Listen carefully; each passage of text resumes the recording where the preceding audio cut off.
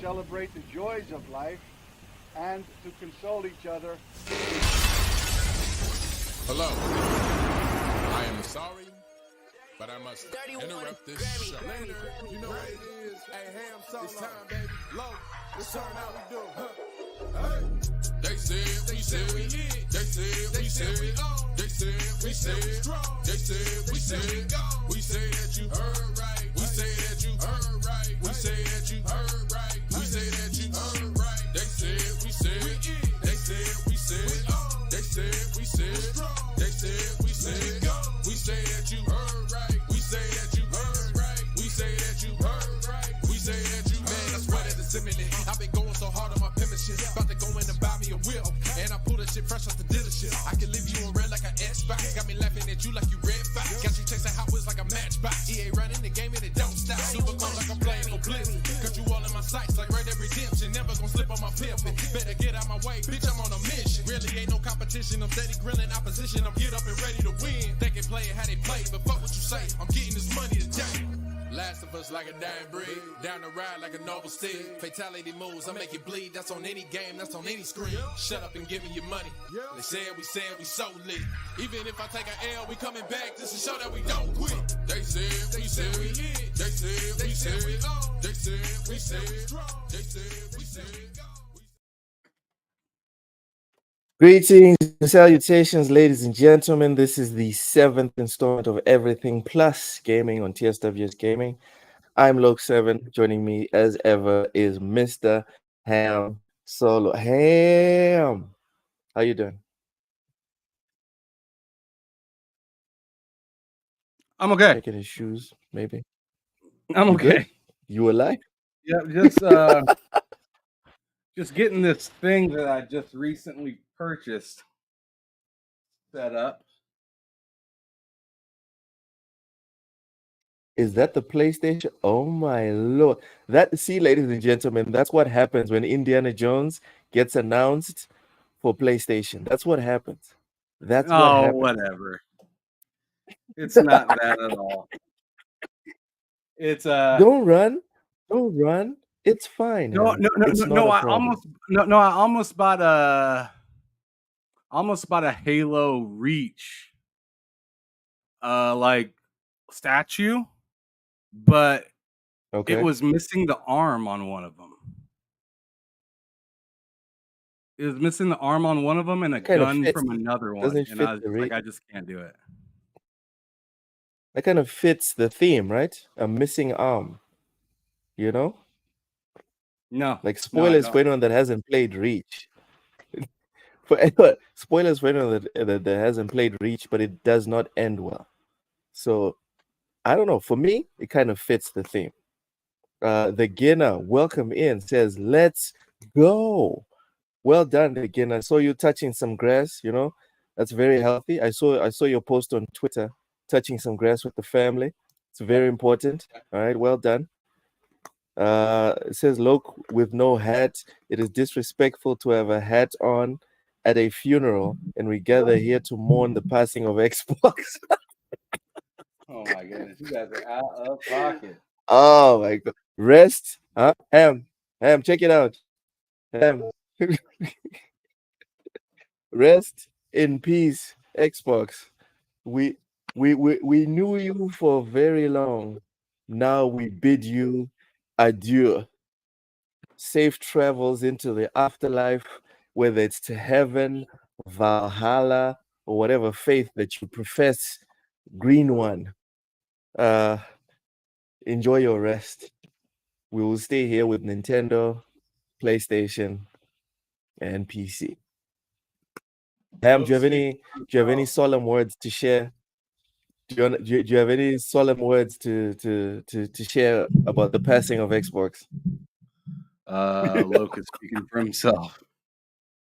I got know what smashed else at to tell 2 you. bottles of wine and a fine and a few pints and a mega mixed grill. Wow. Drunk on meat and alcohol may be messy.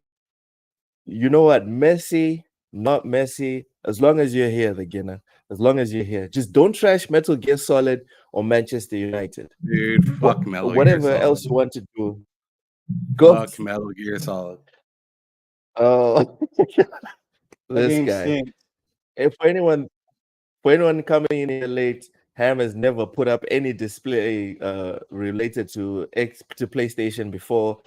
As soon as Indiana Jones got announced, this is what we're getting. This is what we're getting. You sound like PlayStation a true is doing something IGN right. reporter right now, just talking. You don't even know what you're talking about. You're just saying stuff. I'm just saying shit. Anyways, Ham, how you doing? Well, this PlayStation Dude, fucking thing is just leave pissing it. me off right now. Yeah, just leave it alone. Yeah, I think I'm just gonna leave it alone for now. I have an idea for you, Ham. An idea of where you can put it up. Can you see there by your light switch behind you to your right? If you look at your image, to your right there's a light switch. Right before the poster, on top of the light switch, there's a little empty space. I think that would be a good place to put it. Just an idea. No. Just spitballing. No. All right. I'm just saying. No, because I'm just saying it'll be easier to see. Because the cable that plugs into it is in the back, so it wouldn't work. Yeah, but it's PlayStation. It's worth the extra, like shenanigans that you have to do to make it work. Because it's PlayStation. You're not making any sense. Sunrash, welcome in. Says Splinter Cell. Oh, ew. Not even gonna. What? Blue Moon? Oh, no, I'm not gonna read that rubbish. You guys don't even have more Premier Leagues than Everton. Like all the rubbish that you just got done saying, and then you're gonna be like, "Oh, why are they saying crazy stuff?" They're taking after you.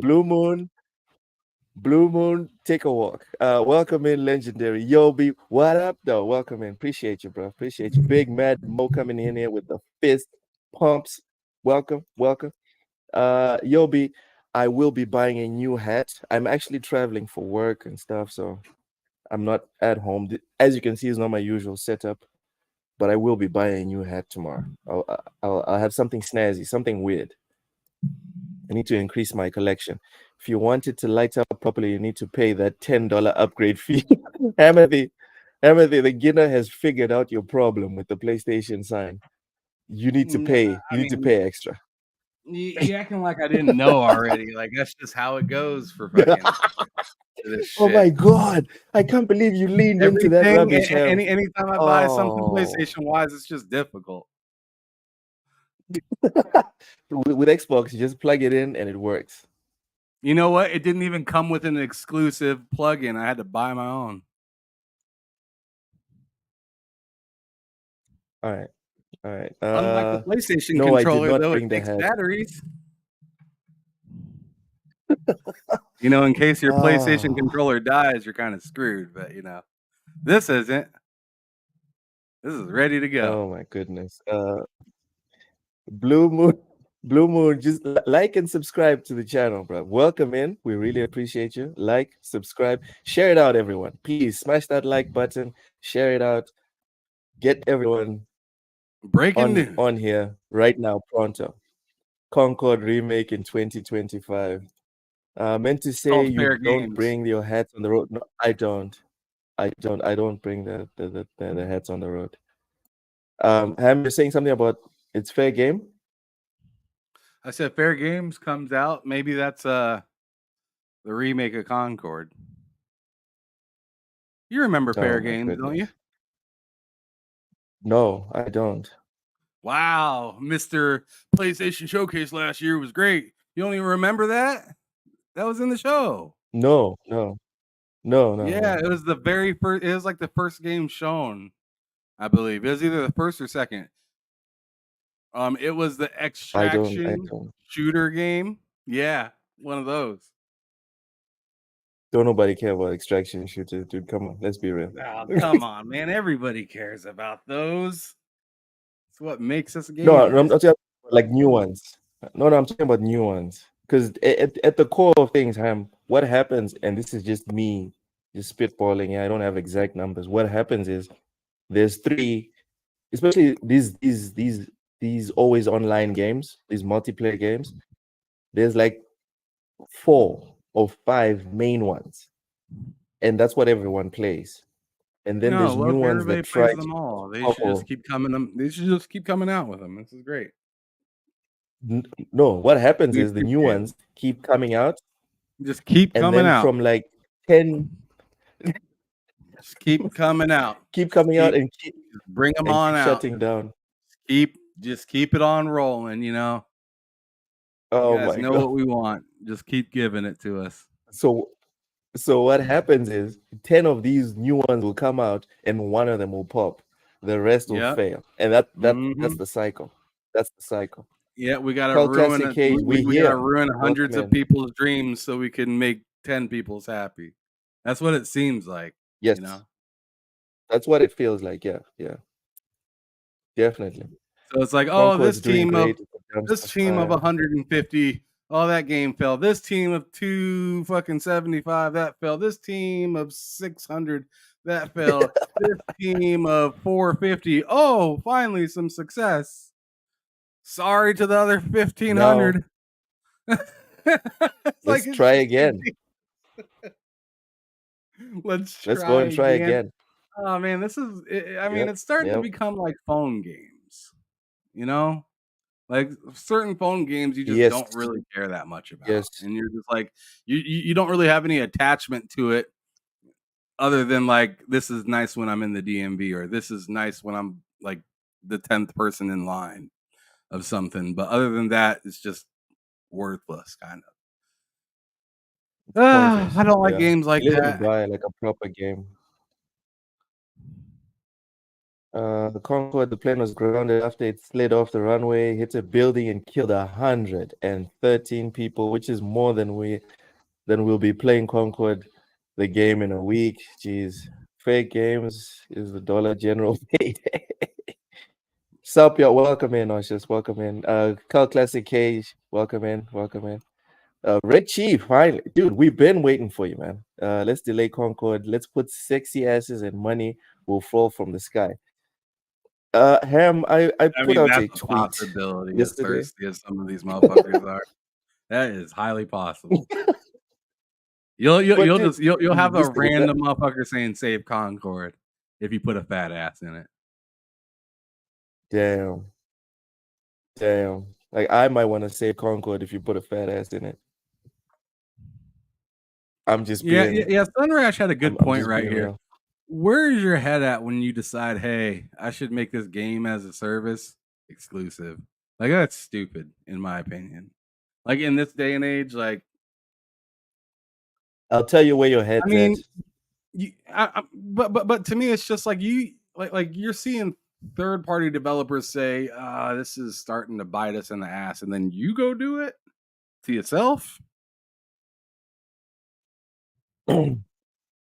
Like it just didn't make any sense. Did you not just see how? I think it makes sense. I can see where it makes sense. Nah, because like PlayStation has the highest install base. Unless I'm mistaken, Concorde is on PS5 and PS4. Yes, or is it just PS5? It's just PS5. All right, so that's stupid. But if it was just PlayStation and PC, I can see how this can work because PlayStation has the highest install base on console and PC has the highest install base, period. So I can see why they would sit there and be like, nah, let's just put this on PlayStation and PC. It's the highest install bases, whatever, and keep it pushing. I can see it. For me, it kind of makes sense. Mike Johnson was crack a leg. Welcome. Oh my God, because it's PlayStation, Ham. Really? No. Really? No, it's really? Just like it's PlayStation. No, it's just like if I think it makes sense, or if I don't think it makes sense, you're like, I see why they did it, and I'm just like, dude, you got like 150 players on fucking Steam right now alone, and then people are trying to say right now like PlayStation has seen a lot more activity than Steam has for this game, and I'm like, really? I think that's cool. And then they're like, yeah, it's 42nd in the store, and I'm like, yo, no, I think that's copium. I think that I don't specifically think that's is a great. copium. All right. I don't think that's a great stat, but okay. Yeah, I think that's copium. And even if it was in the top 10 of purchases,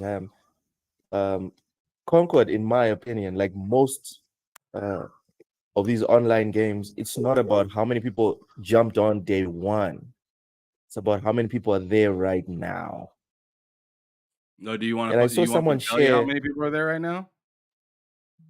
No. Oh, hold on, let me finish my Yeah, point. I bet you don't. I saw someone. Okay, go ahead. Put it up on screen. Put it up on screen. I'll finish my point after you put it up. Put it up.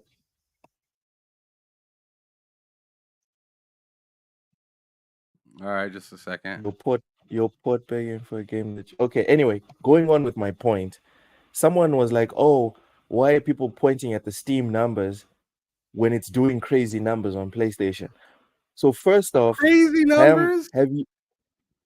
Let me finish. Have you ever seen PlayStation not declare good numbers on PlayStation? I've never seen that happen. PlayStation does not mess around. We've seen it a couple of days. We've seen it a few months ago when they declared when they showed their money when they showed their numbers or they talked about their numbers for their first party sales. And Hiroki Totoki came out and talked about that and said that they're not doing as good as they'd like to be doing. So, yeah, they do talk about that. They do talk about the negativity sometimes. And when games do great, no, what I'm talking about is that when games have high users, when there's lots of people playing games, they announce that stuff. Zenless Zone Zero, for example, is a not a AAA, but it's an online game that was exclusive to PlayStation. They had great numbers, and that was out. You can find articles with specifics from PlayStation communicating that, oh yeah, we had thousands of people playing that game. Classic Gage is describing you right now. Not me, Ham. Yeah, and that's the problem. You're like, this is pretty good, and I'm like, no, it's not. No, I'm not saying it's pretty good, Ham. Stop chucking that on me.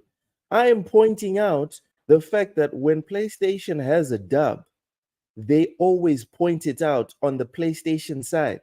But you notice with that game, the shampoo game or whatever, the shooter game like Splatoon, the online game that was like Splatoon, yeah, Bubble Fight, it didn't do great. They did not come out and say anything about it. Concord, they're quiet, but you still have people sitting here talking about no, ignore the Steam numbers. It's doing fine on PlayStation. Bro, if it was doing fine on PlayStation, we would know about it. We would be aware.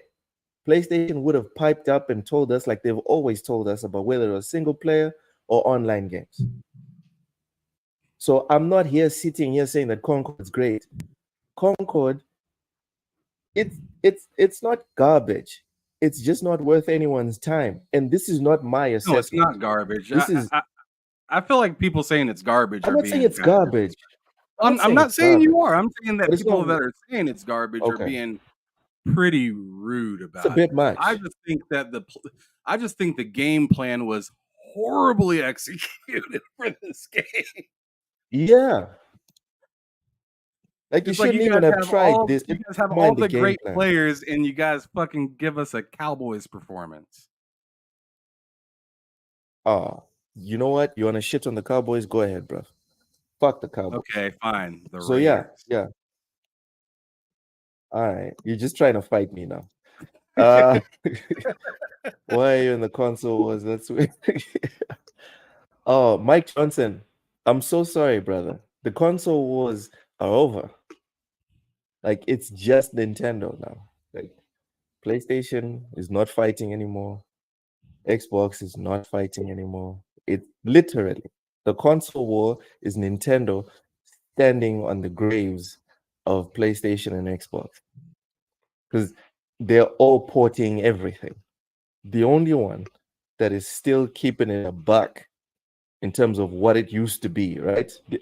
In terms of like the mafia stuff, the only one that's still doing things that like the way they used to do it in the old country is Nintendo. Everyone else, the only person not down. giving a game to their rival right now is Nintendo. Nintendo the only one saying, yo, you can give me whatever you want. I'll even pay for a couple of those things. But it's cool. I mean, our shit is ours. You are getting You can give me Horizon. Nothing. You can give me Skyrim. You can give me Call of Duty. But I don't know about giving you anything back. No, they're not even stuttering like that, Ham. They're not even saying, I don't know. They're like, forget about it. Get the fuck out. Do you want something from me? Get out. Do you want to give me something? All right, sit down. Let's talk. So, nah, man. They said you want game point. Cells, it's over. Come on over and sit on Papa's lap. It's over, what you want for it is what it is, though. It's over. There's no war anymore, George. There's no war. Ham, what have you been playing this weekend? I'm interested because I want to talk about Black Myth. Before I talk about what I'm playing, I'm gonna argue. I'm not gonna argue, but I'm gonna let the chat know, okay? Because Big Mad Mo says I see the critics seem to think it's trash, and Cult Classics Gage is like pretty much like fuck this game, and I'm like, I played it and I thought the game was fun. I had a good time with it. I don't see it being like an everyday game, but I could see myself playing it every once in a while, right? I'm not big into like those type of games anyways, but I thought it was fun. I had a good time with what I played in the beta. There's no way you're gonna get me to pay for what is a free to play for most most games of that, of that genre. And when something is coming out and it's looking rough, like numbers wise, and the whole point of the game is to have numbers, like because without players, it's unplayable. Literally, without players, it's unplayable. No, but they have bots though. You can play with bots. I don't know if you can or not. But even if you can, that's lame. Because that whole game revolves around kind of like being with other people, having a team. I don't want to rely on bots on my team. You know what I mean? That's lame. Yeah.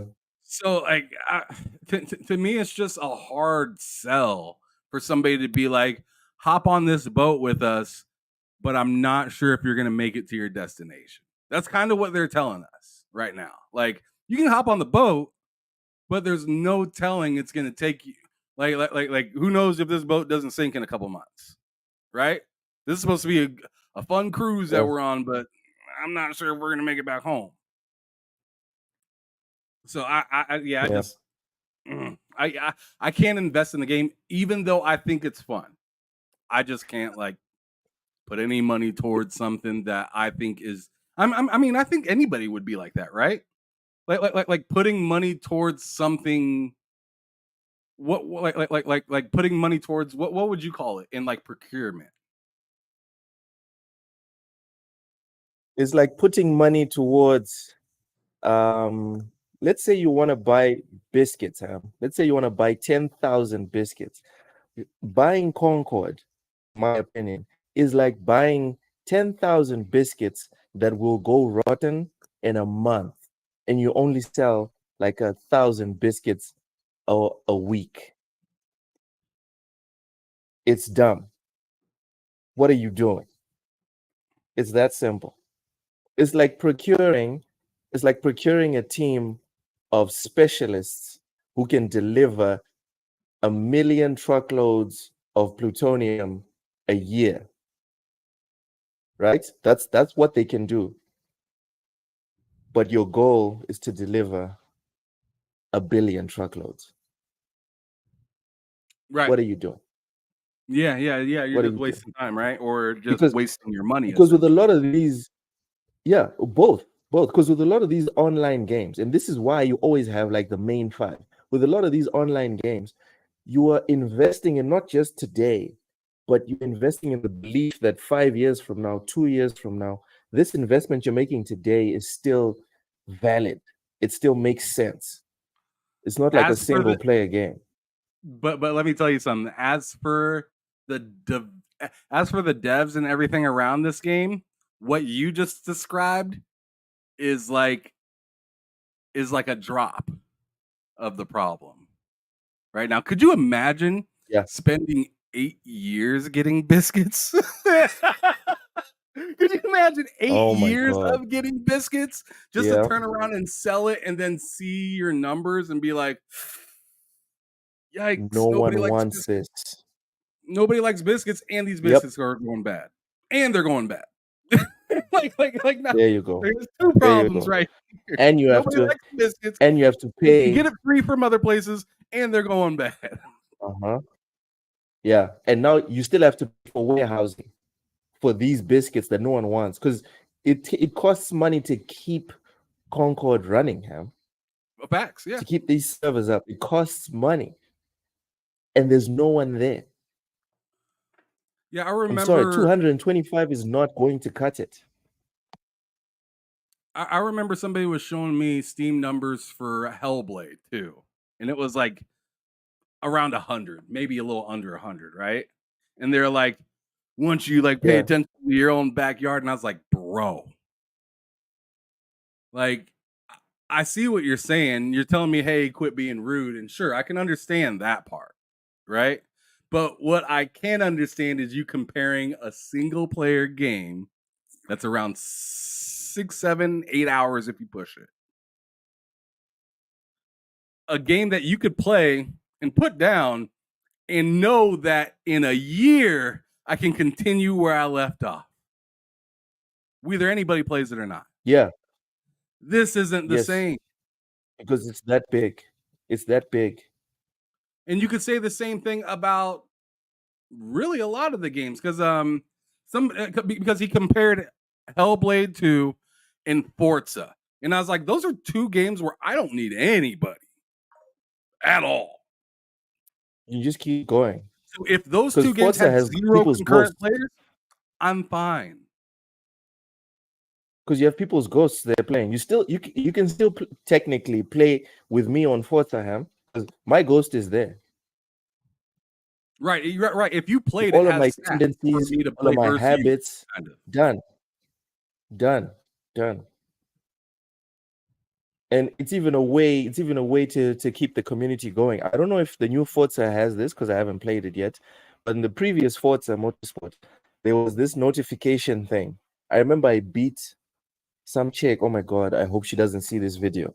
But I beat her on Xbox, and she got a notification and she DM'd me like, oh, look, we're friends, and you just beat my record on Forza. And I was like, oh, good stuff. I didn't know that she took Forza very seriously. I went to check her stats, and she had 100%ed lots of Forzas. And she took the time to race against my ghost for like a week to beat that motherfucker. And I was like at my peak when I beat her ghost. And then I got the notification. I was like, hold on a minute. Did she just do that for real? And obviously it didn't work with me and her, but I'm sure with many other people, for Forza specifically, you could have a back and forth going for years, Ham. Just me being like, nah, man, I'm about to beat your record on the new rain, for example, in the rainy weather, whatever. I'm about to beat your record. And then you come back and like, no, it's fine. I'll beat you again. And then next thing you know, you got a community going. So it's not the same thing, right? In terms of like whether a game has value by the amount of people. You can't do a 1-for-1, in my opinion, with those ones like Forza and also Hellblade's a story. It's a story game. No offense, but we can't compare story games to always online games. Because Nate said it's called a rival challenge in Forza. There you go. So based off of that logic, then Dark Souls, the first Dark Souls, that probably has less than 1,000 people playing it right now. It's a terrible game. If now we're supposed to compare always online games with single player games, it's not the same thing, right? You have to check peak peak all-time peaks, etc., etc. Ham, are you about to Google right now how many people are playing Dark Souls? I wasn't planning on it. All right, don't do that. Anyways, I want to put up a tweet of mine that I put up, Ham, and it's to push back on something that you said. You said that you can see how it's rude to be dunking on Concord. Well, not really rude, but like I just feel like a lot of people that are doing it aren't really doing it because they don't like the game. They're just doing it because they see it's bad. It's having a hard time, and they're just like, But we all have our reasons. So here's my question. So, I mean, it doesn't matter, right? Exactly. I'm not going to tell you to stop or whatever. Like, I mean, what am I going to do? Like, stop, and then I don't have a step 2 for you. So, like, I mean, if that's your prerogative to just like say what you want to say, then sure, say it. But at the same time, I mean, I don't have to take it serious. I mean, and I might ask you like. If I actually feel the need, I might say, "Hey, like, have you played the game or have you tried it out or whatever?" But nine times out of 10, I'm not even gonna engage with people on the internet like that because if they're calling stuff trash just openly without giving any kind of reason behind it, then they're probably not going to tell me why. They're just going to tell me it's trash. And Ham, let me tell you something. This is a very good point. The Guinness says. The peak of Golem, the single-player game, voted worst game released last year, had a higher peak. Ham. Yep, I know. You just said right now, like you would ask someone that was shitting on a game, "Oh, have you played it?" Ham, do you think people have to have played Golem to say it's a shit game? Absolutely not. No. No. It's like I said, you can say what you want to say. It doesn't matter. But like, whether I take what you say serious, I may need a few other, pieces of information. Now, if you tell me it's garbage, and I ask you, "Oh yeah, like, what about it do you think is garbage?" and you just tell me it's garbage, well, then I'm moving on to the next person that called it garbage that might be able to give me a reason. Okay. It's just because for me, it's 2 points. For me, it's 2 things, right? If it's fine for us to say Golem, because neither you or I played Golem, or that King Kong game. Remember that King Kong game? If it's fine for me and you to sit here and take hot dumps on King Kong and Golem, and no one gives any pushback, and it's all because of what we saw, and we came to a conclusion, and it's fine, then we should be able to do that for any game. That's my take on it. And Ono It's Alex came up with a very nice analogy. Ham, listen to this. He's like, if you're sitting at a restaurant and then the waiter jumps on the table, pulls down his pants, squats on your plate, nothing has come out of his behind yet. And then you say, "Hey, don't be crapping on my food." Is it based off of the logic of, have you played the game? It's like, all right, do you know what's going to come out of my butt? You still don't know what's about to come out. Might be a masterpiece that comes out of my butt. Who knows? But we know because we can see. We're not blind. We're not idiots. We can see. We can look at Golem and be like, "That's trash." No one on TSWS has played Golem, but you can look at it and say that's trash. Now, I'm sure there's someone that played Golem and says that's an awesome game. I'm sure, but if we can look at Golem and say it's trash, we can look at other games and say they're trash, or look at other games and say they're awesome. So I put up this tweet today or yesterday. I don't remember. August 25th. When was it? That was yesterday. And I asked, if people are encouraged to publicly cheer for good games, why can't they publicly boo bad games? I didn't get any argument that made sense. No one came up with anything that made sense. The positive thing I can say about Concord is that it isn't on Sweet Baby Inc.'s wall of Lord have mercy. Cal Classic Cage, you were consistent. That's all I'll say. You were consistent. I personally don't even think Concord's a bad game. I haven't played it, so I'm not gonna run that fade. I just know I don't like hero shooters, period. And if I tried one, that wouldn't be it. Dude, I'm not a big fan of hero shooters myself, but I just had a good time with the mechanics of the game. It was nice. Like I said, not a daily game for me whatsoever. Let me get back on camera. Not a daily game whatsoever, but a game that I was that I was just kind of like, this looks nice, it feels nice, and that's kind of where the buck stopped. As for like the characters, didn't like them at all. I didn't like any of the characters. I thought all the characters were kind of like, and this is without knowing any of their backstories, right? But like, okay, you know how like imagine you look at a Marvel poster as a kid and you don't know much of the background. You'll pick out the ones and be like, this dude looks like he can kick some ass. This dude looks like a bitch. Like you know what I'm saying? And like 3/4 of the time, I was just kind of like, why does this person look like this? Why does this person look like this? And I asked that a lot throughout the game. Like, it just didn't feel like there was any kind of consistency. It feels like they tried to like make everybody super different, right? And it just kind of fell flat for me. It almost feels like there's no real like identity to the game. You know what I mean? Like, they have a fat robot. How does you got that from the look of the characters? How does a robot get fat?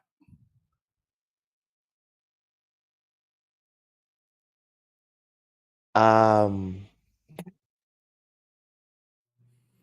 know, you eat too many engines. Like, what the fuck happened? Like I don't understand that.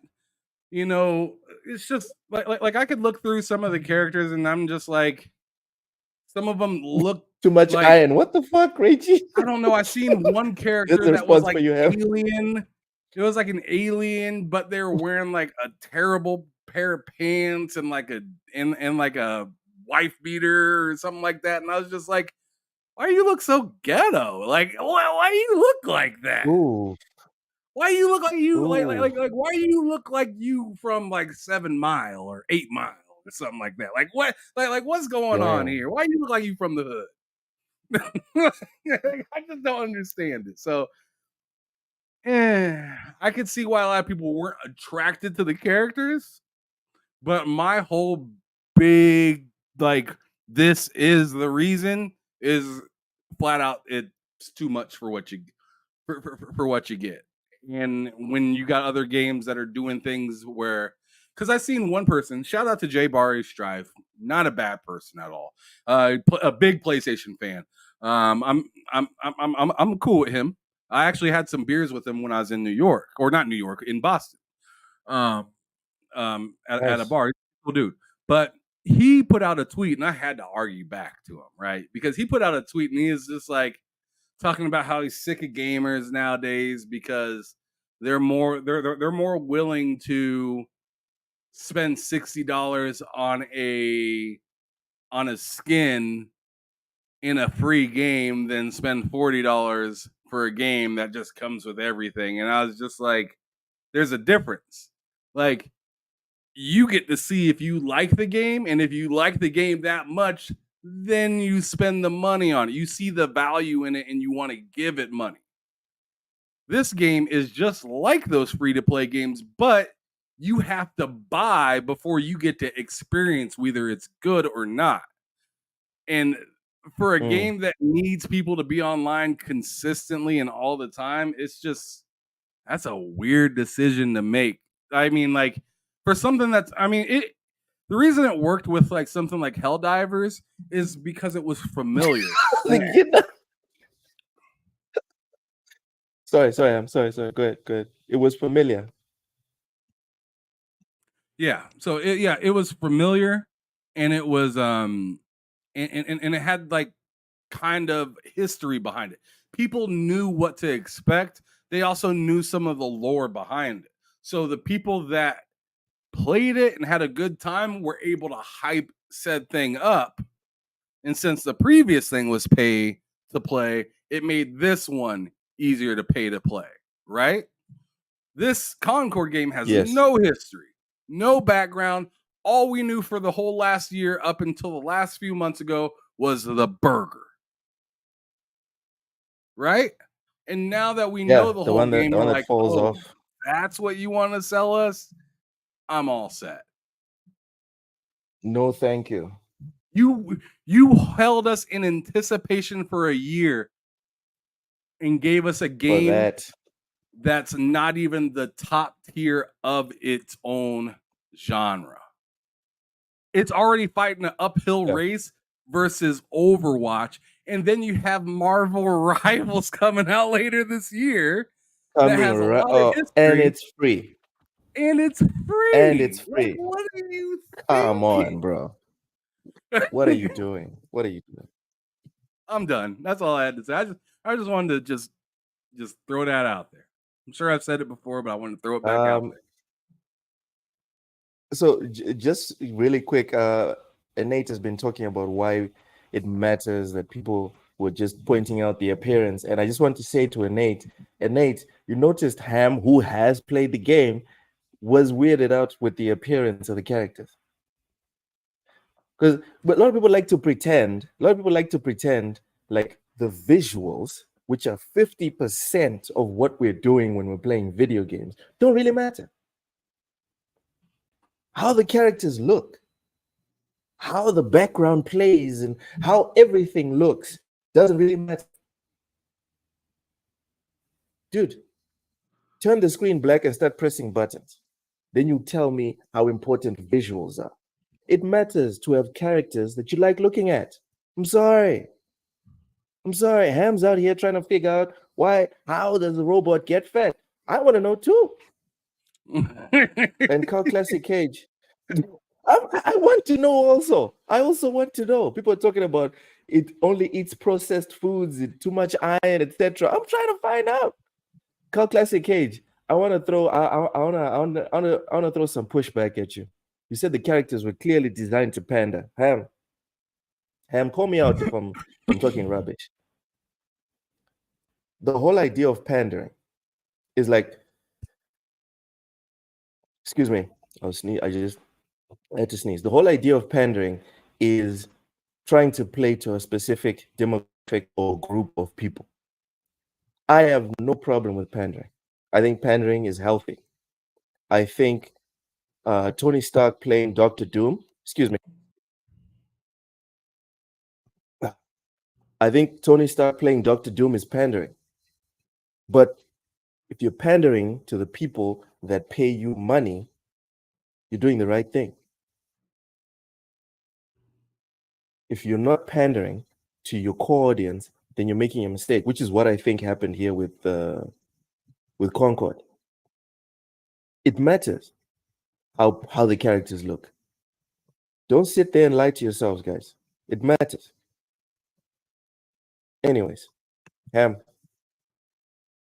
how do we even get here? Oh yeah, I asked you what game you were playing. Yeah. Over the weekend. And then you were like, no, I need to get back to Concord. I haven't been playing any of that. I played a lot of what was it called? Starfield. Been playing a crap load of that. I've been posting a lot of pictures and videos of me playing that game. I've been loving it. Like ever since they added the vehicle to the game, it makes it 1,000 times more interesting to be able to go around. I do wish they made the animation of getting in and out the vehicle smoother and a little quicker, because it is kind of a pain in the ass. Like I wish I could get out of the vehicle quicker. When I want to get out, I want to get out. I don't want to like just hold B and then wait for the animation to slowly do it. It's that's the only thing that kind of bugs me about that. Other than that, the vehicle is pretty dope. upgrading like the laser for the vehicle is pretty convoluted but cool too. Let's see, anything else about it. I've been building the hell out of an outpost for the first time. Got a big ass one kind of cooking right now. I guess I'll show a quick picture of it since I can. Since it's easy to find. It's like one of my last posts. But Yeah. here it is right here. This is like the let me see. Let me go to that. You see, that's the outpost that I made. Oh my god, that Respect, is ridiculous. Respect. That is ridiculous. You built that whole thing, Ham. Hold on, we need to enlarge this. Yeah. I put all of these pieces. What? Yeah. Oh, like I said, I mean, if you guys know me, I played Ark Survival Evolved, so getting this shit together it didn't take too long. It took longer than it probably should have, but it took a few hours. It wasn't too bad. They really simplify a lot of the building, but the snapping function in the game itself, I love Starfield. But that snapping function had me screaming at my fucking TV yesterday. It stinks. It really stinks. They need to. They need to. Yeah. Shit was clockwork. Yeah, man. Like I'm getting in and out so many resources all the time. I have like 4 launch ports. You can't see the other 3 on the screen right here. You can only see the one that one ship is launching from right now. Yep. But I have another one. I have another one behind this base, and then I have 2 others to the far right that you can't see on the screen, where I'm just like constantly getting resources. And I actually ran out of room for those drop ships to come in, so I had to make a base right next door, and I named it Next Door, just so I know where I'm sending all the other shit. But yeah, I'm having a blast in the game. Oh my goodness. Chilling, like, yeah, here, I might as well just do this too since I'm here. Like, fuck it, why not? Like, here's a video that it was based off of. I can't play the music because we'll get in trouble. But that's like the interior and shit that I put everything on the walls. Those are all the bugs and like random alien creatures I've killed throughout the times of my days of Starfield, and put everything into that base. I put chairs and shit down right there, and I put a couple other things in this room after I already recorded this video and whatnot. But yeah, it's pretty fucking legit. I'm really having a good time in Starfield right now. What I was doing while everybody was complaining last week and this week is I was playing Starfield. Oh, Loke fell out of existence. He showed me showed me his I'm going ahead and dox Loke, or tell you a little something about Loke real quick. Bro showed me his internet speed of where he is right now, and it was fucking tragic. He had like, I think it was like 4 down, 2 up or something like that. It was something I haven't seen since like 2004 or 5. I was like, damn, that internet is struggling. So I'm not surprised that he fell off the call. I honestly told him that if that's a consistent speed that he can get, he should really thank the building for even attempting to be on camera, because that shit's nuts. I'm proud of. Look at that. Look at that.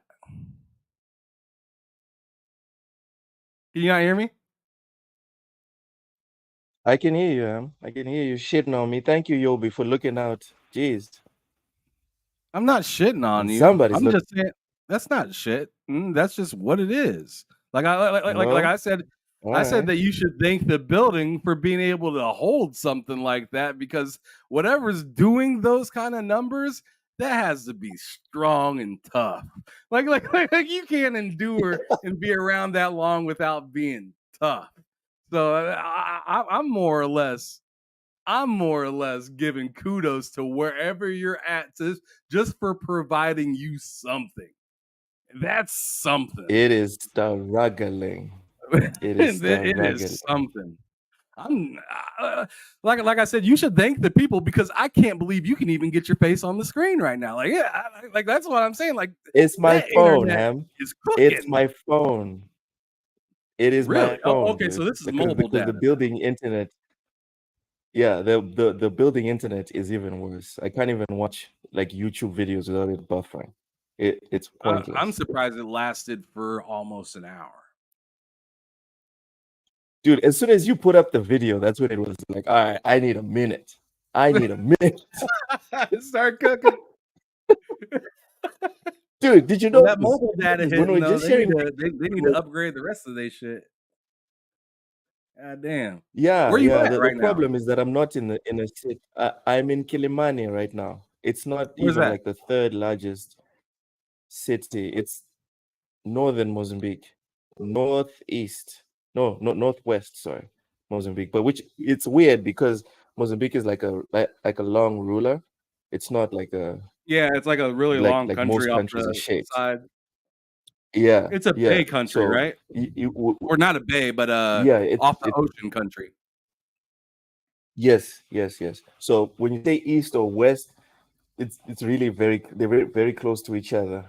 So I'm on the west side of Mozambique, but it's not that far enough. So yeah, as soon as I leave Maputo, as long as I'm not in Beira, Maputo, or Nampula, which is the three main cities, then all bets are off, brother. Anything can happen. It just is what it is. He said, "Lokes, internet. Luckily, I'm in Mozambique." Thank you very much. This is when we see evidence, ladies and gentlemen. This is when we see evidence that I'm not actually in Texas. Oshus, how dare you say welcome to Deep Texas? In Texas. You forget that there are there are places that get internet similar to what you're getting right now in America. Maybe not as bad, not quite as bad, but pretty damn low. Yeah, pretty bad. And it's like that anywhere. The more remote, the worse. Yeah. Call Classic Cage coming from me. Says someone is rubbing two potatoes together to get my internet running. Okay. You know what? It's 52 minutes and we just got to what you were playing, so I'm going to now share. Speaking of dashikis, have you received your package yet? No. All right. I sent you some. Oh, nice stuff. My friend lives in Oregon. Her speed is 3 megabytes. Yeah, 3 megabytes. I think that's what Menzel's is. I think his is 3 megabytes. 3 megabytes. Oh, no, megabytes, bro, not gigabytes. Yo, Mental's with NASA. I'm talking about megabytes. They're out there doing some. They on their African time. In Oregon, no, that's not true. It can't be. Ham, get this video off the screen. I'm telling you, there are remote places here in the United States where getting internet is terrible. Like I'm telling you, like there was one place that I lived that didn't have like the wires to it or anything. So like the best you could pretty much do is like dial up there. Like I'm telling you, like internet is pretty bad in certain areas of the United States. They even like once you get in the real sticks of the United States, like away from any big cities, you'll see like billboards for I think it's like Viago or I don't remember the actual name of the company, but like they'll like offer like 50 megs or something like that, and you see that and you're like, dang, that's bad. And then I went over to my boy's house and he had to have this little jetpack thing that he got from Verizon that gets pretty fast internet. Okay. But he'd pay out of the ass. Like he can't play any online games. Like he just can't. Because if he plays online games, he'll reach the data cap. He'll reach the data cap, and then he'll have to pay anything extra for any little bit of internet. So if he watches a Netflix show, it might, yeah. What? Yeah. Some people really. What about uncapped internet? Like, dude, I live in Mozambique, and I have uncapped internet, 150 megs, no problem, and I can use it as much as I want. I think you might have faster speeds or just about the same as what my mom has. And I can play Xbox at my mom's house. That's rubbish. There's no. I was thinking like I honestly thought that like you see what Innate says that wait, where's Innate? He says he's on 600 megabytes. I was thinking this is like bare minimum in the States. No, dude, do you forget how big the United States is? There's a lot of just nothing all over the place. Like in most of the state that I live in here in Iowa, there's just nothing. I live on the north half of the city right now, right? If I were to drive south for about 25 minutes, there'd be nothing but fields. Okay. And if I drive another 25 minutes, I'm probably outside of CenturyLink zone. Probably. Which would mean I would have to get internet around anywhere between 50 to 200 max. If I get lucky, if I'm in the right area, and that's if a service provider even goes to that spot. So just think about another half hour away from that, which is even less. That's tragic stuff here. Like you're talking about shit that Innate was just talking about with Oregon. Like in some areas, like not even kidding. That is some areas don't even have like the lines done, and sometimes you have to pay as the owner of the house to get it. Sometimes the city will do it, but sometimes you got to do it if you really want it. Woo. It's rough. That is rough. Yeah, man. Not all of the United States is New York. Or Los Angeles. I mean, hell, even Omaha. Omaha has like 1 million people in it, and and nobody knows about that city really. In the middle of not even in the middle, in the east side of Nebraska, and I mean that would be like a gig or a 2 gig or a 3 gig city, right? But you go west of that city, an hour, maybe 2 hours. You go past Lincoln, go another hour past Lincoln, so 2 hours. You're getting shitty internet again. 150 max. 200 if you're in a city that's trying to get developed. Jesus. Wow. Okay. Yeah, listen to reality. Nate. And Nate said something else. He said, where was it? Yeah, right here. He says, yeah, the United used to work for AT&T, yeah? No. He said, yeah, the United States infrastructure is terrible. I know places in the middle of cities that are just now getting fiber. So yeah, it's like the interstate all over again, right? It's just like trying to get everybody connected is a bitch. I mean, just look how big the country of the United States is and think about it. It's gigantic. The US is it's huge.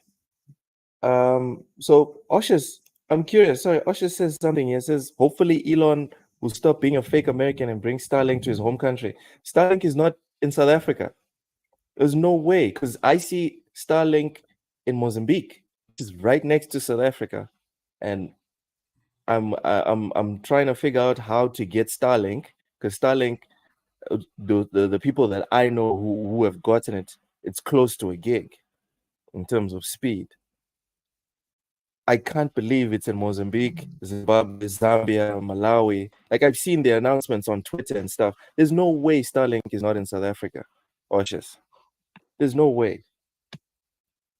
Oh, he's fighting with regulators. So this is not an Elon problem, Oshus.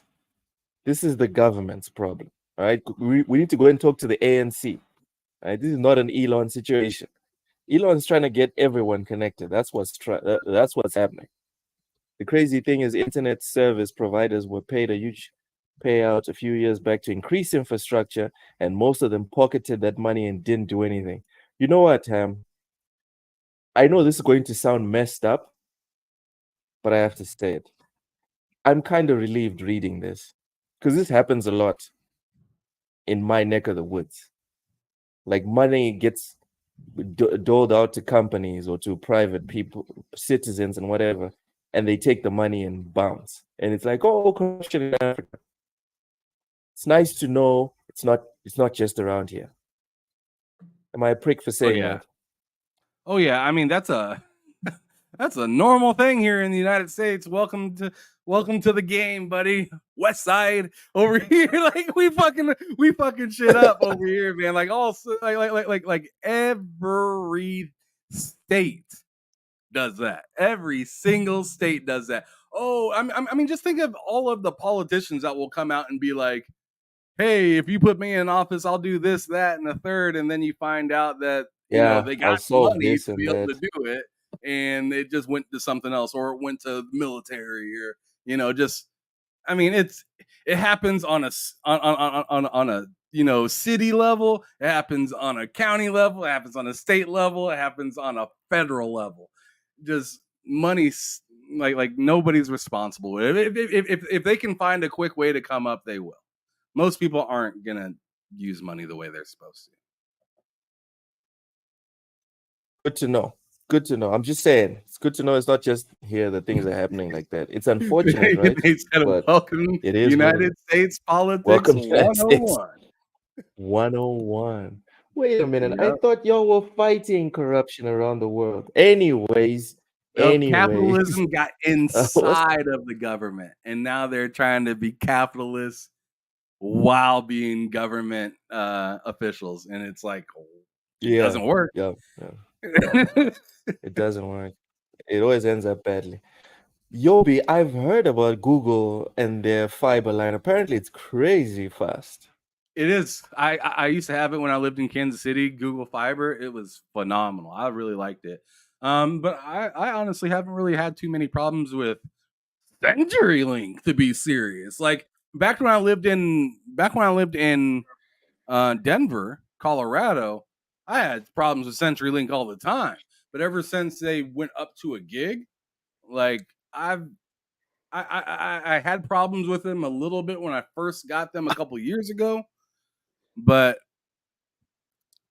I don't know what happened. It's just been like smooth sailing ever since. And I probably need a new router right now, but like I ain't tripping. You good? Bro, I was downloading a game at like 750 megs the other day, and I was like, this is nice. Wow.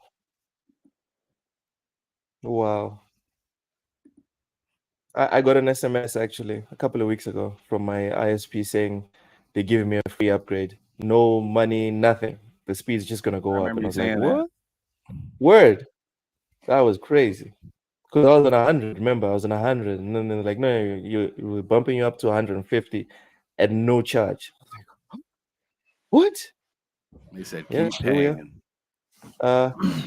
Let's go. This is like Game Pass, Ham. Just like Game Pass. Keep adding value, and I'll pay gladly for your service. Oshus, welcome in, brother. How you doing? What's up, guys? All good.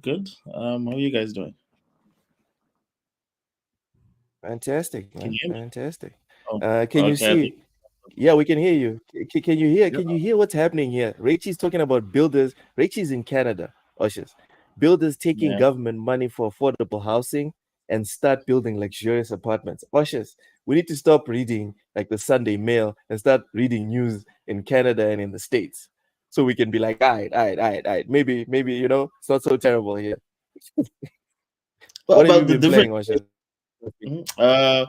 So a lot of Steam games, like I've sort of been digging into my Steam library, just playing smaller indie games. Lots of like I think they had like a sale a while back of like 100 games from like 100 to 150. So I was just like scraping through there and finding some gems, and something that might be potentially interesting. But like I'm trying to think which one. Contra. I played quite a bit of Contra. Did a little bit of RoboCop as well. And the First Descendant. It's a lifestyle, apparently. TFD. It's okay. It's better than that's what it's all about. It's better than playing a big bucket. I just got a phone call that made me feel slightly sexy. What happened? My wife called me and she was like, "Does your truck take diesel?" And I was like, "Nah, baby, just 87." Okay. I'm sorry. She's just like, well, the thing is, I just recently got that truck, and I'm thinking she thinks that the truck is like bigger than what I used to have, and she was like, "This motherfucker probably take diesel." Oh, damn. And I'm like, "No, girl, this is just regular 87." All right. No, baby, it's just regular 87. But like, yeah. No. I'm happy with my truck. I like my truck. All right. Well, we're happy for you, brother. We're happy for you. Oshas, someone is clearly happy to see you. Carl Classic Cage. So Legendary Yobi points out exactly how great Google Fiber is. It says, let me tell y'all how good fiber was for me. When I was downloading games back in Atlanta, the speeds went all the way up to 1.5 gigs, and it stayed for 5 minutes, then back down to 900. Absolutely insane. Yeah. For context, if I wanted to download Gears 5, for example, which everyone knows is notoriously large, how many minutes would it take to download Gears 5 on that type of internet? Like anywhere between 5 to 10 minutes, depending on how stable the host is. That's crazy. But yeah, but Gears is fucking annoying because you download Gears and then you got to turn on the game and download it again. I fucking hate that. Yeah. I fucking hate when games do that shit. Like, why the hell would you tell me to download know what kind of truck so you can tell me to download it again? Yeah. It's weird.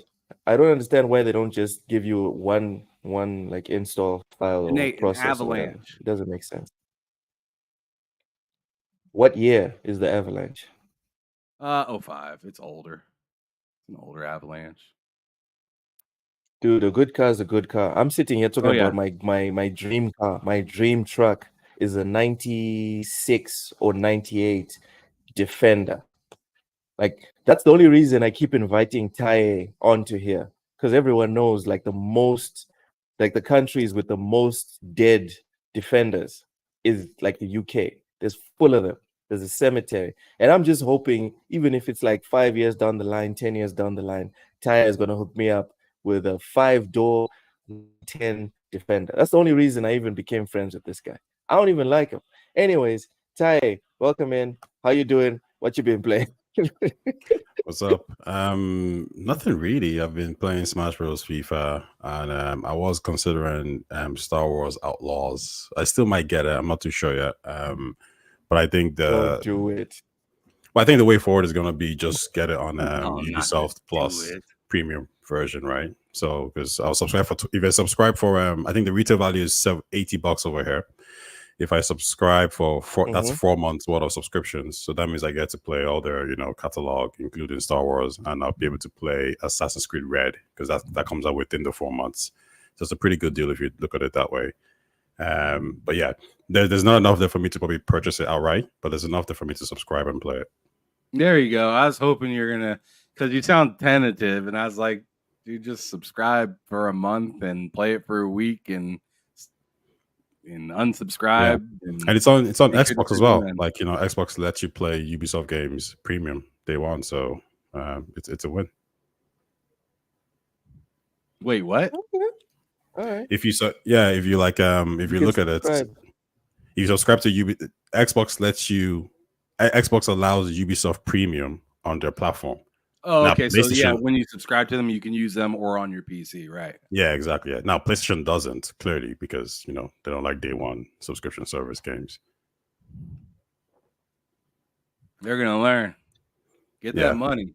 But there's a lot of people don't know. I mean, maybe not like day one their own games, but allow other people to do the shit. Like, what does it fucking bother? Yeah. How does that bother you?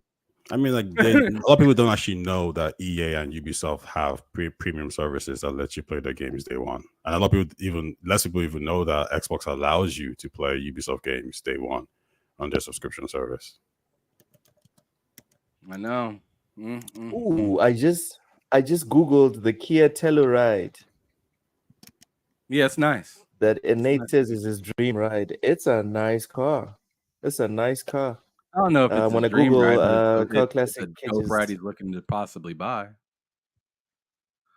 I feel like this dream Lincoln ride Town car.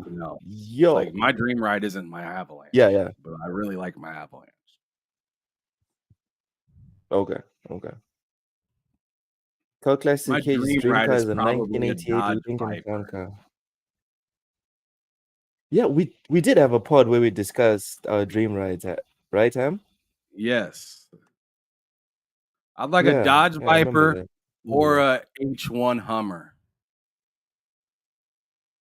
Not the and it H2. Has to be the H1 because the H2 was not great.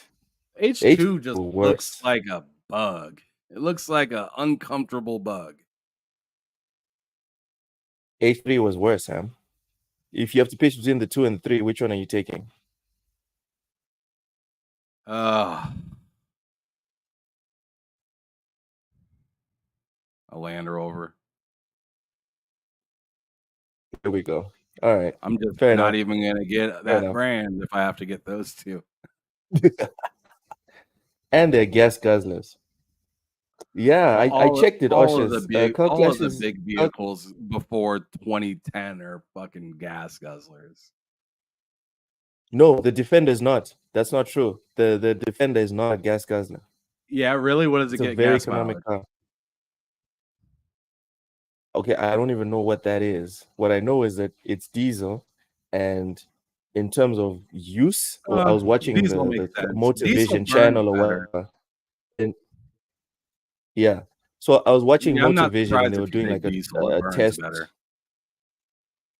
Yeah, it's a hell of a ride, and it doesn't just heat up all of a sudden or whatever. You can go for like crazy long trips. Why you can drown it and cross rivers. That's why that shit's so expensive. Maybe in the States, it's not expensive here. It is here. It's not expensive here, though. Shit. It's like another 50 cents here.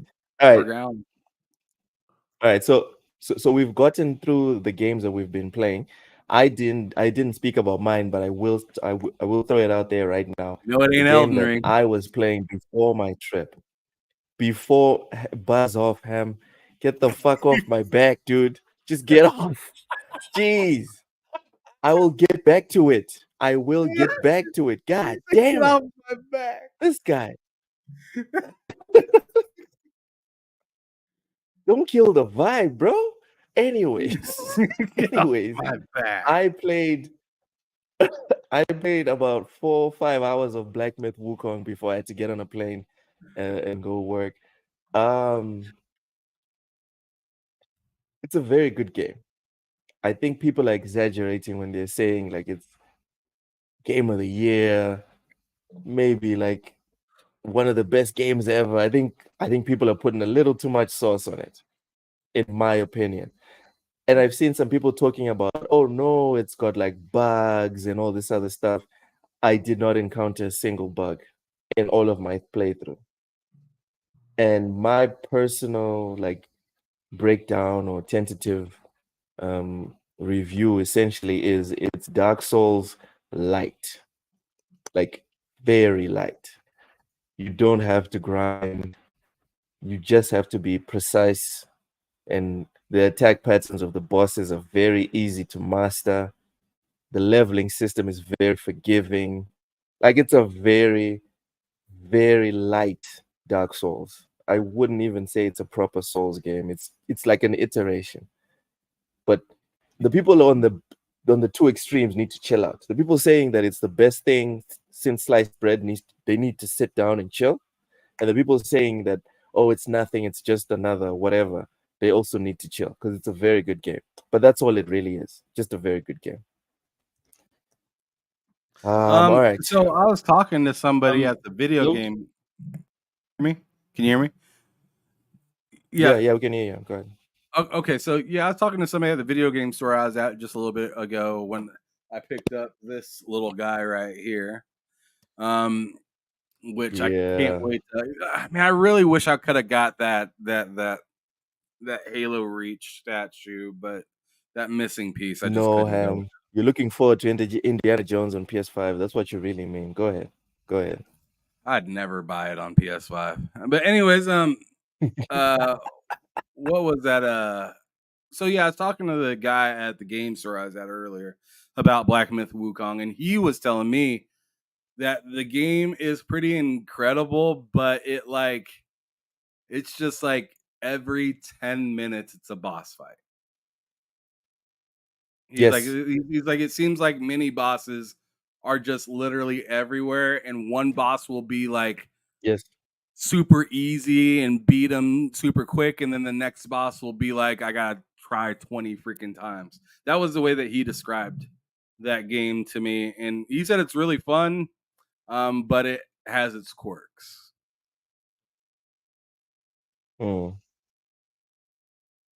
Yeah, I would agree with that.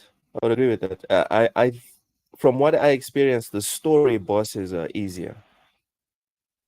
The bosses that you have to play to progress the main game are easier.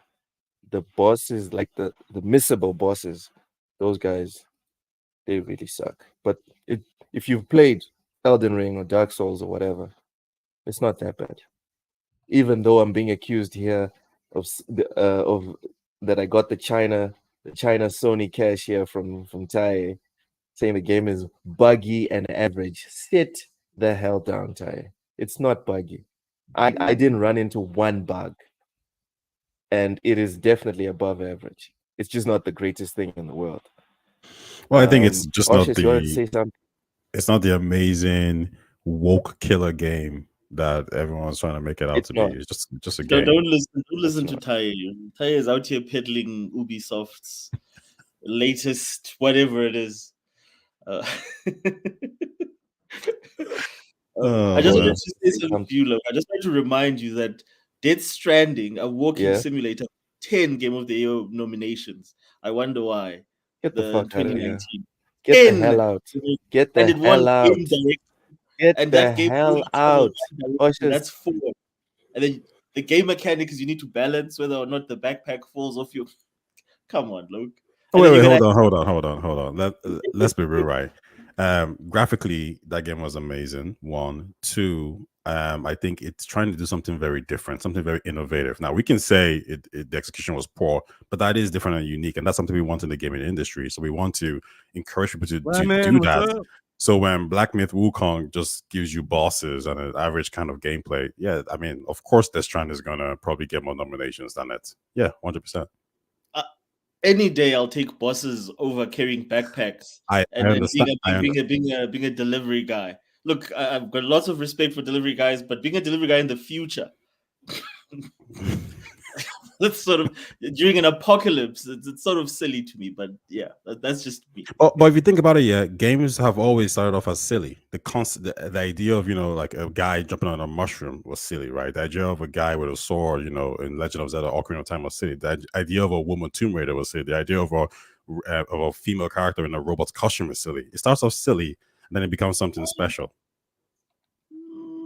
Man, you just a hater, bro. Take the L, bro. You just hate take everything, the L man. and sit down. Just You take just hate the L. everything. I'm sorry. I'm just saying. Anyways, I'm just let's saying. get to the We hate topic. on games because No, of like you're not gorgeous saying. You're graphics not and saying. Ty just tore you a new asshole, bro. He just tore you a new asshole. Just sit, bro. Just sit. Get some band-aids and figure it out. Stop the bleed. All right. Anyways, let's get to the news. As 108 Dragon mentioned here about the Switch 2, let's get to the news. This comes to us from Games Radar. August Nintendo Direct announced promising 40, count them, 40 minutes of third parties and indies. Nintendo immediately then says there'll be no mention of Switch 2. So before we even get into the 40 minutes, who here is looking forward to oh my god, Yobi, chill. Let's go with Ham first. Ham, are you excited or disappointed that they're not interested in talking about the Switch 2? I feel like what Nintendo's essentially is saying is we have you by the balls. And there ain't nothing you can do about it. We're gonna go? Do this right now and don't expect this shit. See you then. That's what they just said just now. They just said, hey, we got a showcase coming out, 40 minutes of third parties and indies. We ain't got nothing to show you personally. Not a game, not no hardware, not shit. Come and enjoy. Have a good day. And then they just left the stage.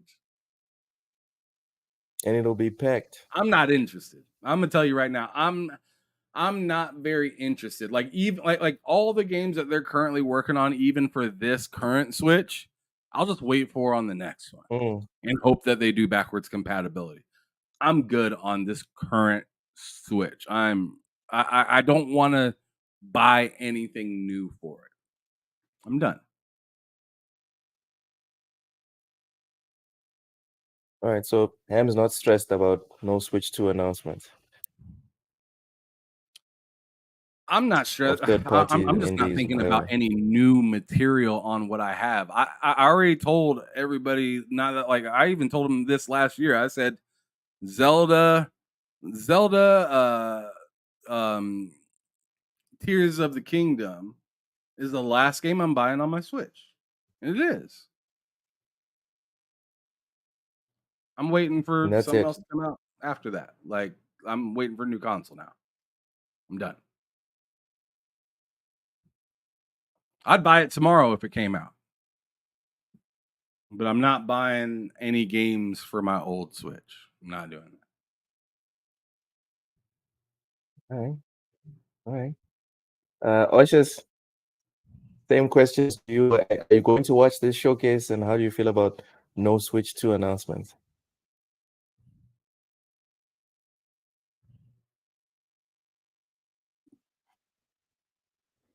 Look, I lost you there for a second. Oshus, you still there? There we go. Yeah. What's up? Go ahead. Are you watching the 40 minutes? Are you planning on watching the 40 minutes? And how do you feel about the Switch 2 not being spoken about? Like, is this the Nintendo showcase thing? Yeah. Kusasa. Not really. Hey, like, I mean, I know what to expect from Nintendo. Like, I don't need to see another cute, cuddly, platformer or whatever they have to. Like, I like their games, but I know exactly what to. Like, Mario will never intrigue me with suspense or, with anything that like I would appreciate visually. It's more their games are more like things they said 40 minutes of third parties. Oshus, 40 minutes of third parties, so no Mario's. That's worse. Like Mario's 40 minutes of Nintendo third parties. That's just like mini games. That's like that's like a slideshow of mini games. I'm good. Like I don't like aside from like maybe another Xenoblade or Xenosaga, whatever that series is. I doubt they're gonna show anything that might interest me. Especially third party. Like I always am interested in the first party, but yeah, it's to me it's just not a show that is for spectating. I would rather go to like Santon and have them have like the stand there and actually experience whatever it is that they want to demo. I think you get more out of it than watching a Nintendo showcase. Like, I don't see the value. Lots of excitement coming from the panel for Nintendo stuff. And Ty, please lighten up the mood, please. Are you looking forward to the 40 minutes of third-party and indie announcements? And what do you think about the Switch 2 being ignored? Yeah, I don't expect them to say anything about the Switch 2. I don't think it makes sense. If you're trying to sell Nintendo Switches, you're trying to sell Nintendo Switch games, you can't be announcing another platform coming in the coming months. Similar to why PlayStation probably hasn't announced a PlayStation Pro yet. In terms of games, I mean, it's third party, so I imagine something from Square Enix would be there, something maybe Octopath Traveler like, potentially Bandai Namco's always show up, Capcom will show up. You might get some kind of Street Fighter. We've seen some ports of like Hogwarts Legacy. We've seen Mortal Kombat be ported. So I wouldn't be surprised if developers are trying to cash in on the last user base of the Switch before the Switch 2 gets announced. So you might see some games like Star Wars get announced, games that came out on the PS4 just being ported over. So I would keep an eye out on it. There's nothing particularly interesting there. The only thing that could excite is probably some kind of third party kind of exclusive game. I don't really see that happening.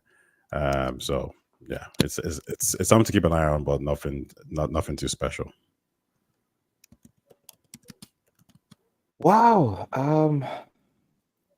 Wild. Like no one here plays Nintendo. I feel like we should get cozy to save this segment because geez.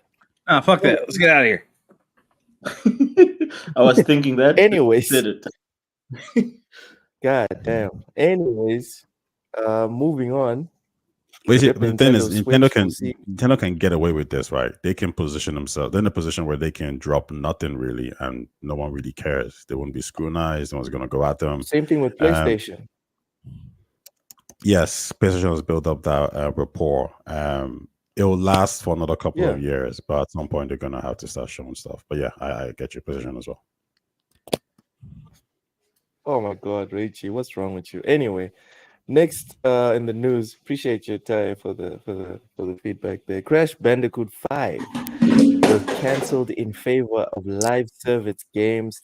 It is claimed. So this is a claim. This is not like it's a new report. Let me just read the actual article. According to a new report from gaming historian Liam Robertson, the game, which was in very early stages of production, was cancelled following what Activision considered as muted sales for Crash Bandicoot 4. It's about time.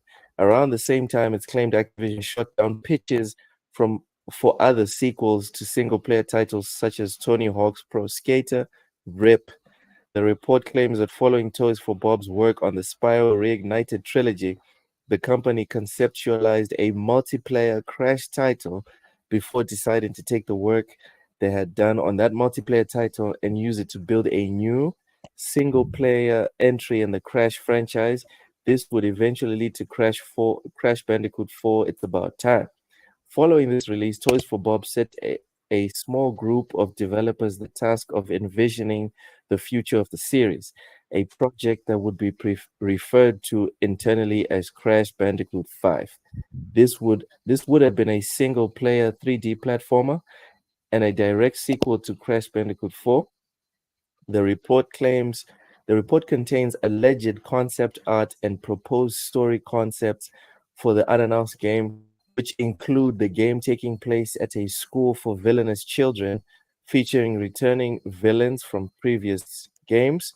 One supposed concept even saw Crash team up with Spyro, as in Spyro the Dragon, following an interdimensional threat to both worlds. According to reports, Crash and Spyro were intended to be the two playable characters. I think that's a really good idea.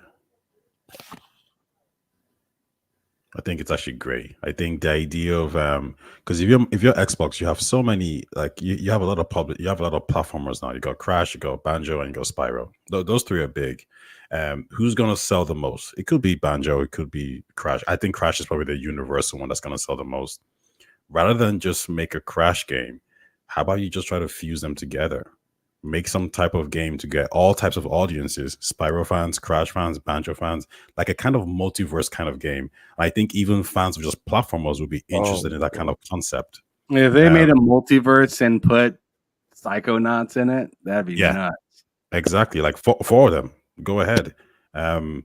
Because it's going to be hard to justify, okay, who should get the budget? Crash, Spyro, whoever it is.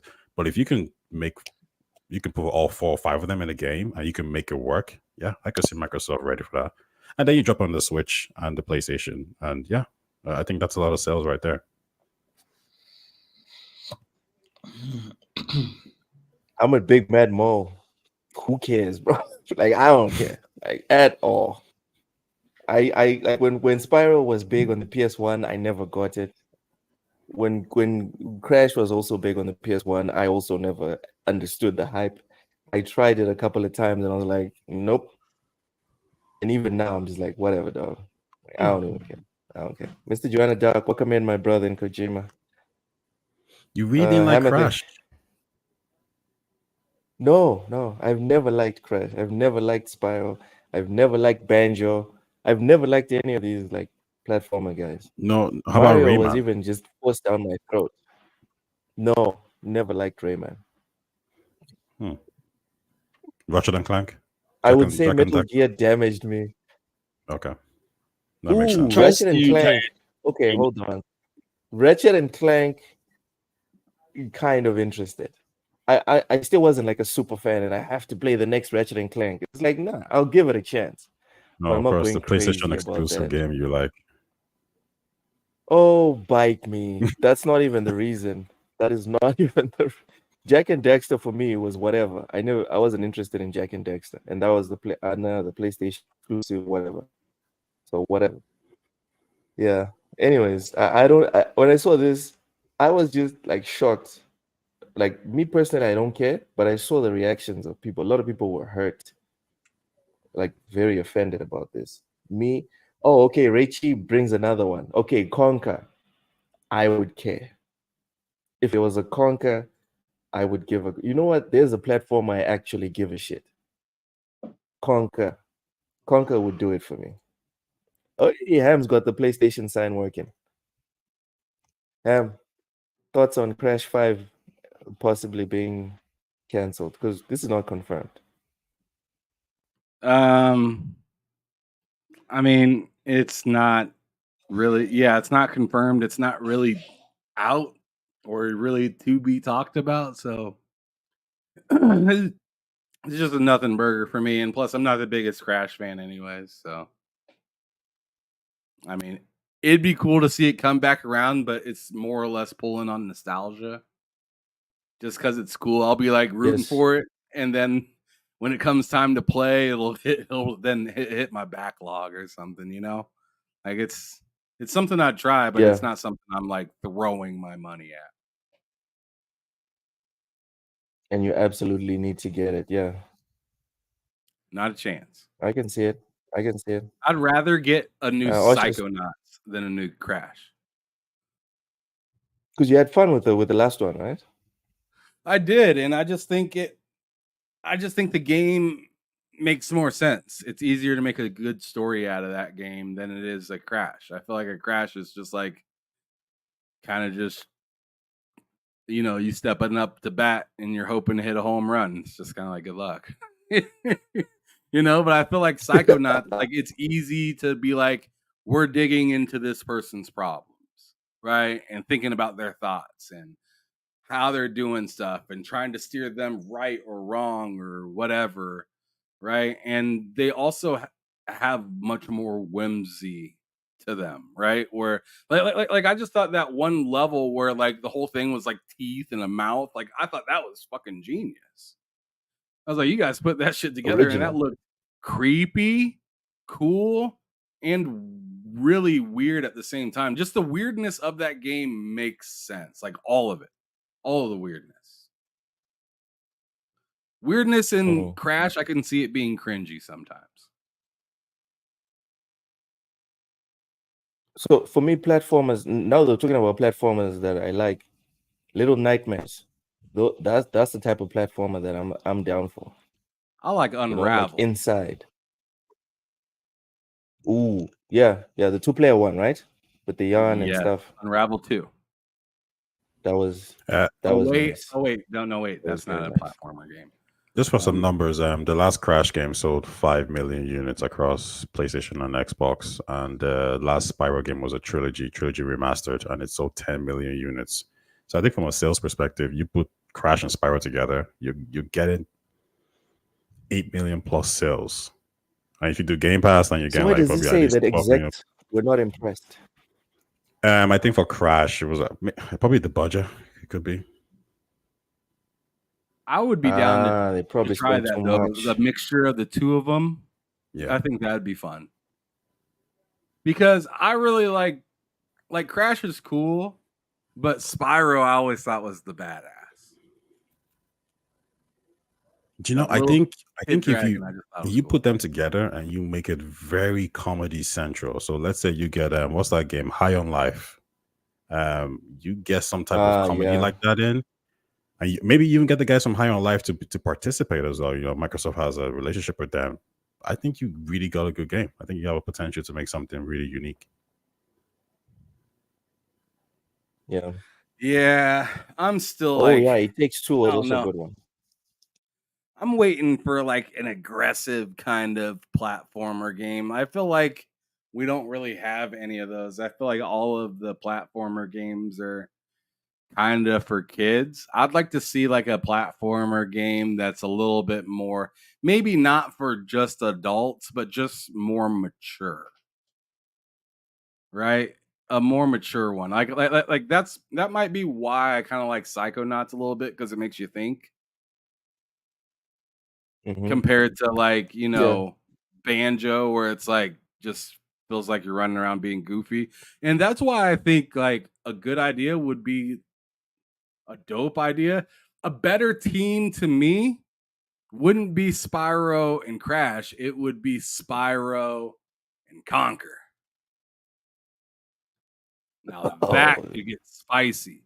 Have Spyro be have Spyro be like in its like juvenile to adulthood phase, right? And then bring Conker in there. That shit would be nuts. That shit would be. Oh my goodness.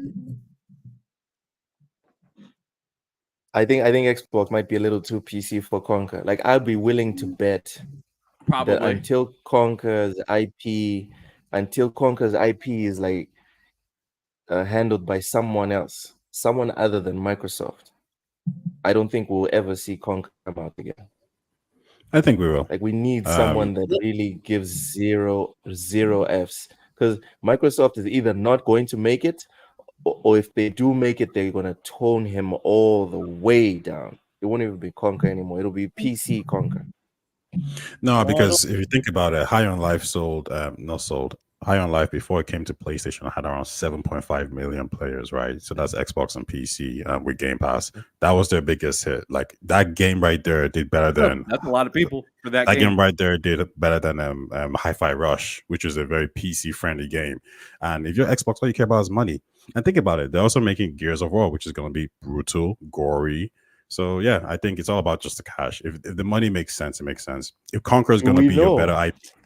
Conker's gonna like sell you more than Crash and Spyro. Like Xbox is gonna do that, especially in this day and age where they want money. Like they're constantly just left and right because of that reason.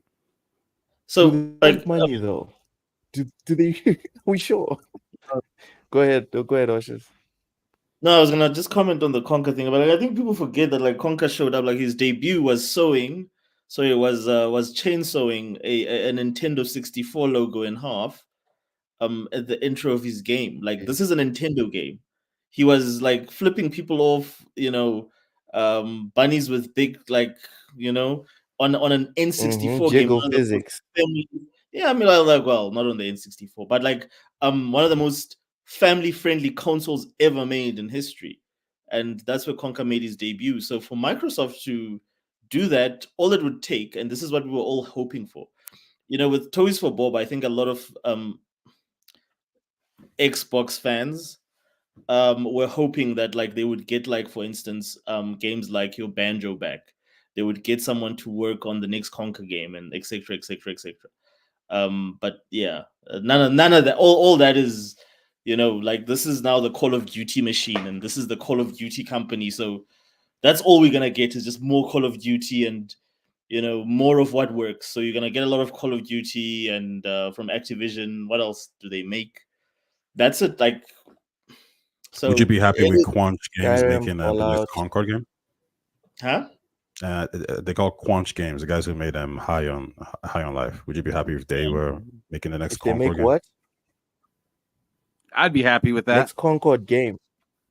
Conquer. Sorry, my bad. No, Who's that? Who's the company? Conquer. Quanch. I think they call Quanch Games. Squanch Games. Sorry. Squanch. What game? High on Life. High on Life. Yeah. Oh, the I'd like Rick it. and I'd like it. They could pull it off. Yeah. That would work. But the problem with them is just gameplay. Like, you need that Nintendo rare old school sort of like, and I was not completely convinced with the uniqueness of the gameplay in High on Life. So you'd need some of that. Like, you'd need, like, that's why I say Toys for Bob, because I recently just played the Crash game on Game Pass, and it's tight, man. Like, that's what you want. Bob or Tim Schafer, right? Why not Tim Schafer? Exactly. Tim Schafer could make a Hammers on the money. Tim Schafer could make you a Conker game.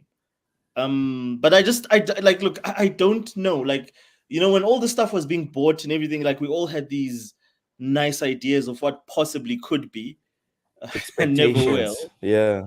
And then what it turned out to be was just, a spreadsheet, an Excel spreadsheet exercise. But I think even like everyone there was in dreamland for me. As soon as they were getting like ABK, it's like, and everyone was like, "Oh, this studio's gonna make this, it's just gonna make that." It's like, what about Call of Duty? Like, it's whenever I heard this conversation, I'm just thinking, like, why are you thinking like this? Like, this will never happen, unless they get other studios to replace these studios to make Call of Duty. Like, there's no way you can convince your CEO, yeah, we're gonna lose out hundreds of millions this year because we want to make a Concord game, or we want to make this game or that game. Like, it's just not gonna happen.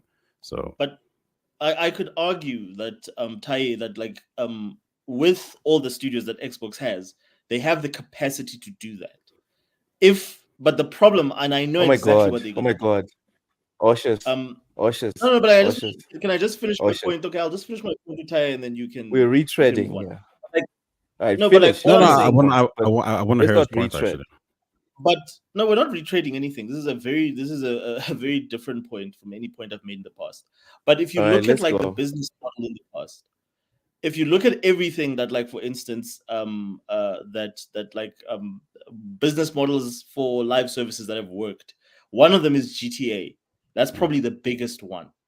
And to me, when I saw that, and I just saw that, like, what all Xbox is going to do is try and replicate that model with their most popular franchises.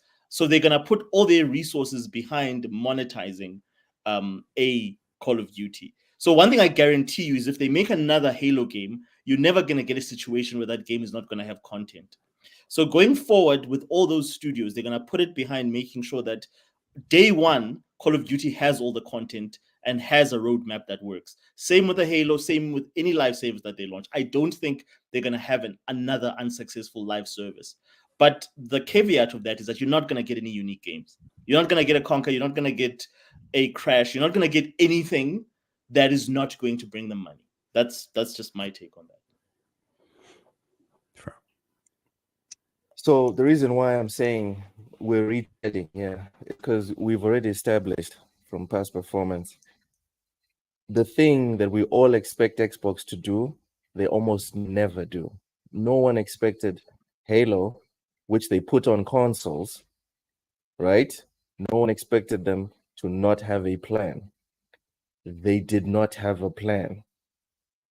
No one expected when they made all these acquisitions, they put all these games everywhere. they put them everywhere. So this is why I'm saying we're retreading Oshus. Xbox have a Lamborghini. They don't know how to press the start button. They'd rather put the Lamborghini on a truck and send it a very long distance. So it's fine. Like, let's not try and put them on the same track as like Nintendo and PlayStation, because they're doing something completely different. Whether it works out or not, we shall find out. And also, we shouldn't really care, because none of us here are stakeholders. And if we are, it's very minute. Last time I checked, the stocks for Microsoft were close to $500. That's pricey. Right? That's very pricey. Anyways, let's get some super chats. Thank you so much, Tron TJ, for the first super chat of the day. Says, hey, everyone.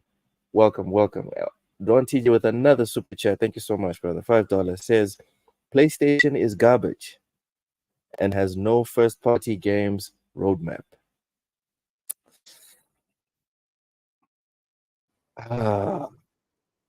Anyone want to say anything?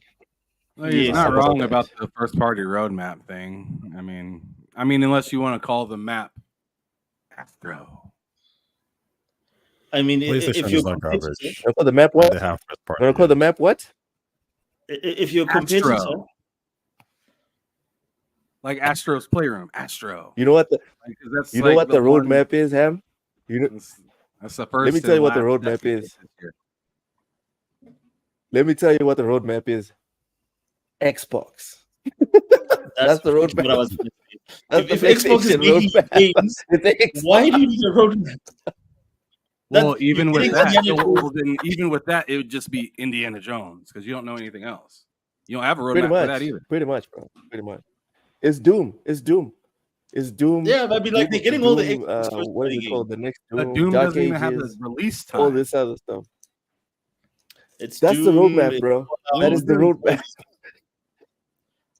Like, because the point of having a roadmap is so that you can have things that you can compete with. If you're not competing against anyone, there's no sense of urgency. You don't have to put out product if people are already buying your box anyway, regardless. All right, we're retreading again. All right. I don't know if that's exactly true. I just think that they don't have anything prepared right now. I mean, I think if they could drop something, no doubt they would. Right? Look what just happened with Concord. I'm sure they'd want to drop something right now and be like, forget about that. That was bad. I mean, they got Astros. They got Astro coming out soon, luckily, right? Silent Hill as well. To look good for the rest of the year. But this wasn't a good look. Concord wasn't a good look. And I see what some people are saying. Like, it's not just like Xbox fanboys that are saying, hey, PlayStation, what's going on? Like, PlayStation Magazine had an article that, like I don't know if it was PlayStation Magazine or if it was Push Square, or it was one of the main. I think it was Push Square articles that had a. Yeah, so you know what I'm talking about. That said, like, Xbox has games coming out. In fact, Xbox has games coming to PlayStation. Where are the PlayStation games at? Xbox has launched more games on PlayStation than it. Yeah, I don't understand. Guys, hold on. PlayStation is consistent with messaging, right? And they did tell us, if I'm not mistaken, at the beginning of this year or last year, they did say there'd be no first party until latest like mid 2025. They did say this. And PlayStation is not like Xbox where they have to come out and speak 10 times. They came out, they said that one thing. That doesn't Let's make hold everything them to that. like okay and cool though. Like just because you come out and tell me, hey, we're not going to be able to come out and fix your car for 2 days, that doesn't make me be like, thanks for the news. Like, it's still I'm still fucked for a little while. Well, you can't keep hassling me. Yeah, but you can't keep hassling me. But you can't keep hassling me about something I already told you will take a week, and then you're hassling me on Monday, you're hassling me on Tuesday, you're hassling me on Wednesday. Do you understand what I'm saying? I already told you your car will be done on Saturday. We do that with Xbox all the time. Why can't we do it with PlayStation?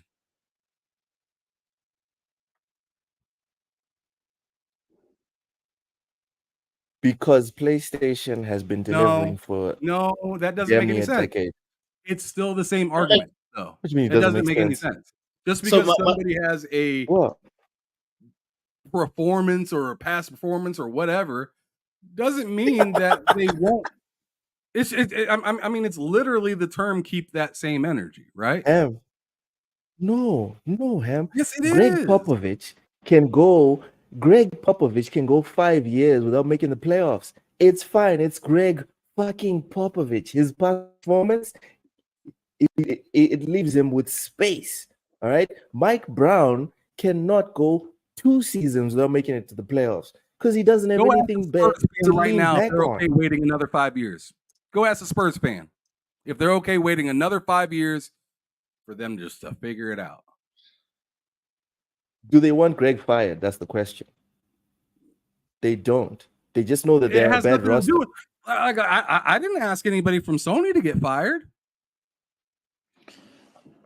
No, nobody's calling for anybody's job, but I'm saying keep the same energy, right? Because if you're gonna say, "Oh man, this is BS," I gotta wait for this, and then like Xbox told you in 2022, "Hey, you ain't getting shit from us for the rest of the year. We had to delay this and this." We knew that. We still complained. That's what I'm saying. Just keep the same energy here. It's not a big. Just like you said earlier, Loke. You can complain, right? What's wrong with complaining here? No, it's not a problem. It's not a problem. I'm just explaining why I wouldn't complain. You keep trying to stop me from complaining. No, I'm saying why I wouldn't complain. I still think. What I'm saying. Can I just ask a question? Did PlayStation not release more exclusive games for their platform than Xbox this year so far? They did. Stellar Blade, Grand Blue Strategy, Wukong, Final Fantasy, Concord, Silent Hill, Astrobot. Like this is their worst year. Well, wait a second. So now we're moving the goalposts because before it was first-party games. Now it's exclusive. Yeah, we're talking about first party. Oh, I mean, first party because then we can look at 2022 a whole different way. Okay. Because Xbox did have a couple exclusives there. Well, what did we have in 2022 a whole different way if we're just talking about exclusives and we're not talking about first party games? But like, look, sorry, Ham, what did we have in 2022 from Xbox that was published by Xbox, not made by Xbox, but published by Xbox exclusively on their platform? High on Life, which was like the biggest game that year. They had, I believe, they had a couple day one exclusive games into Game Pass from other publishers as well that were also available on PlayStation at the same time. Yeah, I think 2022 the only notable thing Xbox did was High on Life. That was it. That was exclusive to their platform. So that's what I'm saying is that, like, in terms of content that's not available anywhere except on that specific platform. I mean, this entire generation, Xbox is still trailing far behind. I can't push back on that because, like, I'm 100% on the bandwagon of I don't care about whether a game is first party exclusive or third party exclusive. I just care about, do you have games that motivate me to turn on this machine, or should I just go to my PC? That is exactly how I look at it. Because Stellar Blade, for me, I don't care that it's a Sony game or it's not a Sony game. What I care is it's not on Xbox. It's also not on PC. I'm gonna boot up my PS5. That's what I care about. And I think most people are on that boat. It's a very small and specific group of people. There's also Tunic, Pentiment. There's also Tunic, Pentiment, Grounded. But like I said, if we want to reach for exclusives, then it's a totally different conversation. But we're just talking about like games that like and traditionally, Ham, like if you look at the model, traditionally, like, and I know like people like to focus on first party studios. Traditionally, if a game is published by Microsoft or by Sony, it would mean, or by Nintendo, even if it's not made by Nintendo first party, it means that that game is being curated for that specific system or for that specific ecosystem. So again, if you compare, like, again, if you look at like the lists of the games that you mentioned there, Ham, compare that to the offering that Sony had in the same year. And then we come to a year where Microsoft actually promised to deliver more than Sony on their platform first. And they've still only delivered one game, which is Hellblade.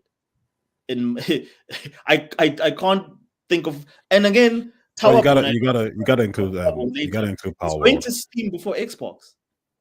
You gotta include Power World in there as well. You have to include Power World. Power World, yes, absolutely. I agree. Okay. Absolute bad right there. Yeah, I think Power World is a big. I honestly, Power World is a bigger win than Wukong for sure. Ooh, I want to hear why on that one. I agree with Tai. Ooh. He's right. He's right. Power has to be. Think about it. Take a second. 10 million. No. What?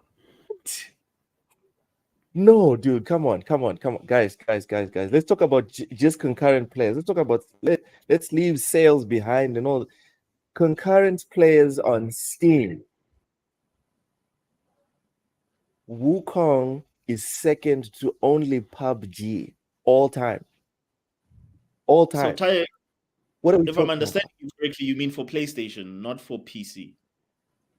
Yeah, because on P, like what's it, 90% of players are they're mainly PC, but not only that, but it's like, well, how many is it sold in the West? How many is it sold in the West as well? Like Power is more like a global. You're talking about, Tai. If you're talking just the assumed sales on PS5 versus the assumed sales and players on Xbox, sure, you can say that Power World is beyond Wukong.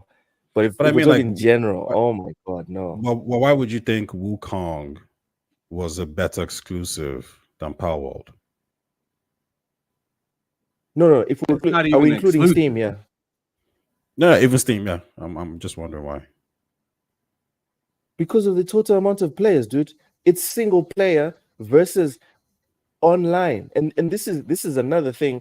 Just like what we were talking about with Concord at the beginning, Ham, when people were comparing concurrent players on Concord versus the concurrent players on Hellblade, bro. Single player versus online 100% multiplayer it's not a fair fight. The single player is fighting with one hand behind its back. If we're talking about concurrent players, Wukong with one hand behind its back in that specific metric of concurrent players just shits on Power World. And Power World was awesome. It was awesome. But don't put it next to Wukong, which is fighting with a hand behind its back because it's a single player game. Come on, bro. Come on. Do you think if Wukong releases for Xbox and Game Pass, it gets 7 million players? Because Power had 7 million Xbox players. 7 million Xbox players, yeah. He's spot on. Like, I mean, it did way good business. Like, probably the business that Power did for Xbox. I mean, because I'm looking at Wukong and I'm thinking Wukong is on 1 million in the West.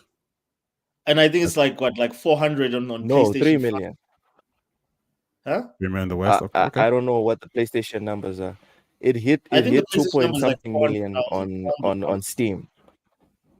Where did you see those numbers? Because I haven't seen any numbers on Wukong for PlayStation. I can't remember, but like I'll go check. I saw some numbers as well. It's not crazy high. Like it's not as high as it's not. But it didn't move. Wukong is not exclusive. That's a good point. Big Mad Mo brings up a good point. Wukong is not exclusive. It's just that but Power is not exclusive either, though. Yeah, Power. I think we're talking about like which game was which was better business, and I think Power, because also it's a Japanese studio making a game that the Japanese would like, and it's an exclusive for Xbox.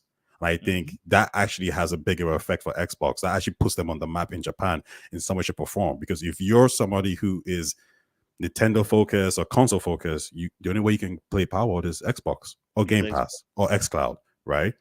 Wukong, I don't know what that does for PlayStation. It moves units in China. There was 7 PlayStation million. was always dominant in China.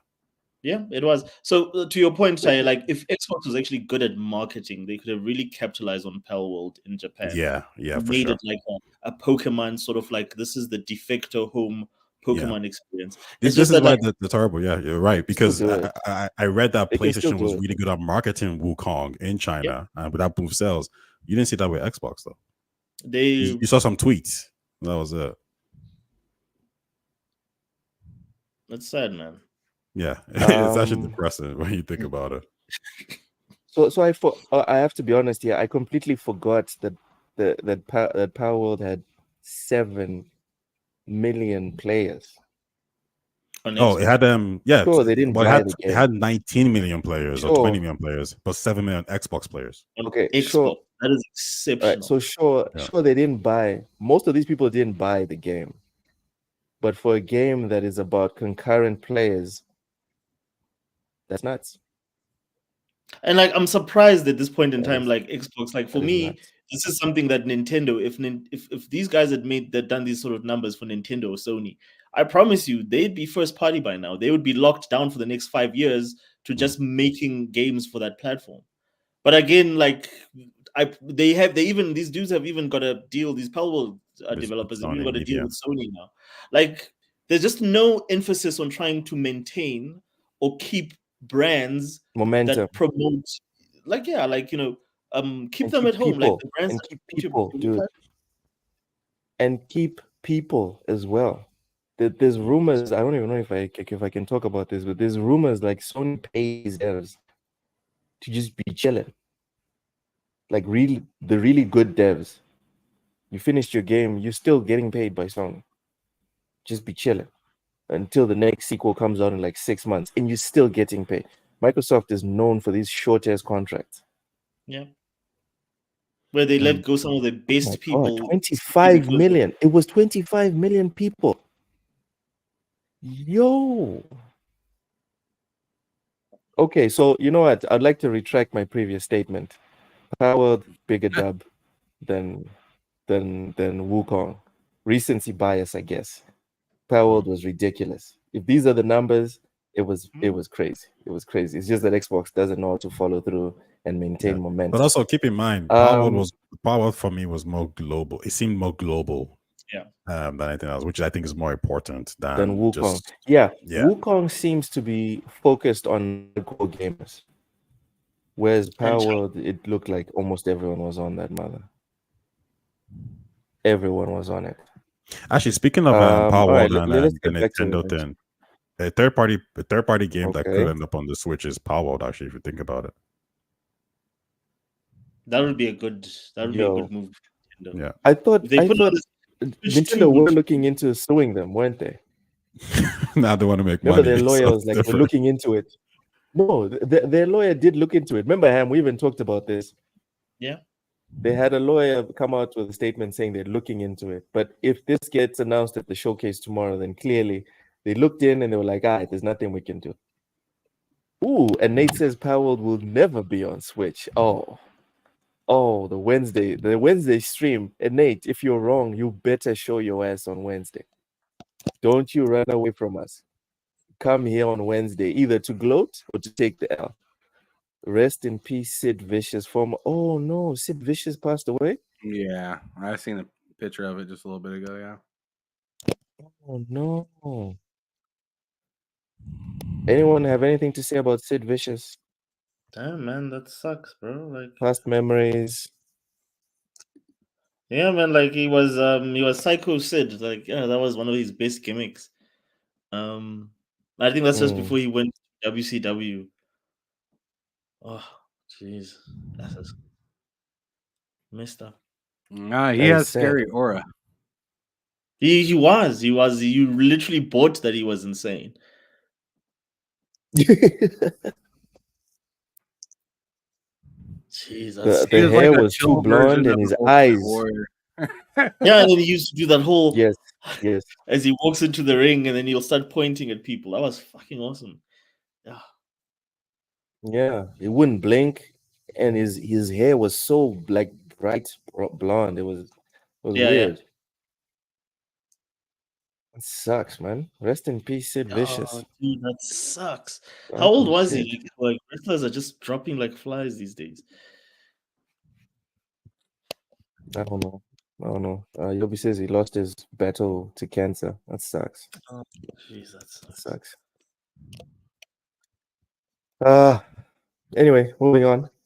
Sega asks Yakuza Like a Dragon fans if they want celebs like Keanu Reeves and Mark Hamill in the next game. So, in the last game, we had, what was his name? Oh, Sid was 63 years old. We had Young Ye doing the voice acting. Young Ye was doing the voice acting in the last Yakuza game. Don't laugh, Oshis. It's a real job. People paid him to do that. Ham, would you like Keanu Reeves? Would you like to see people like Keanu Reeves and Mark Hamill doing voice acting in the next Yakuza games? I don't really think it's necessary, to be honest. But hey, if they want to do that, I mean, or would it be a plus for you? To me, I don't really care as long as it makes sense. Indifferent. All right. Well, the thing is like they're clearly not They're clearly not using it as a last ditch effort, right? Because Yakuza's been killing. No, they are making bank.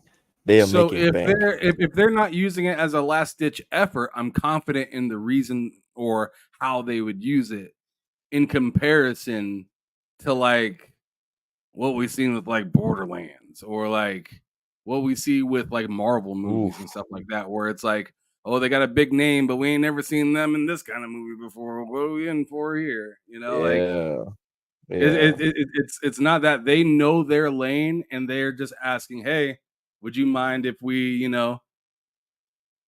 added a couple stars to it? Would that be kind of cool? I mean, I think just the idea of them asking the community is pretty cool, right? And they already know the community probably thinks, hey, we don't need this, but would you like it? I think that's more or less the real question is, hey, we don't need this, but would you think this is cool if we threw that in there? I have a conspiracy theory, Ham. I think this is a direct reaction to the memes that they got from Young Ye. Remember when the last Yakuza came out, people were memeing on Young Ye for weeks. It was bad. It was like bad. Yeah, but they're only doing that because he's a content creator and stuff like that. Like, people just don't give a fuck. I laugh at the Young Ye things just like everybody else, but like I'm not looking for I'm not calling for his job like maybe some people would be, right? I think that's a little too far. But if he's bad, he's bad. I don't know if he's bad because I don't really have that much history with any of the Yakuza games. And then on top of that, he's like in one of the most recent ones, so I'm nowhere near that. I've seen people memeing on him, but because people meme, and I've seen things that are memed that I end up playing, and it's dope. Like, so I don't know. It's hard to buy the negativity that some people are selling. Well, I've been playing a lot of the Yakuza games, and I agree with the people that were memeing on him. I can't believe you don't like him in it of Kiryu in English. No. Like I seen one scene with him in it, but it was kind of cringe. But I thought that was just kind of Yakuza games. No, like some of the goofiness of Yakuza games. Was he being serious? No. Yes, he was being serious. I do. This guy, what's his name? It's a Gundam. This guy is a super fan of Yakuza games. He don't even turn me on to them. And is he your Kevin Hart? Absolutely broke it the hell down. Who? Kevin Hart? I said, is he your Kevin Hart? Who? Young Ye? Yeah, like Kevin Hart to Borderlands. Is that like Young Ye to Yakuza? Is it that? Yeah. You could put it in the same group. It just doesn't work. Wow. It does not work. Like, where do you all. think he could work? I have nothing what game against do you Young think Ye. he could work? Yeah, I think he could work. I think he could work in some like side characters in Yakuza. Like, for example, there's this reoccurring character, a blonde dude that helps Kiryu several times in the whole saga, at least until 5. I'm at the 5th one right now. He works at like these like bars where he sits with like single ladies and mingles with them. I'm forgetting what they're called, but anyway, he sits there. Look, you calling him the Bronny James of voice acting. Why are you doing that? Yeah. That's what I'm calling him. Like, he's not horrible. He's not the worst guy. You don't want to make him the number 1 though. If you want to fail, then you make him number 1. And I think the only people that would be okay with Young, yeah. Do I think that what? No, I was gonna say, do you think that he has potential but has been shot up into a spot too quickly? Kind of like Bronny? No, I think he's good, actually. Do you think he's actually good? I think he's good, Ham. I think he's actually good. The problem is not every voice is meant for every role, Ham. Do you know what I mean? You can have a good voice, you can know how to act, but your voice and your acting does not fit a certain character. I don't think Young Ye fits. Oh my God, Reichi never changed, brother. Never changed. Young Ye looked to be self-directed. Yakuza like a streamer. Young Ye like a escort. I'd rather have AI than Young Ye. Lord have mercy, Reichi. AI over the real. That's bad. You know what? Young Ye is pretty monotone. Have you watched his videos? I seen one and I was thinking it was kind of monotone, but like I said, I don't have so much history with it where I can be like, you see, you guys, this is bad. Like I am more objective than a lot of people. I'm willing to give it a chance or say, oh, it's probably not that bad. But then again, I also tell people, hey, I also don't have that much history with it. So like I could say it's not that bad, but like, you know what I'm saying? Like I could go to a city and be like, oh, this neighborhood's not that bad. And yeah, you know, night comes and it's the fucking worst place in town. You know, like I don't know. I'm just assuming based off of what I'm seeing. It doesn't seem because you don't have the whole but, context. But if I knew the history behind it, maybe I'd be like, yo, you might want to hold X in this part. Yeah. Well, you might want to leave when it gets dark. And Nate is like me. He's heard Young Ye do other stuff. And like I said earlier, he's good. I think he's a good actor. He's not Kiryu. That's the thing. I think he was just miscast. Is that who he is playing? He's playing the main character? He's playing the main freaking character, bro. Ooh. That's quite a spot to put somebody as a young voice actor. Bro, hire Taye. Taye can be Kiryu. Wow. Taye can do Kiryu. Like, I would want to hug Taye's voice. I'm just saying.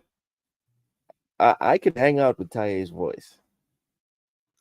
Anyways, Oshas, don't be spitting into your tea. What are your thoughts on Like a Dragon bringing in celebs like Keanu Reeves, Mark Hamill, etc.?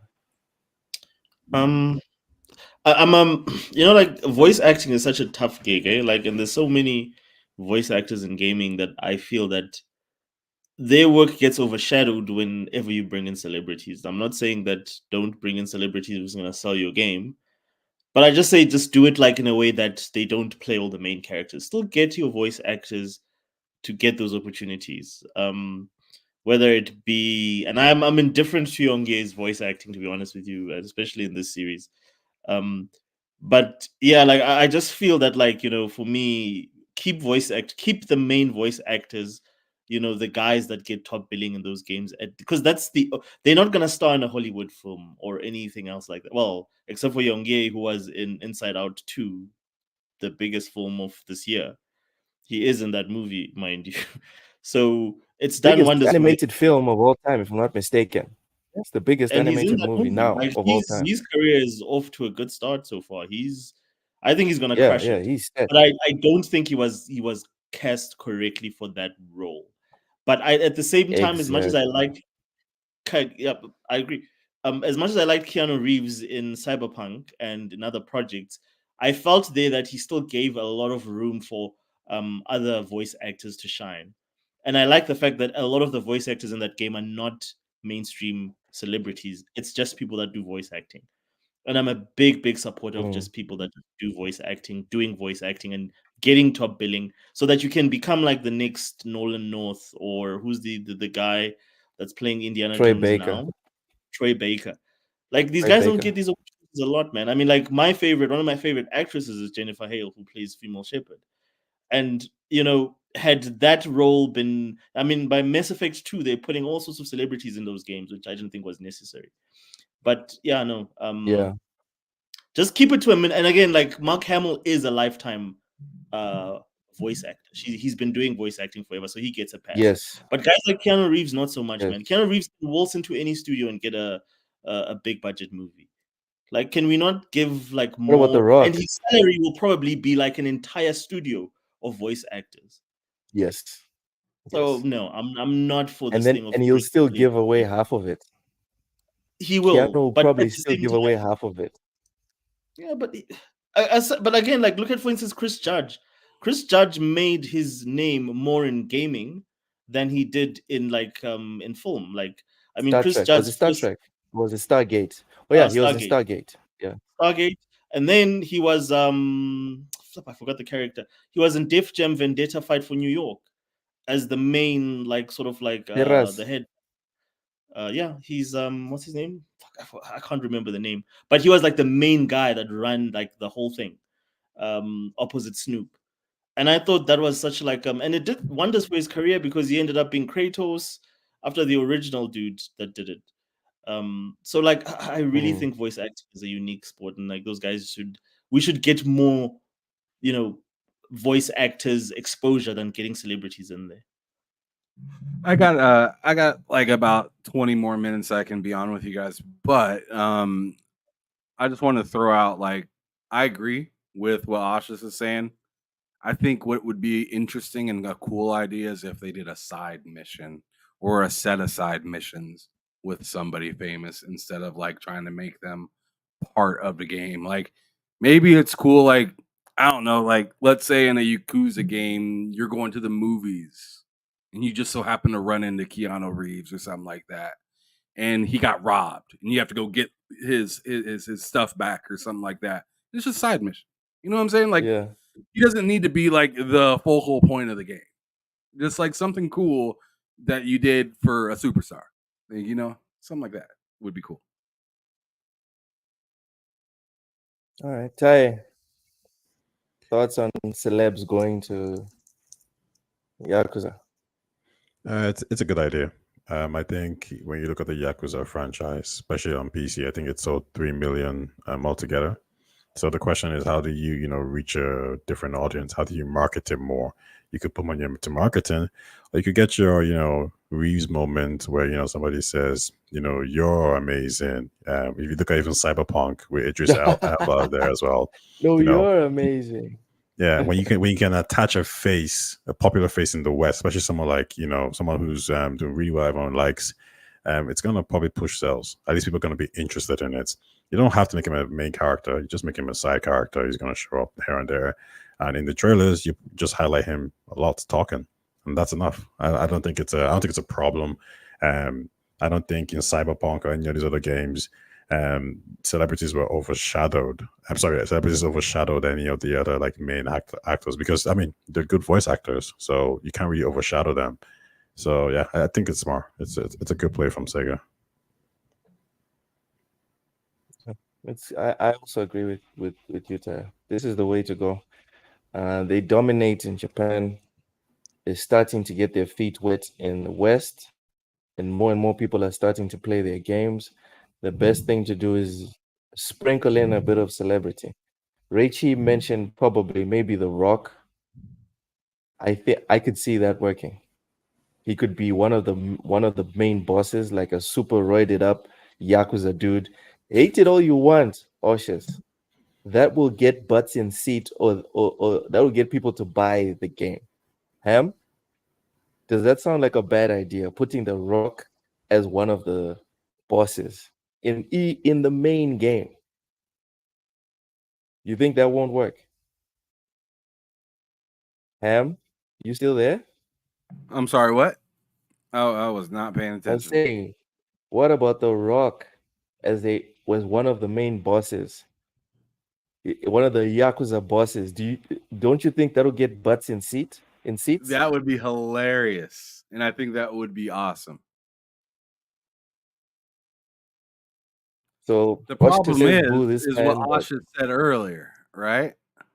What is having him in the game takes that budget, and it goes a lot of that goes to The Rock. And let me be salty. Let me be salty for 5 minutes. Let me be salty. Ham, you're still playing your first Yakuza game. As someone that's played a lot of Yakuza games, a lot of them are recycled. The cities are the same. The characters, most of the times, are the same. The setups are the same. The fighting mechanics are the same. What are we talking about? Yakuza is Yakuza is Yakuza. It's not reinventing the wheel every time a Yakuza game comes out. So, yeah, oh my God, Richie, The Rock can't lose a fight. It's on his contract. Shut up. He did lose to John Cena that second time that they fought. He can lose, all right? He can lose. He lost. Oshus, please tell me why I'm wrong. He lost what? He lost to the box office to Shazam. Oh Lord, Oshus, stick to the topic. That please tell me why The Rock out of DC. Please tell me why The Rock, as one of the bosses in a Yakuza game, would not get butts in seats, or people buying the game, or more people buying it, because there was already a lot of people buying Yakuza games. So The Rock has been a celebrity now for almost 2 decades. And he's starred in more games than probably any other celebrity, because there's a SmackDown game almost every year, and he's been in almost all of those games. But outside that, my point is being like, where has The Rock? But The Rock is he's so bad in he's so mediocre in everything. Like The Rock and what's his name? Have you played a Yakuza game? This is not Hideo Kojima levels of drama, dude. No, but just have you played? Okay. Have you played one Yakuza game? One. Yes, I have. Have you played one Yakuza game? Yeah, I played Yakuza 1. You played it to completion on PlayStation 3. Yeah, I did. PlayStation 2 and PlayStation 3. Yes. Well, I can't remember. It was far back. And you were telling me, I know that your takeaway from that. Your takeaway from that is Yakuza. Hold on. Your takeaway from playing that one Yakuza game is this is a genre that needs top tier acting. Is that your take right now? It needs at least a little bit of comedic range. And all The Rock knows how to, well, I don't think this is all he knows how to do, but all he ever does, just like his friend, is they always just play the same damn character to a lesser or a better degree. Like, I just don't think and again, in gaming, you need to put more, especially if you're just doing voice acting. You need to put more in there. Like, we need to see more of your character come out. And the only time I've seen him do that was probably in the Moana movies. That's the most acting I've seen The Rock do in a long. You're a proper hater. I am a hater of The Rock. The Rock. This guy says he's played Yakuza. He says that he knows what Yakuza is about. Yeah. And his one pull-out point here is comedy. Every character in Yakuza is a clown, and this guy claims that we should listen to him. Okay, sure. I actually think the every recent character in Yakuza is funny.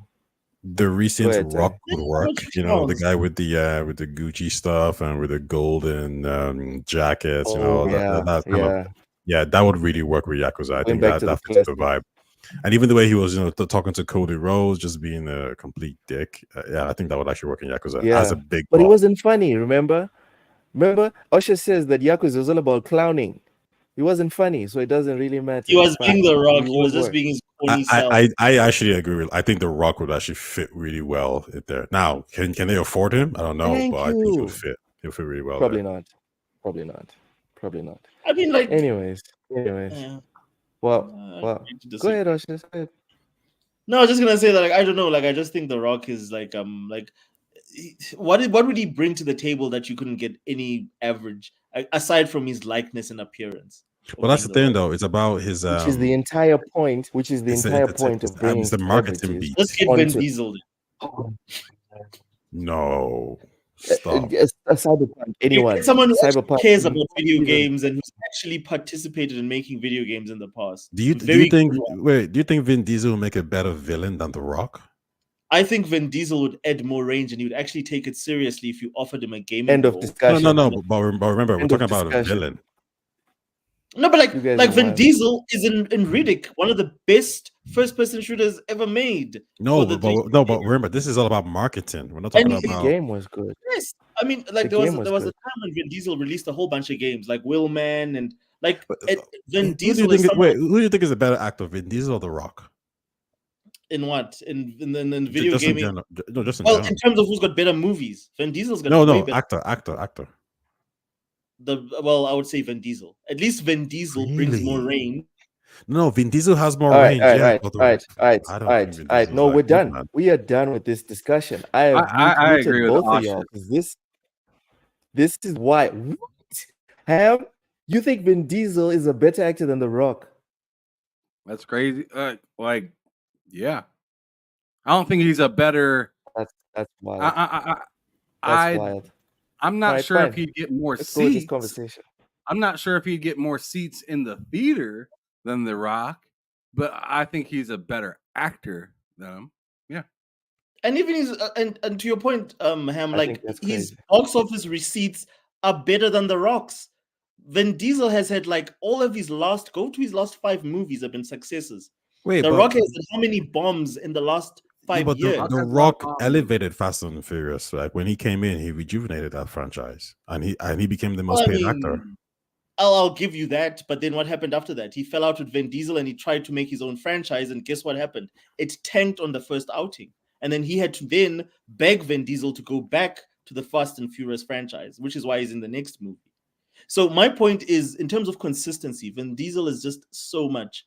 I would say more reliable than The Rock. The Rock's track record is The Rock playing The Rock, just like Kevin Hart. It's every movie. I think a Rock. I think a Rock playing The Rock is a better actor than a Vin Diesel. Like Vin Diesel has more range. I could probably give you that. Okay, but I think The Rock does The Rock really well.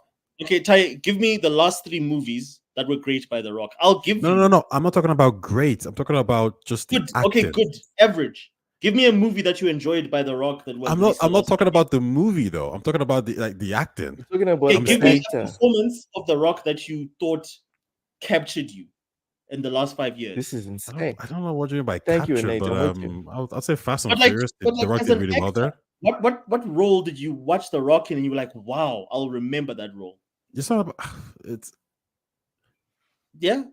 funny. I can't even think about. I can't even think about that for Vin Diesel because for me, when I look at Vin Diesel, he's just a plain Jane. Like he's just very. That's crazy. He's not that good. Groot made me cry in Guardians of the Galaxy. You guys are Vin Diesel is not that good. What are we talking about? Made me I don't know. cry. Like The Rock doesn't have one movie better solo on his own than Vin Diesel. Yeah, but I'm talking about acting, doesn't have one movie solo on his own that he got credit. No. Like, hear me out. There isn't a movie that The Rock made that is out that he's purely responsible for that would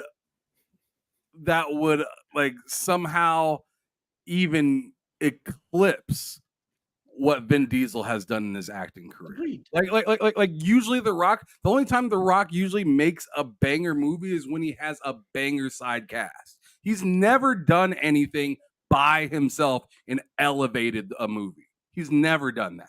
There's only to Ham's point. There's only one movie I know where The Rock is actually acting, and he's not just cashing in his WWE check. He's actually acting, and it's called Drive, where it's a heist movie where it goes wrong. They kill his brother. I know. He comes out of prison.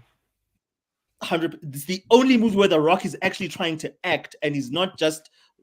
There's not gonna be a rock bottom in the middle of that movie and a people's elbow. And from a range perspective, was The Rock's range? Did you see The Rock's range in Jumanji?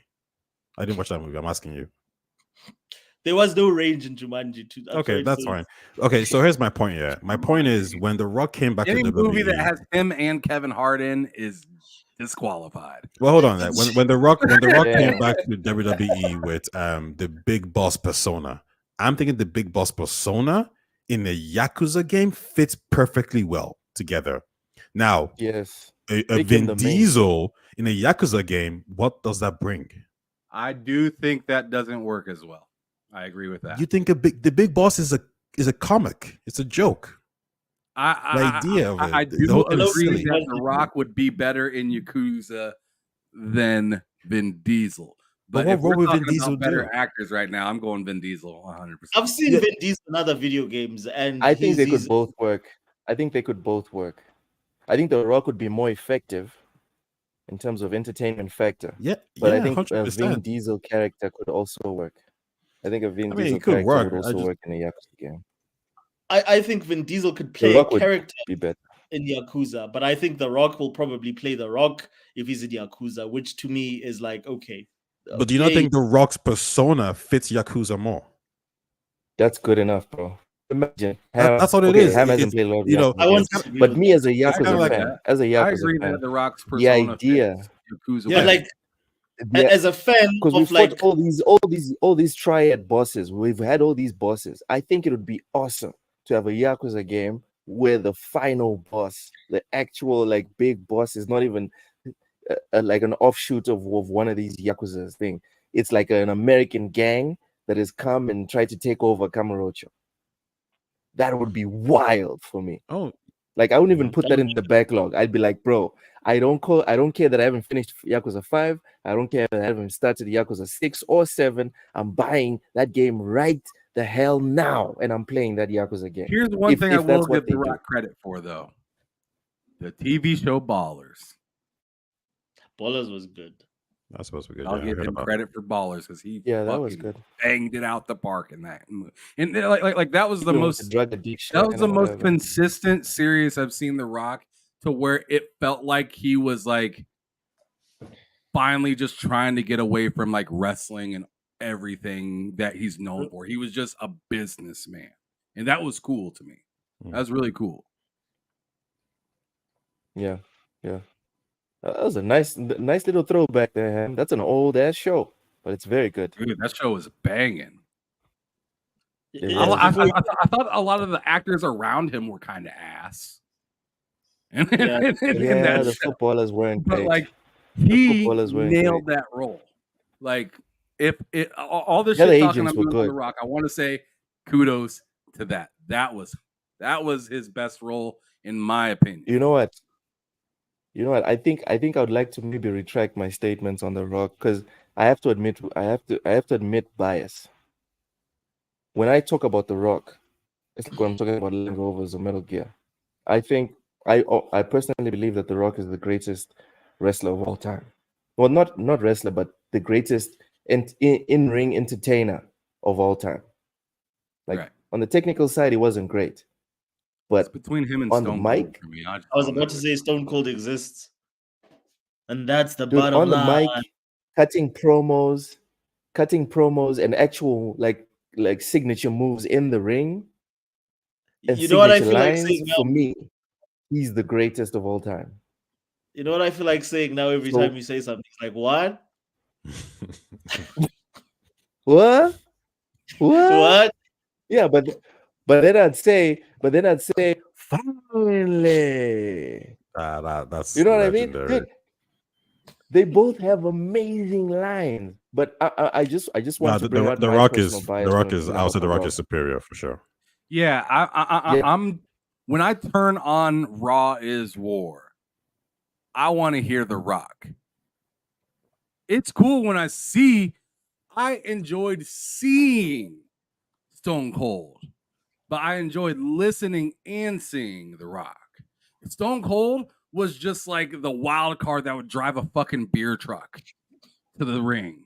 You know, somebody that would randomly hop out of nowhere in an ambulance and whoop your ass. Like that was Stone Cold. And that's what I loved about him.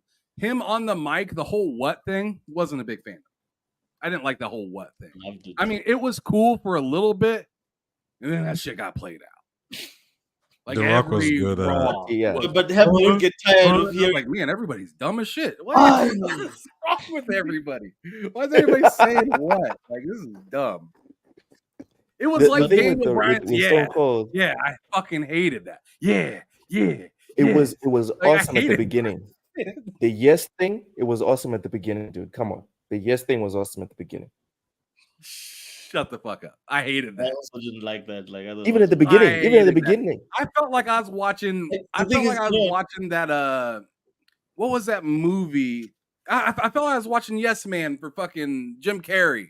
I was like, why am I watching this every Monday? Every Monday, it felt like Jim Carrey's at the ring saying, yes. And I was just like, fuck out of here. I don't like Daniel Bryan. I also don't. Damn. I'm also an editor. So going back to my bias. I just wanted to point it out that guys, Ray says bring Mike Tyson. I love it. Pretty much. Make him a boss. That would be a I good think that one. would also be interesting. Yes, with the tattoo on his face, he'd even fit the whole Yakuza thing. In that game? Oh my god, that'd be fucked. Yeah. I think he doesn't have the acting capabilities to make it work though. He does. Have you watched Mike Tyson's animated series? I hate where he's got an Asian daughter and he's got like a he's not. No. Oh, I loved that show. Just you, Ashes. You're the only one who liked it. You're the only one who liked it. You're just hating. We're just hating. We're hating on Mike Tyson. That's what we're throwing. Anyways, I mean, listen, it's comedic, so it could work. Like it was funny. Like that show is so good. Like in Japanese, I'm curious how they would put in his lisp in Japanese. That would be interesting. Bring the punch out Mike Tyson. But the thing is, with Yakuza, you need to at some point the bosses need to speak, even if it's just a couple of lines. So Mike Tyson is a 4-hour podcast, bro, and he does that every week. Mike Tyson knows how to speak, bro. He knows how to speak. They should have him start out his first two lines in Japanese and then say "fuck this." I'm fucking speaking English. Exactly. He's like, I just can't do this shit anymore. Like in the game would be hilarious. That'd be funny. Yeah, that'd be funny. No lies. Only does two lines in Japanese. That's it. And then he goes right to English. Lord. Well, now we know another boss, a side quest boss where he's single punches you. Oh yeah, that would work. He's so funny. You just get an option. That would work. And you have to choose like the right parts of the tree to not get your asshole. Yeah. And like the mission is to like take something out of his pocket or like something like just like something weird like that, right? Where it's just like grab something like karaoke flying in the air and like a leaf that you're like facing or something lands on his thigh and you have to grab it. The most Yakuza thing would be for you to walk into one of those karaoke bars and then it's like beat his score, otherwise it's gonna fuck you up. Beat his score. And you get your ass beat either way and they don't tell you. That'd be great. And you have to sing like a motherfucker. Otherwise, you're not escaping unscathed from Mike Tyson's wrath, essentially. Can you guys hear me? Yeah, guys. All right. Well, we've reached the end of the show. Actually, no, we haven't. We have one specific tweet that I wanted to discuss with my buddy Oshis here. Oshis, what up? And you don't have to. You don't. Ham and Ty, you guys also welcome to comment, but I might real quick, but I gotta get going. All right, this one I want to direct specifically to my buddy Oshis. Can you see what's on screen, Oshis?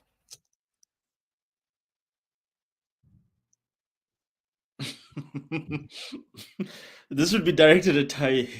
What do you mean? Why is it directed at me? I live where black people are. And with I don't know why it's that, directed at me either. I'm out of here. You should also this should be directed at Ty and Ham. We both live where black people are. No. Ham was born where he was born at. This has nothing to do with him. Maybe Ty, but Ty didn't pack his stuff and go to Ireland. He was also born there. So, Oshis, no comment is also a valid comment.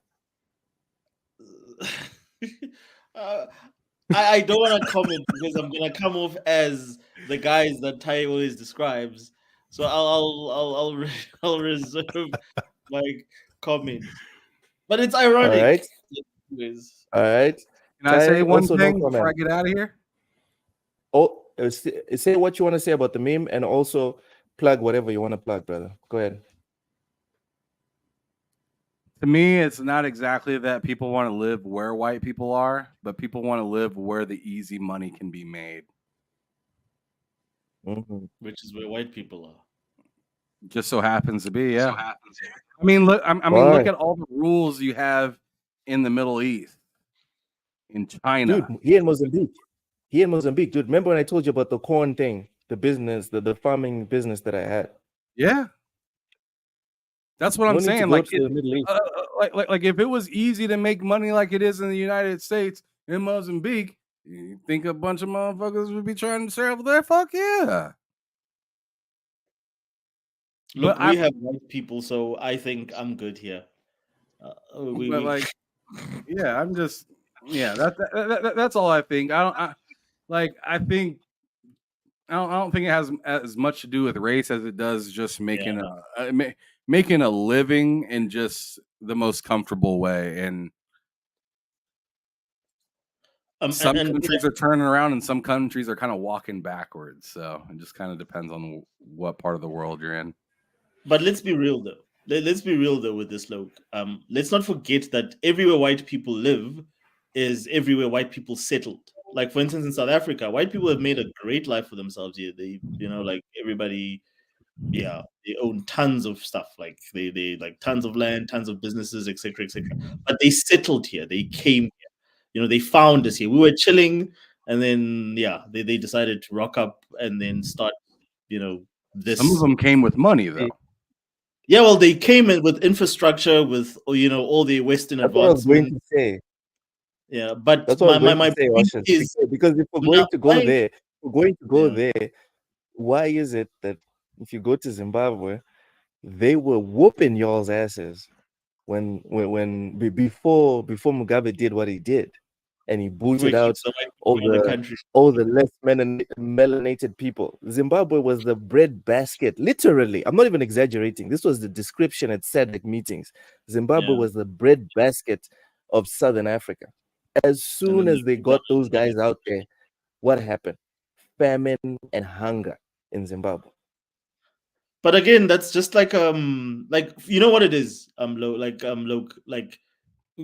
Again, I'm not a person who believes in race. I think race is silly and it's stupid in concept. But what it is like, I'll use a sports analogy. You have a group or you have a team that's been dominating the league for maybe 10 seasons now.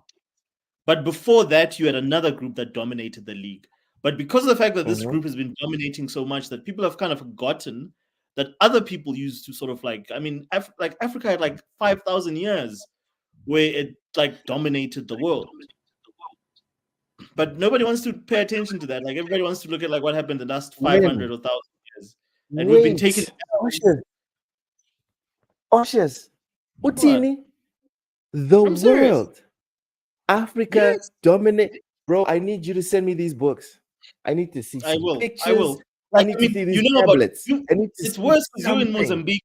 You know about the Great Zimbabwe. You know about Thulamela. You know about like the world. No. Oshers. Listen. You said Africa dominated the world. And no more. Bro. Like, look, when we talk about the world. Look, Ham, plug your stuff. Let Ham finish plugging your stuff. He needs to go. Ham, finish plugging your stuff. What?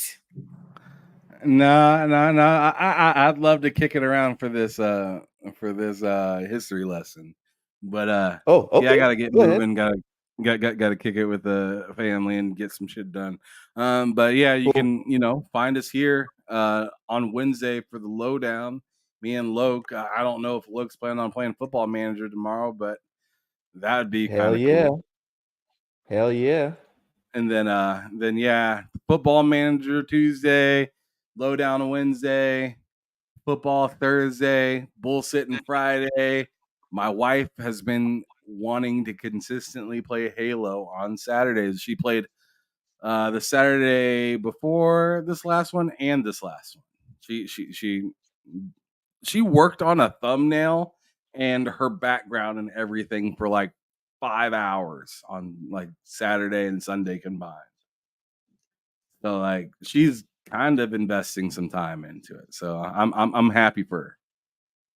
Try to keep that energy for her. But check her out on Halo on Saturdays. You guys, it was wonderful. Good to see you, Asha. It's good to see you, Taye. Loke, I'll see you Wednesday, brother. See you, man. Cheers, bro. Oh, almost hit end stream. Holy shit. Woo! My bad. I'm out. Don't you I said I almost hit the button again. This guy. Taye, as Oshus looks for evidence that Africa dominated on the private chat. The planet. Dude, you know what, Luke? You know what, Luke? Hold on. Let's get Taye. Hold on. Let's get Taye into this conversation. And this is not on some we was kings yes either. I'm talking about actual factual evidence. We was kangs, not kings. We was kangs. Yeah, it was. All that nonsense, like all that nonsense, is refuted by actual historians, and it's the easiest thing to prove in the world in terms of how Africa affected the world. I'll ask you one question. Okay, before you give you one question. Who's the wealthiest man in the history of this planet? The wealthiest man in the history of this planet. Whoever is the Pope. No. Whoever is the Pope is the wealthiest man on the planet. Historically, Luke, who's the wealthiest man to ever live? I'll give you a hint. This man devalued the price of gold when he visited Egypt during a recession. Oshus, it's whoever is the Pope. I'll give you another hint. He's not from the richer than whoever the Pope is. He wants to say Mansa Musa. Regardless, dude, Mansa Musa did not raid every wealthy nation on the planet in the name of the religion and in the name of Christ or whatever the Romans came up with, dude. No one's ever accumulated as much wealth as the Roman Church. Don't lie to yourself, dude. There's a reason they won't even let people look at what they have. There was not enough money. Dude, the Catholic Church doesn't have enough money.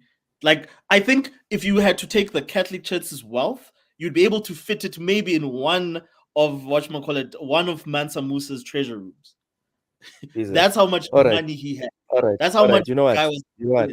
Oshus, if all the evidence you have for me is Wikipedia, that thanks to Assassin's Creed, since we now have evidence from Assassin's Creed lies, right? Assassin's Creed Shadows, we now know that Wikipedia is not a viable source. So find me something else. Oshus, there was no lies in Assassin's Creed. This is fake news.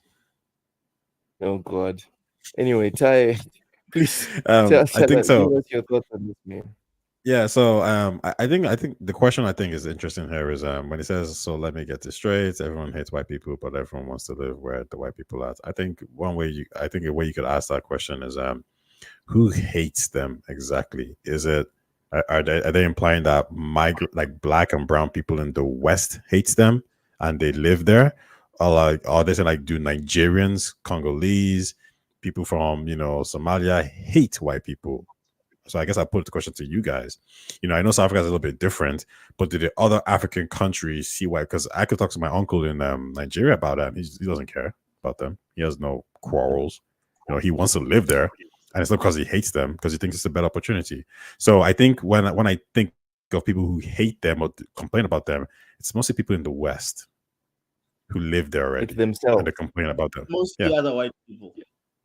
Yeah, like I'll speak to I'll see somebody maybe who's black and I'm like, oh, white people suck. They do this, they do that. It's like, okay, you're living here. But if I go to Nigeria, do I meet people like that? No, they don't think like this at all. Yeah, no one hates white people, in my opinion. Like I don't think. Oshis, I lived in SA for 7 years. I lived in SA for 7 years, bro. Okay, I know. I learned that there's such a thing called reverse racism. SA's got like a recent history of trauma. Yeah, but I think that makes sense, because if you were to ask Japanese people and Chinese people, like they have a history of conflict and slavery as well, and even the Koreans. So you can see why the hatred is there. The question is when everything is separated, do you have a reason to hate them just because of their skin color? And the answer is no. Yeah, fair enough. So yeah, I just wanted to bring this meme here to everyone's attention so we could have a little discussion here. Wait, hold on. Oshis has sent something in the private chat. BBC. All right. There's a link here to the BBC. Then there's another Wikipedia. Then there's another link to the Britannica. BBC is asking, is Mansa Musa the richest man who ever lived? So first off, this is from Naima Mohammed. I think the source is tainted. Why? Because they've got a Muslim right name. Off the bat. Yeah. Because they've got a Muslim name. Yeah. What? If they're reporting on European stuff because they've got it's Sir something Nelson. So you're gonna say If you did what? What? I said you won't trust a European or a white scholar if they are writing on like about a historically European subject. No. I would trust them to talk about their history, but I would also trust them to embellish. No, but as a historian, this is the thing I think that gets lost today. If you're an actual historian, you're an actual academic that has to get your stuff. What is I don't know why my language is so bad these days. Like when you have to get your stuff almost like primary sources. Yes, but just giving, because whenever you're about to publish a study, you have to give it to other peer research, peer reviewed. Yeah. Yes. So if you're talking about actual history that's being peer reviewed, by different sources, and then officially published, if you dispute that, then what do you hold to truth? What do you hold as fact? Because that's the only people outside. That's fair enough. We can't dispute everything. That's true. We can't dispute everything. At some point, we need to agree on some form of middle ground. So let's look at this. Let's look at this article here about Mansa Musa. I'm not going to be unfair to someone citing a viable source, because I still think the BBC is a more viable source than freaking Wikipedia. Yes, it's mainstream media. Yes, there's lots of people with like their own agendas, but if we're being honest, everyone has an agenda. Since the beginning of time, people have had agendas. So, but let's go. Naima Mohammed. Here's the article. Amazon founder Jeff Bezos is the richest man in the world, according to the 2019 Forbes billionaires list released this week, with an estimated fortune of $131 billion. But he is the wealthiest man in modern history, but he is by no means the richest man of all time. That title is believed to belong to Mansa Musa, the 14th century West African ruler who was so rich, his generous handouts wrecked an entire country's economy. So this guy, when he donated, he destroyed economies. Okay. Here's a quote. Contemporary accounts of Mansa Musa's wealth are so breathless that it's almost impossible to get a sense of just how wealthy and powerful that he truly was. This is Rudolf Buchware, Associate Professor of History at the University of California. Oh, you're kind of losing me there. California is not great in terms of education these days. They don't really believe in free speech. But all right, it's not a matter of like. Let's go with it. Let's go with it. It's fine. It's fine. It's fine. Let's go with it. Mansa Musa was richer than anyone could describe. Jacob Davidson wrote about the African king for money.com in 2015. So this is just another website. No offense to Jacob Davidson. In 2012, U.S. website Celebrity Net Worth estimated his wealth at $400 billion.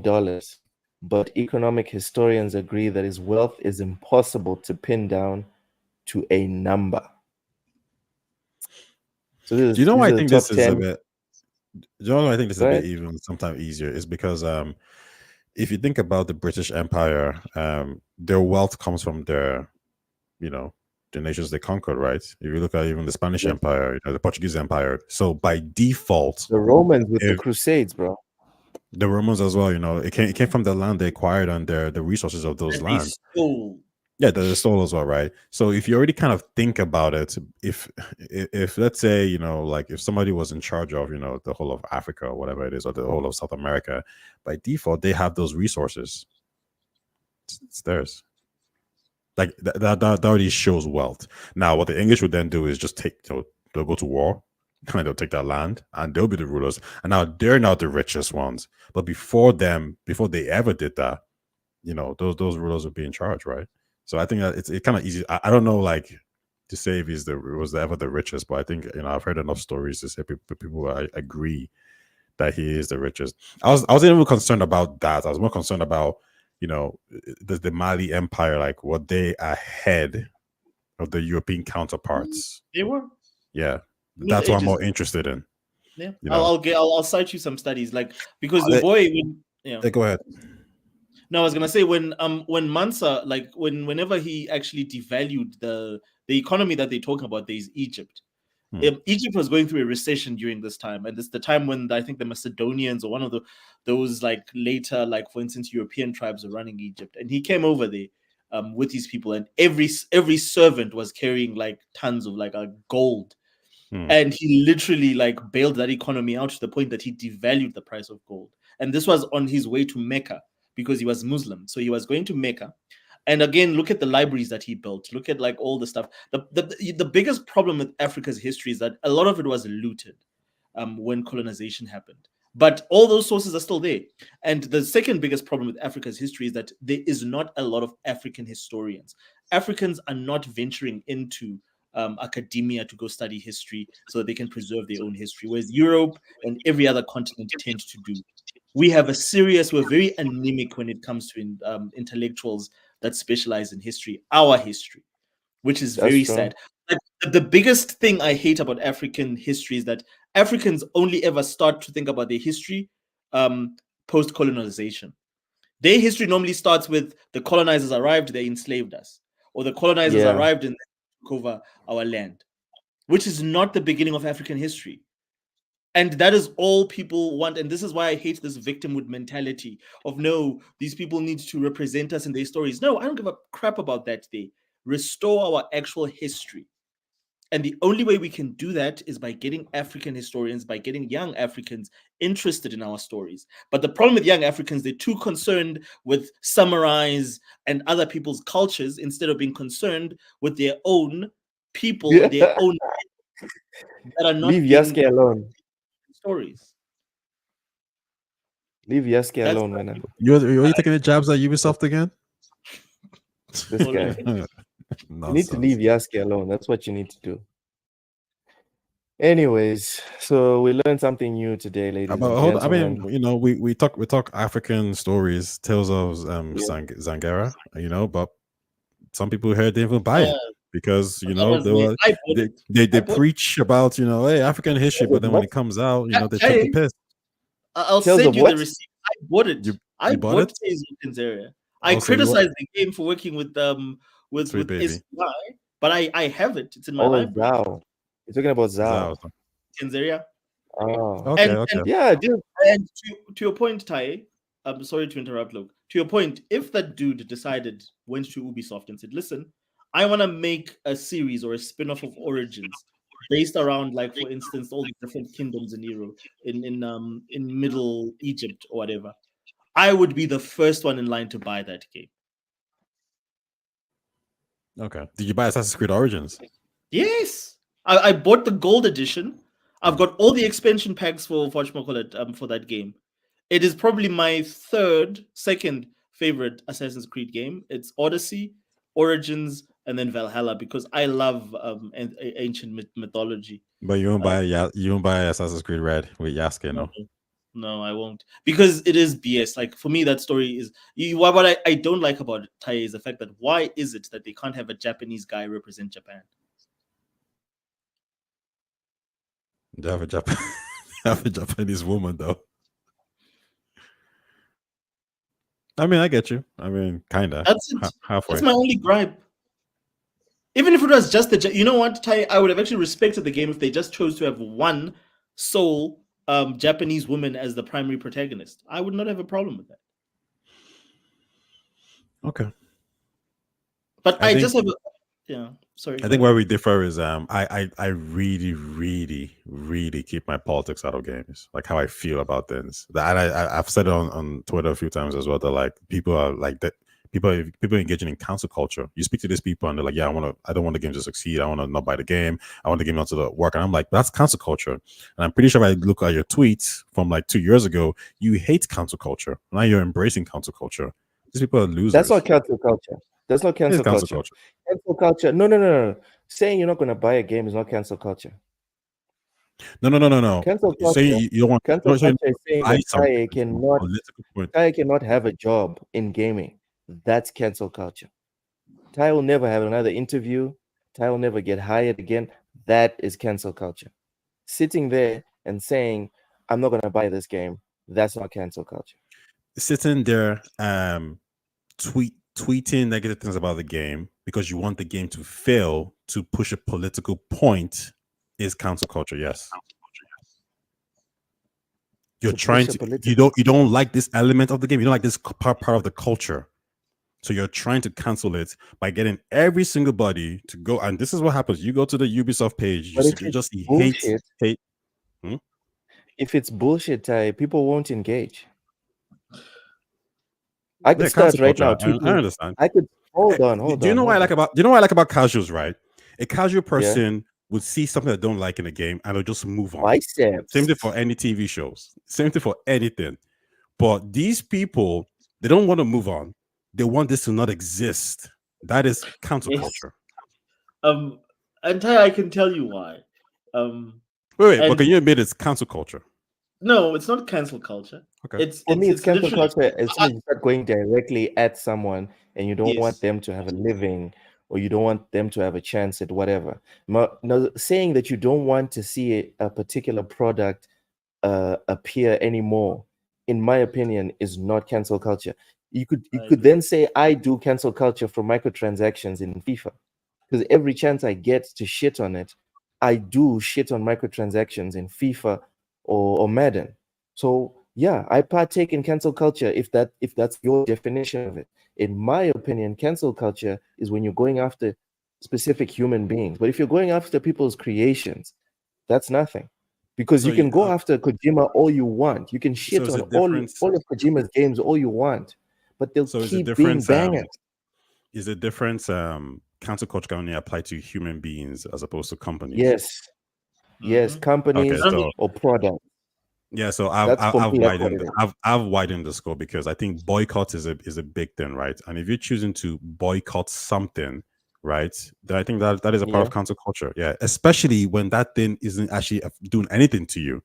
For example, Star Wars, right? When you go on the trailers, yet it's every single body saying, "Don't buy this game because it's woke." That has to be some type of cancel culture, because you don't have to buy the game, but you're telling people to not buy it because you don't want the game to exist. Did you feel this way about Hogwarts Legacy? Did you feel this way about Hogwarts Legacy? That was cancel culture. Yeah, they were trying to cancel the game.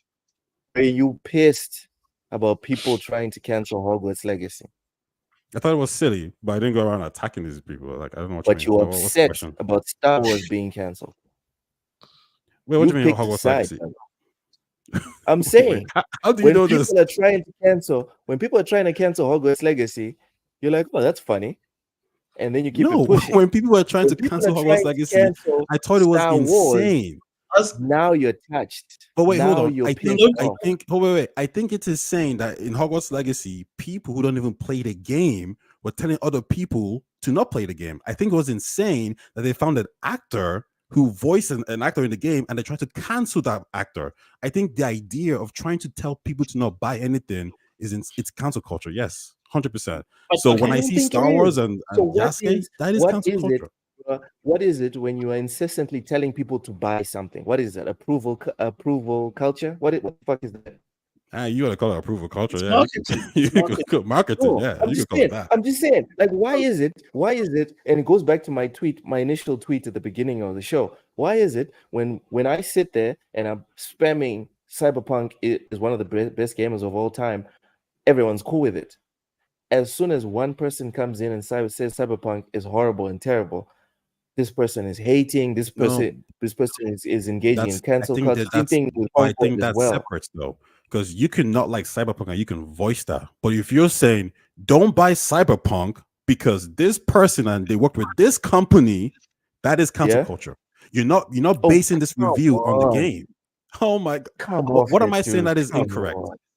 You haven't played the game. Because you're telling people to not play the game because there's a woman who's not sexy. You're telling people to play the game because there's an LGBTQ character in the game. This is cancel culture. Yes. It's not.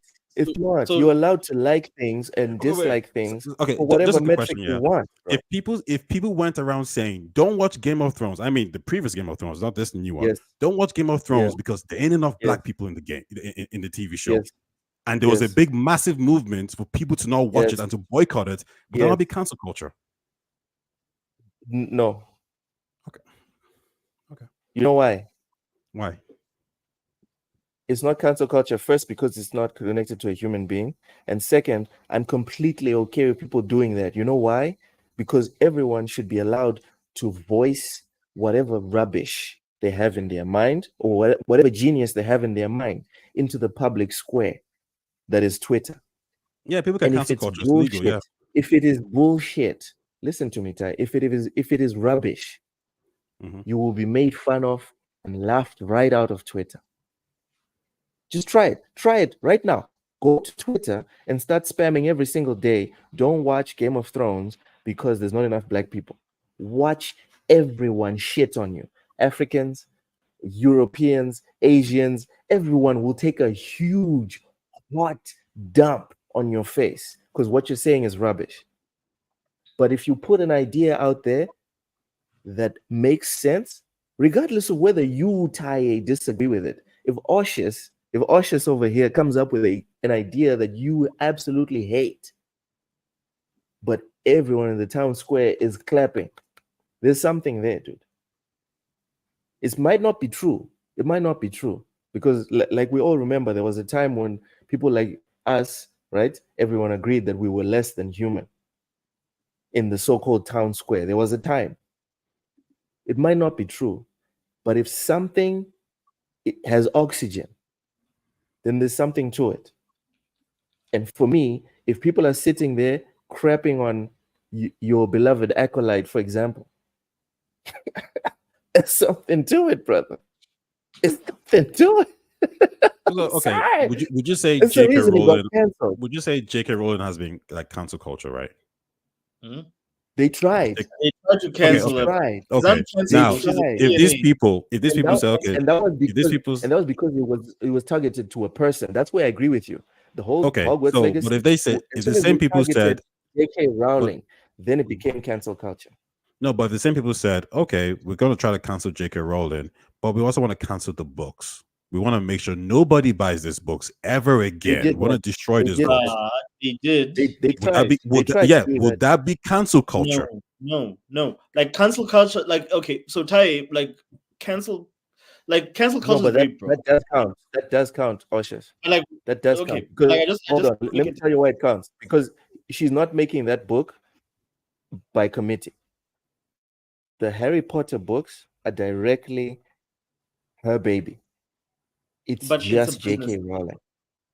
Regardless of whether it's a business, it is literally just J.K. Rowling making it. The business part comes in trying to sell it. I'm talking about the making of it. That's why I think shitting on games, for example, is fine and it's not cancel culture, because you're not shitting on just Hideo Kojima. He didn't make that game by himself. There's 1,000 people that made that game. Yes. So you can't call it cancel culture. Go ahead. No, I was saying when it comes to Hogwarts Legacy, then, or like for instance the movies that she's involved in, because that's my point, is that it was a book and she did do it alone, but now it's a multi-billion-dollar franchise. So does it still not count as a whatchamacallit? Does it still count as like a singular entity that she created?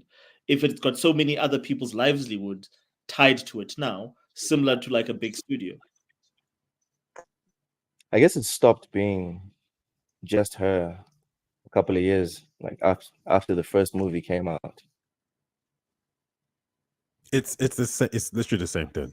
So like my only sorry, Tiger. If you're like my style, don't get me wrong, I'm not trying to go crazy into the definition here per se. I'm just saying that the outcome is the same. Because what is if you're gonna say that the only difference is it's a person, then what definition would you give for a corporation then? When a company says we want soulless, it is lifeless. No, but like I'll give you an example here. If let's say the Olympics does something that we don't like, and people who don't even watch the Olympics start telling the whole world, do not watch the Olympics, do not do this, we don't want to work with them. Whatever brands are associated with the Olympics, we're not going to rock with you. And as a result, the Olympics loses money. And then they change their politics to suit you because you've effectively canceled their money. How is that not cancel culture? Because for me, every time I've seen cancel culture like attempted, right? If it's valid, usually it works. And we keep going back to Hogwarts Legacy. Apparently, they tried to cancel Hogwarts Legacy. What happened became the highest selling game of the year. The same thing happened with Black Myth Wukong because the developers were like, fuck you to all these journalists. Wait, perfect then. Would you then say that when they try to cancel Black Myth Wukong because of politics or feminism or whatever it is, would that not be cancel culture? If all these crazy leftists and feminists all came out and black people came out and brown people say, this game doesn't represent us, we're going to cancel this game, we're going to shame this game, and we're going to tell everybody to not buy this game. And as a result, the developers of Black Myth Wukong says, we lost 7 million sales because everybody, this crazy mob basically canceled our game. That is cancel culture. So when everybody goes to Star Wars, Ubisoft games, and says, don't buy this game because of women, woke, whatever it is, that is cancel culture. It's the exact same thing. The only difference is they agree with the cancellation. So it's okay. Hold on. So Mass Effect Andromeda was buggy as all hell. Everyone that came out saying don't buy this game because it's buggy as crap, the story is derivative at best, it's shallow, that's cancel culture. No, because that's based on the quality of the product, right? Cancel culture is politics. But you shouldn't. So just a quick one, yeah.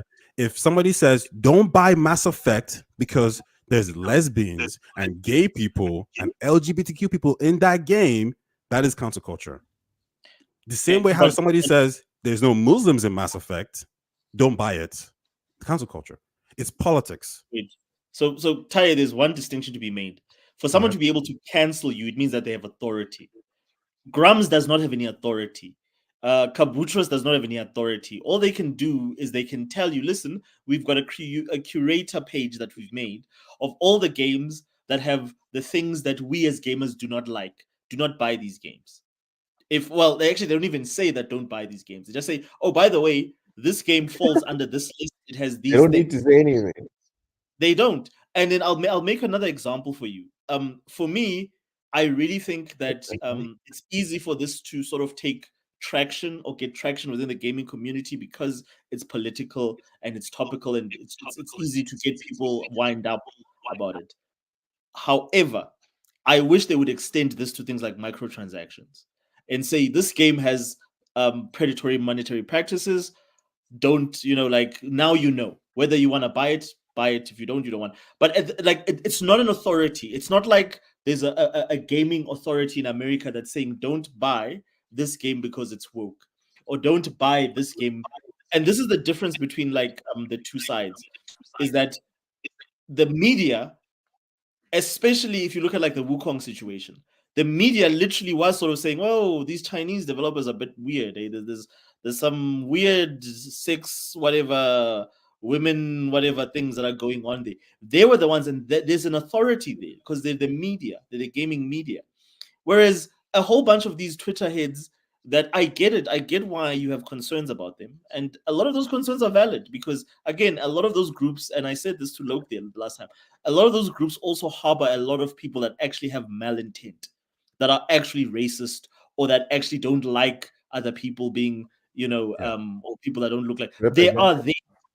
But all I'm saying is that there's no authority figure within the community that can actually get the game cancelled. It's not like when cancel culture was happening, when people were actually being cancelled. It means that studios, media entities, news, they were cancelling people. See, there's authority there. There's power there. A whole bunch of nobodies on the internet, a whole bunch of gamers. But just because something can be attempted, just because it doesn't succeed doesn't mean the attempt is not real, right?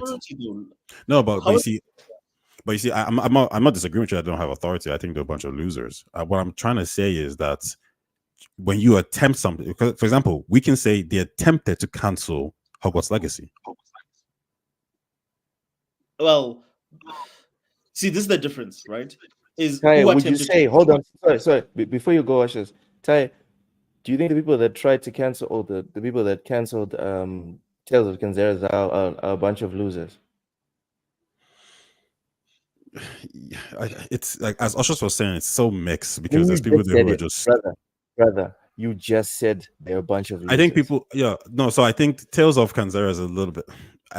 Anything attached to Sweet Baby, to an extent, I can understand somewhat. I think you could. What? Wow. Oh, okay. I have nothing else to say. The reason why I say I can understand, because I think I'm disarmed. If you want to say, I don't, you're working with this studio, I don't like it, whatever it is, fine, that's okay. It's your money. You can do what you want to do with it. Yeah. Is the new Star Wars game attached to Sweet Baby? No, but people are saying, you know what? Just don't buy this game because I think the woman is not hot enough. Don't buy this game because I don't like Ubisoft. They're telling people, when you tell people to not do something, not based on the performance of the game, just based on your feelings towards that studio, that has to be cancel culture.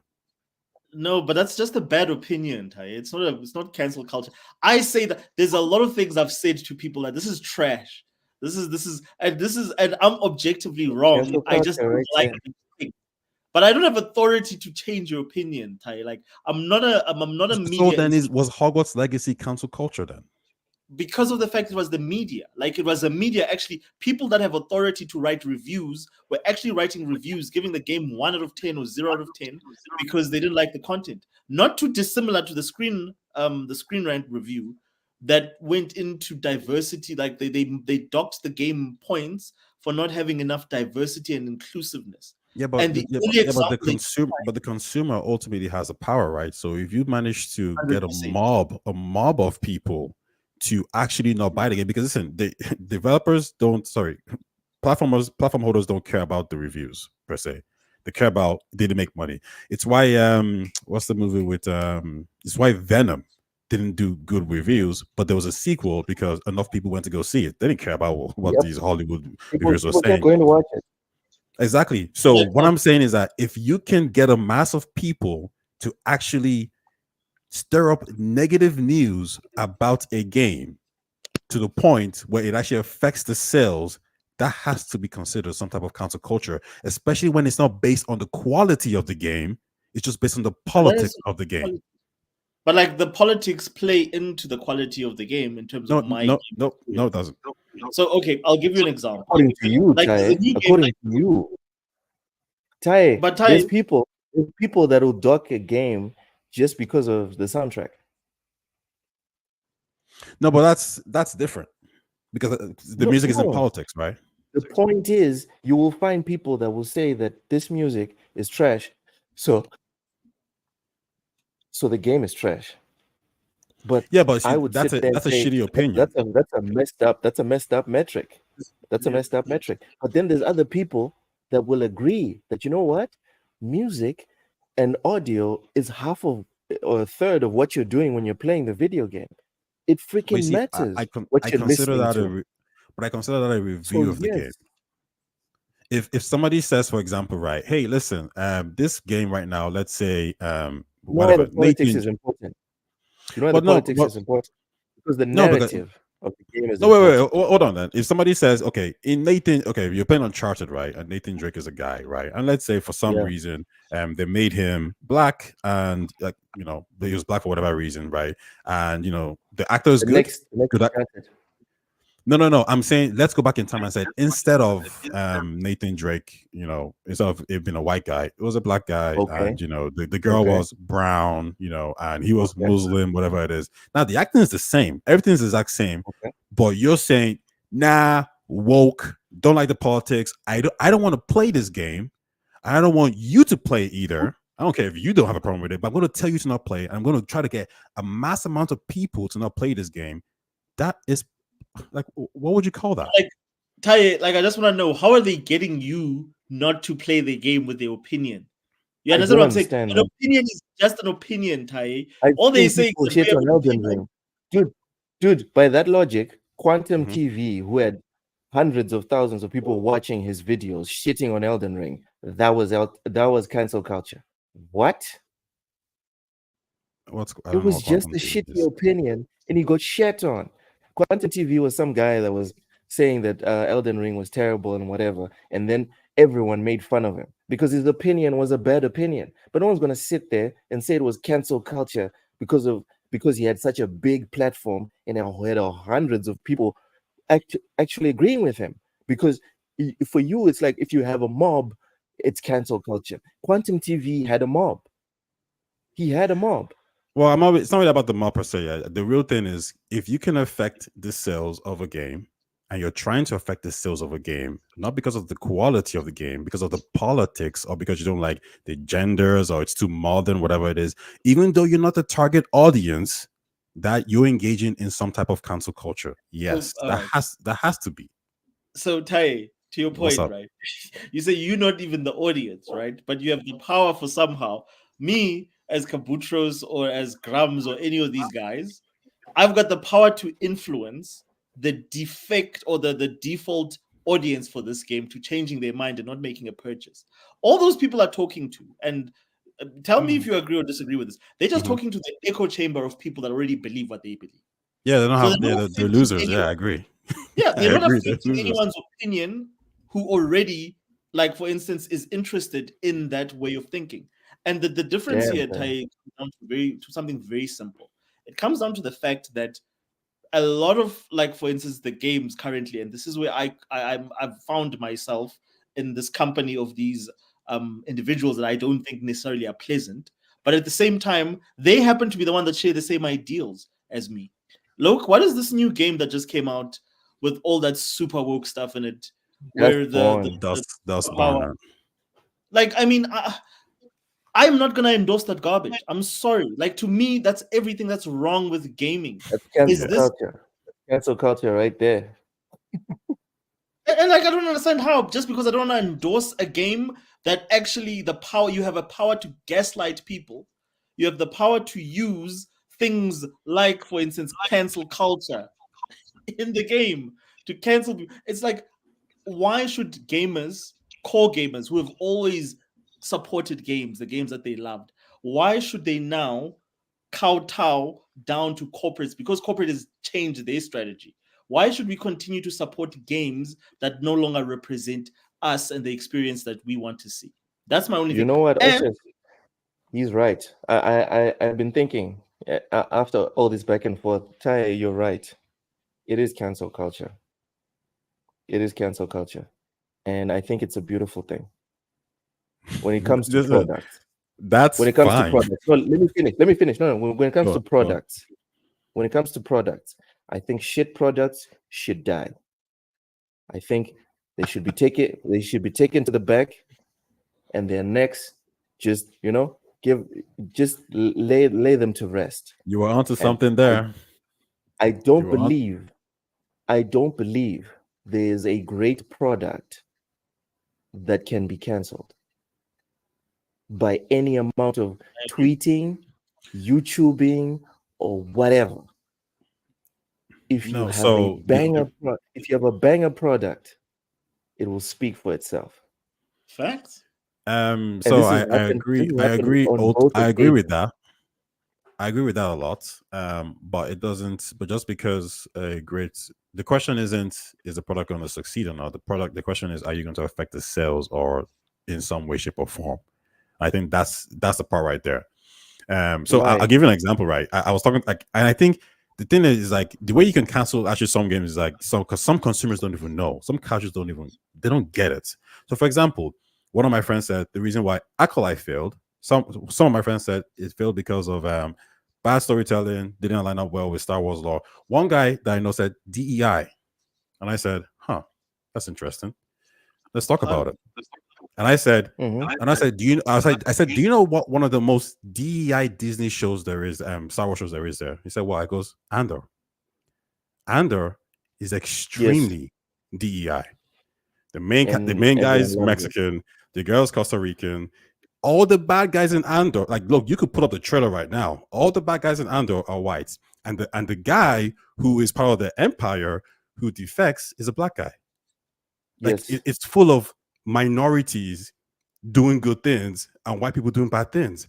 And when I brought that point to him up, he was like, he was like, huh. But you see, Andor was never woke to him because it was written well. It was good. It was good. This is something that I've been arguing for years now. We've been saying this for years. The problem is not woke. The problem is not black protagonist, gay protagonist, non-binary. That's not the problem. The problem is that it just so happens. I don't know if it's bad luck. I don't know.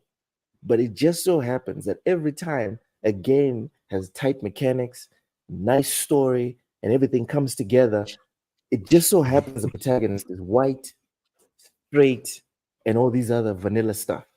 And when it just so happens that when the product is bad, it just so happens, it always just so happens the protagonist is the wrong race, the wrong gender, etc., etc., etc.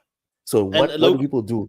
The people are lazy. Instead of looking at Andor and being like, oh, okay, so the problem is not whether it's DEI or not or whatever.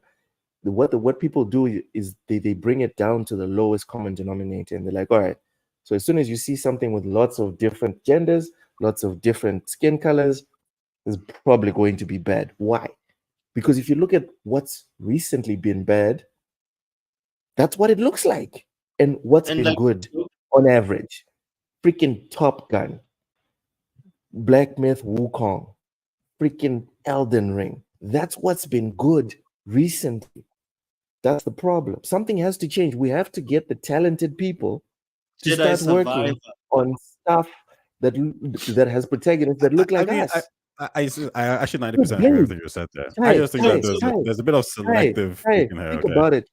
Think about it. Freaking Blade, the most simple of protagonists and worlds, right? can't get that shit off the ground. Can't make a single movie. But Blue Beetle gets green lighted. Ant-Man and all his failures get green lighted. The Marvels gets green light. Bro, think about it, bro. Yeah, the MCU got green light. So like, where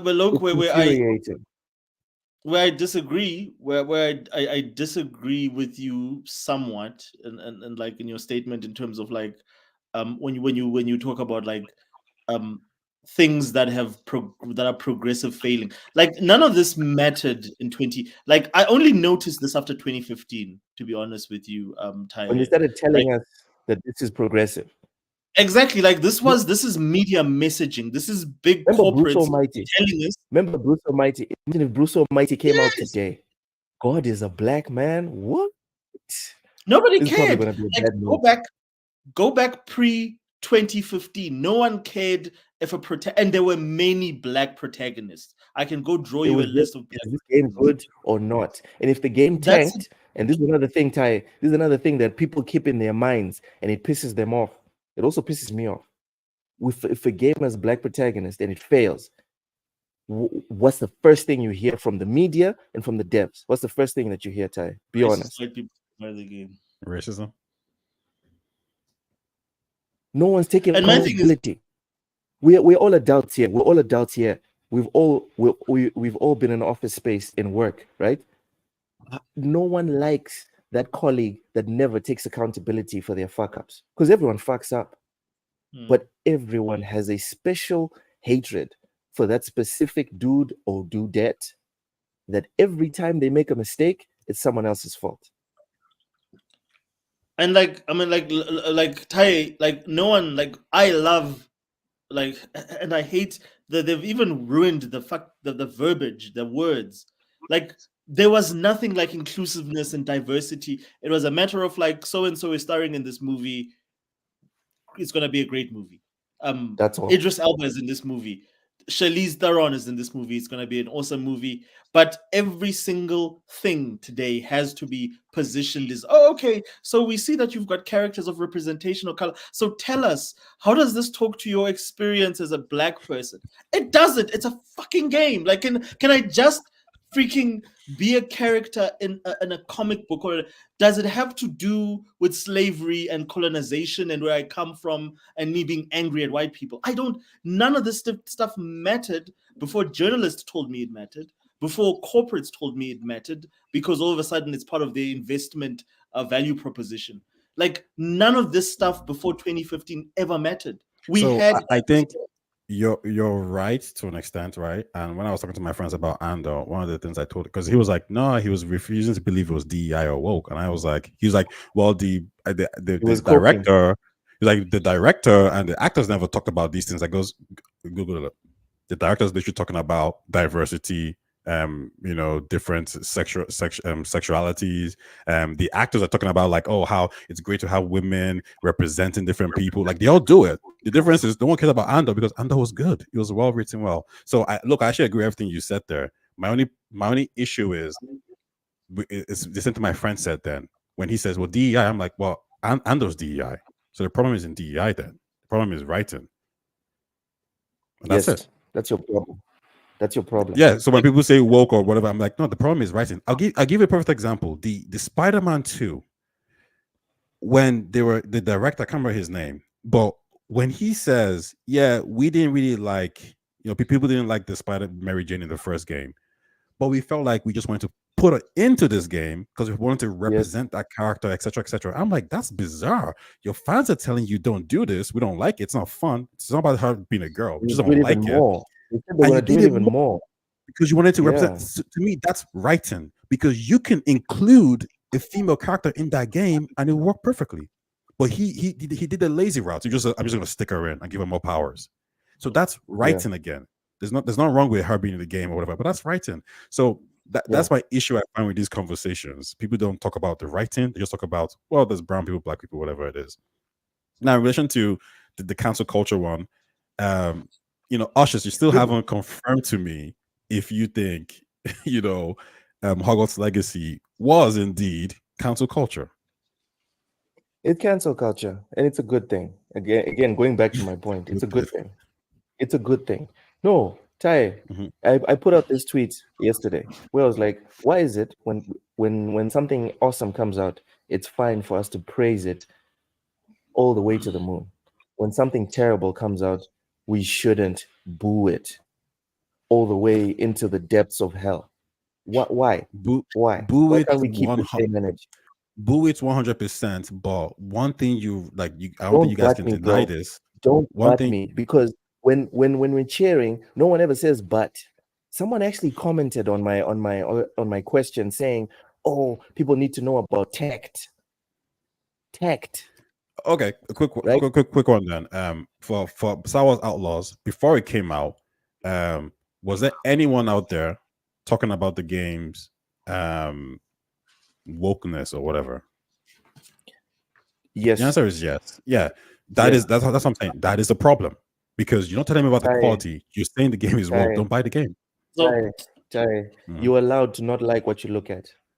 Why is it when certain people with certain hairstyles come out and say that Stellar Blade is harmful to people and people shouldn't play that or whatever just because of what they saw? Why is that acceptable? Why weren't you calling that out? Why were you silent when people were saying that you shouldn't be judging? Nobody asked me, but like when I spoke about it with people, looks too sexy. That's a problem. Why weren't you like, no? Don't be talking about the I'll game. be honest, I didn't see some massive defending Star Wars right now.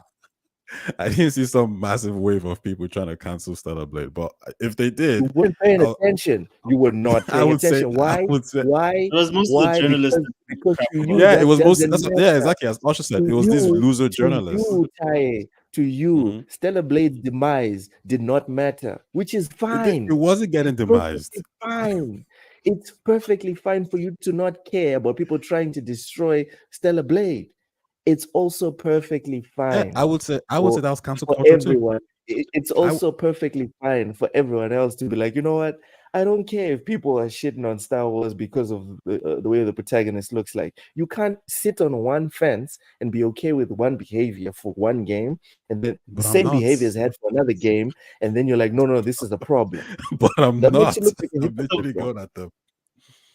If I could just add a point here in terms of like this, because again, there's this thing of like there's this imaginary, stupid, created illusion of what like of this neck beard white dude gamer, which is such a silly idea or silly notion. All the people are responding to, all the core gamers, because I think this is a core gamer thing. All they're responding to is the fact that they're the ones that buy these games, and for some reason, these games, every single time a new release comes out, they seem to be made less and less for them. I'll give you an example of diversity and inclusion that was way ahead of its time that didn't need to happen. Taya, you know what like my favorite game is, or my favorite game series is? Mass Effect. Mass Effect. Like this is why one of my most precious collections. This is the N7 edition of Mass Effect. Nice. And like what I really like for me when like this, because in the games traditionally, female Shepard was not represented, but it was more for an afterthought character. And then they actually had a competition where you. Sorry? I think yes, she was always well done in the first game. Like Jennifer Hale always, but like she was never. Always sold the game with this generic looking guy. Yes, and the voice actor is not even that good. So for me, this was like amazing. I bought this because of the fact that for the first time, she's in the marketing material. There's entire advertising just based around her. And she's such an awesome character. And everything I love about female Shepard has got nothing to do with the fact that she's a female. It's got to do with the fact that Jennifer Hale crushes that role. You can listen to the lines delivered by the male Shepard, and you can listen to the lines delivered by her. She kills it. To the fact that I wanted this character to actually have a face and have an identity of her own. And this is the first game, which is Mass Effect 3, where they did that. To me, that's good representation, because as a guy, you can play female Shepard and you can still be like, wow, this is an awesome character. Like, but at the same time, if this is not your thing, you can go play generic Shepard.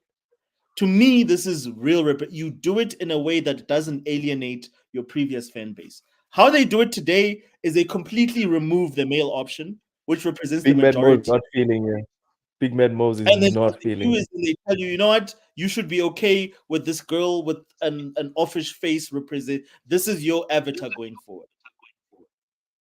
No other options. And then this is what, like, to me, that is such blatantly. You are literally looking at your audience and you're saying, well, you know what, I don't think what you guys prefer is important.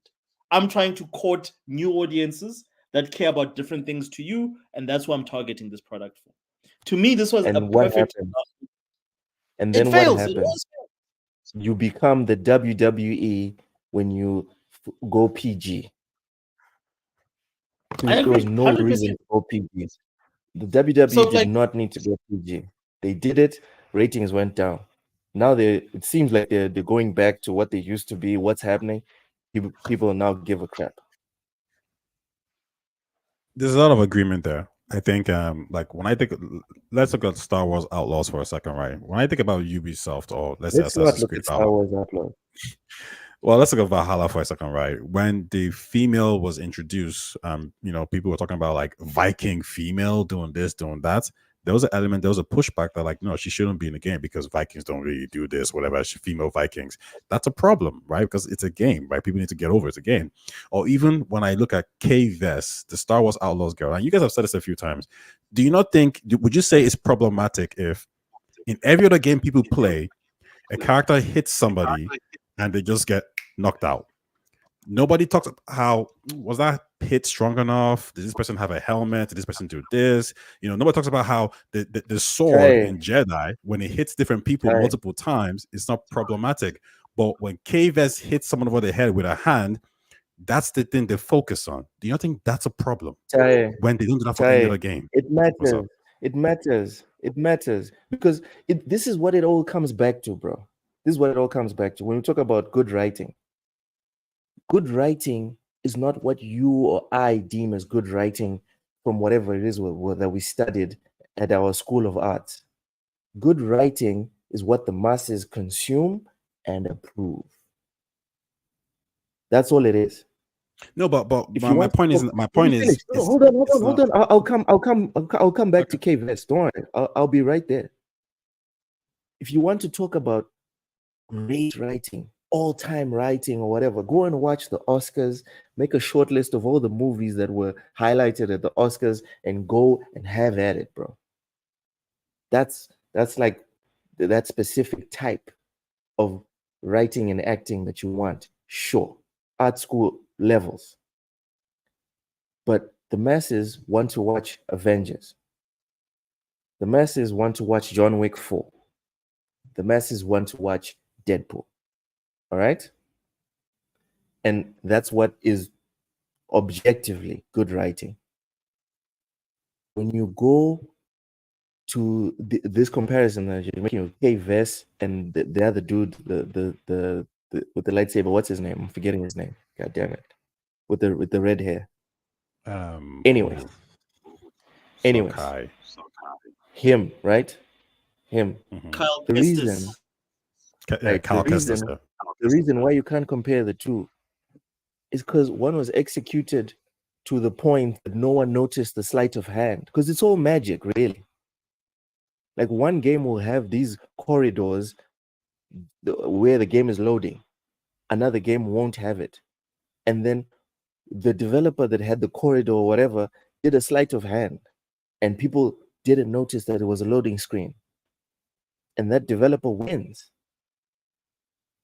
It just is what it is. The people that made the Jedi game, Jedi Survivor, they did their sleight of hand with stuff that didn't make sense, but they executed it so well, no one noticed. It's the reason why Call of Duty comes out with the crap that they come up with. If you really care about guns and how guns work and how they affect human bodies, there's people that have documentaries breaking down how Call of Duty is rubbish and we should all be playing Escape from Tarkov. But what's happening? People are playing Call of Duty because the people at Activision have a better sleight of hand. And I'm sorry, Ty, I know Ubisoft, the Ubisoft check cleared today. I know. But I'm sorry. The sleight of hand was subpar from Ubisoft. We noticed that a tiny midget-looking chick is knocking out soldiers with the back of her hand while wearing those helmets. We noticed. They didn't execute the sleight of hand. That's all it is, bro. It's nothing personal. It's nothing personal. Most of us, when we turn on Disney, bro, when we turn on Netflix, we're looking to be entertained. It's only like these YouTubers that are looking for clickbait shit. They're the ones who sit there looking for flaws. But if your product is tight, it doesn't matter what Nerdrotic says. People are going to watch the crap out of your show. But if your product is not tight, people won't watch. That's all it is. It's all bullshit, really. Like all these games, it's all bullshit. There's dragons in Elden Ring. There's dragons in Baldur's Gate. That's all bullshit. There's dragons in Dragon Age Veilguard. But you see a whole bunch of people crapping on Veilguard. Why? Because their sleight of hand is too purple. No offense, Yobi. No offense to the color purple. But anyway, go ahead. You want to say something? I was going to say, like, I've played Splinter Cell before, and Sam Fisher has knocked out some people. And it didn't seem like he should be able to knock out every single body. You play Call of Duty, and if you walk up to a player, you press, the hit button a few times, they die. Like, they die. You literally hit them one time, two times, they're dead.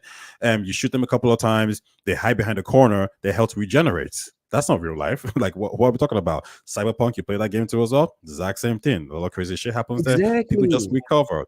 Cal Kestis, he has a Jedi sword.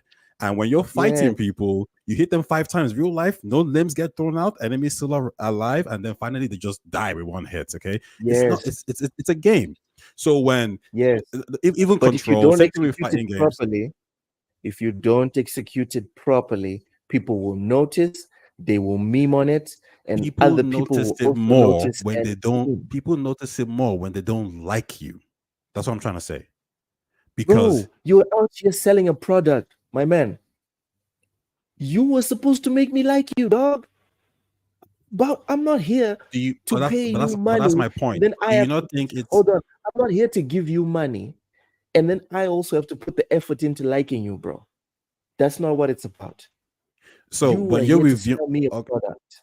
So here's my point here, right? If I'm reviewing a game I don't like the politics of the company, maybe they're too, right wing or whatever it is, I'm going to review it perfectly, like just in the way I should, right? Cool. Yeah. Same thing with a left company, right company. What's happening when I'm talking about with Star Wars, with that knockout scene, is that there are other games that you will play that will happen and you don't bring it up whatsoever. It's not a problem. But because you don't like Star Wars, it's not a problem. That's my issue. It goes back. That is not a good review. No, but it goes back to the public square. I'm saying, is that a genuine review then? If you're being inconsistent. It's a shit review. It's a shit review. Okay. But the person's a shit face. Yeah. Public square. If you take it to the public square, and the people give you thumbs up, it is the truth of the public. No, but the people are stupid though, because we just agreed it's a shit review. So everyone who's saying it's shit then. Yes, obviously. Definitely. Yeah, they're all shit. That's my point. They're all shit then, because what I think is, if a shit review can damage your game is not great. No, because that's marketing. Again, it goes back. No, it's not marketing, bro. It's not. Gollum, you could have put all the money you wanted into Gollum. You could put all the money you wanted. You could put all the money you wanted into marketing Gollum. You wasn't going to save the game. Because it was a shit game. Because it was a shit game. So that's what I'm trying to say. Dude, go to Elden Ring. Make IGN, Kotaku, all these big outlets shit on Elden Ring. I bet you it will still sell the same. Maybe even more. I agree. So I'm not buying that. No, marketing or whatever. No, dog. No, a good game is a good game is a good game, and a bad game, once you poke a hole in it, every other hole shows up, and then people start running away from it. It's that simple. I agree. Usher's got some games for us. I'm not saying people won't love a bad game, all right? But what I'm saying is that the large majority of people will look at a bad game and identify that it's a bad game and move on. That's all it is. Sorry, Oshis, go ahead. No, I was just gonna say, like, I'm just looking at like some of my favorite, like, and I primarily play role-playing games, and I just Go ahead, brought like go ahead. From like every generation. This is my go favorite. Go ahead. Even Cyberpunk today, one of the and goats. I That's only one of the play goats. female V on Cyberpunk, and that's currently my favorite. I think from this generation, this is my game of the generation. This is probably the best game I've played. Is it from this generation? It's on the Xbox One though. It's not this generation. No, like not the expansion that has all the even cooler story stuff. So I classify this as Cyberpunk.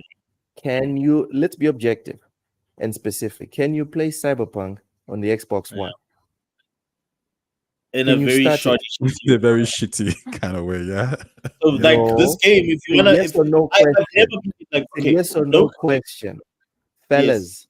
Yes, of course. A generational game. A generational game belongs to that generation specifically. Yes, and Phantom. What's the expansion? Only belongs. Phantom Liberty only belongs to you can say Phantom Liberty is the best DLC for this generation. Sure. It's not the best game. But like that's not the argument. That's not even the argument, Luke. And you said Cyberpunk is this game is the best game for this generation. I'm saying can I argue with your point? I got him by the short and curlies. Oh, can I argue with your point? Thank you, Big Mad Mo. Thank you, Big Mad Mo. Yes, you can play it. I'll argue with your point definitively. First of all, this generation is a wash. There are no definitive games that are not multi-platform. Everything is multi-platform this generation. Wait. You can play Baldur's Gate on Xbox One. You can play Baldur's Gate on Xbox One. Of course not. But I'm talking about like games that are primarily console. Actually, you need to pivot back to your main point because this is going to go down. Like why he's going down. This is not going well. This is not going well for you. This is my PlayStation 5 series game of the generation, whether or not it was multi-platform. There we go. That's a good boy. And the point I was trying to make to Ty is that my primary preferred V is female V. I've played the game 5 times. I've only played once with male V. Because again, have you 100%ed it?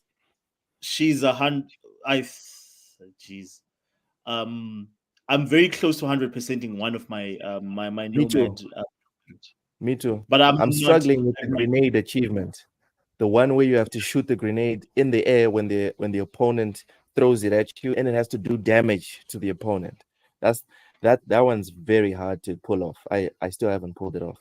But go ahead. So I don't even, to be honest with you, look, I don't even try to do like non-story related achievements. I don't care. I don't want to have the most. If it happens because of the fact that I'm in battle and I happen to trigger it, that's fine. But most of the things I care about is the story related stuff or the world related stuff where it's exploration. Keep on showing. Go ahead.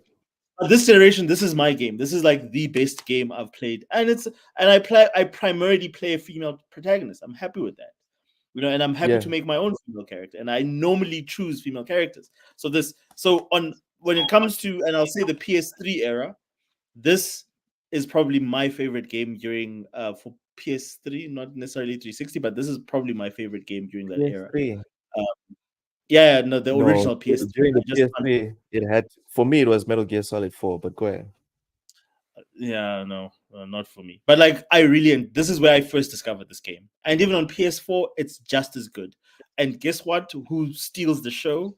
It's Ellie. She's the best character in the game. You care about her. You care what Jewel does because of the fact that you care about this character. You're taking us somewhere. I would like us to get there soon. So, and then this is probably my favorite RPG on the PS2, and this is Odin Sphere. And you play a Valkyrie, which is a female character. And then, last but not least, this is just some of the games. Last but not least, my favorite RPG on the 360. You like female characters a lot. That's what I'm saying. Is that like, but for some reason, I'm a fucking incel today because of the fact that I have a problem with playing unattractive characters that nobody care about, that are horribly written, simply because they represent or they tick a box. And that only started up in 2015. Before 2015, people wrote interesting female characters. He's not lying. He's not lying. He's out of line, but he's not lying. Now, a female character has to be overweight, have blue hair, have pronouns, have some victim shit having happened to them for them to be a good character. I don't care about that. And that's the thing I've been saying. Like, why are you guys writing games and stories that nobody cares about? Nobody cares about that. Nobody wants to play that.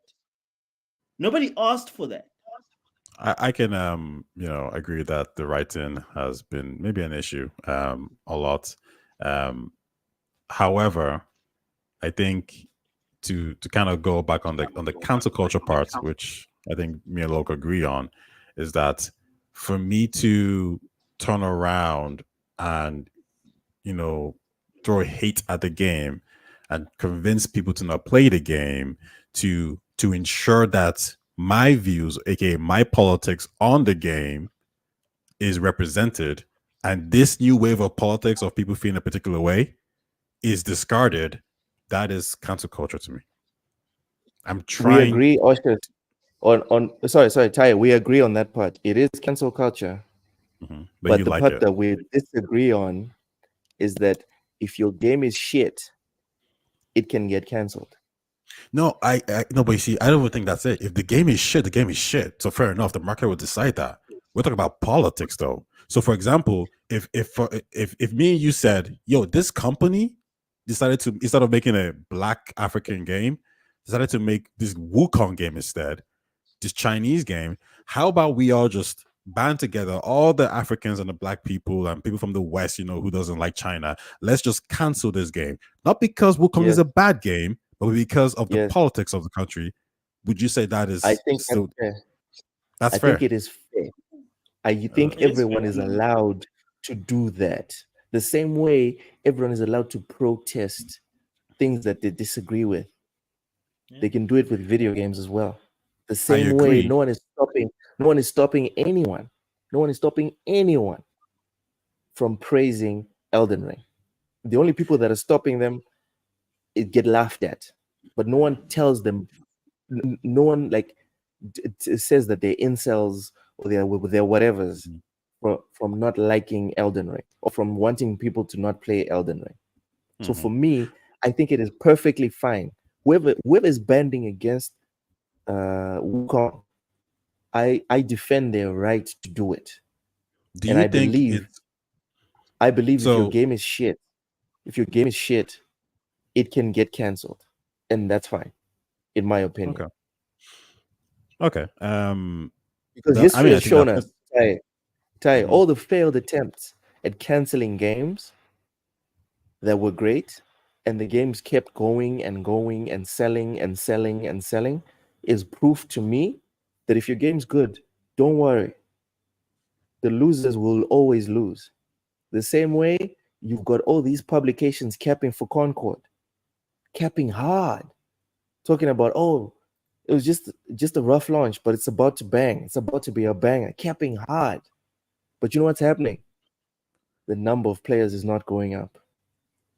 Because the same way you can't shit on a great game and then it dies, you cannot praise a shit game and then it soars.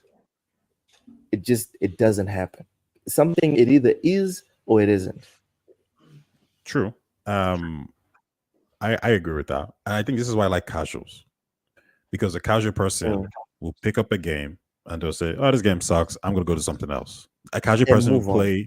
Yeah, they'll move on. Whereas it seems like these hardcore people, these losers, will go on YouTube, tweet and complain and cry and bitch nonstop about this game. There's too many women that they're finding out. It's a joke. They're losers.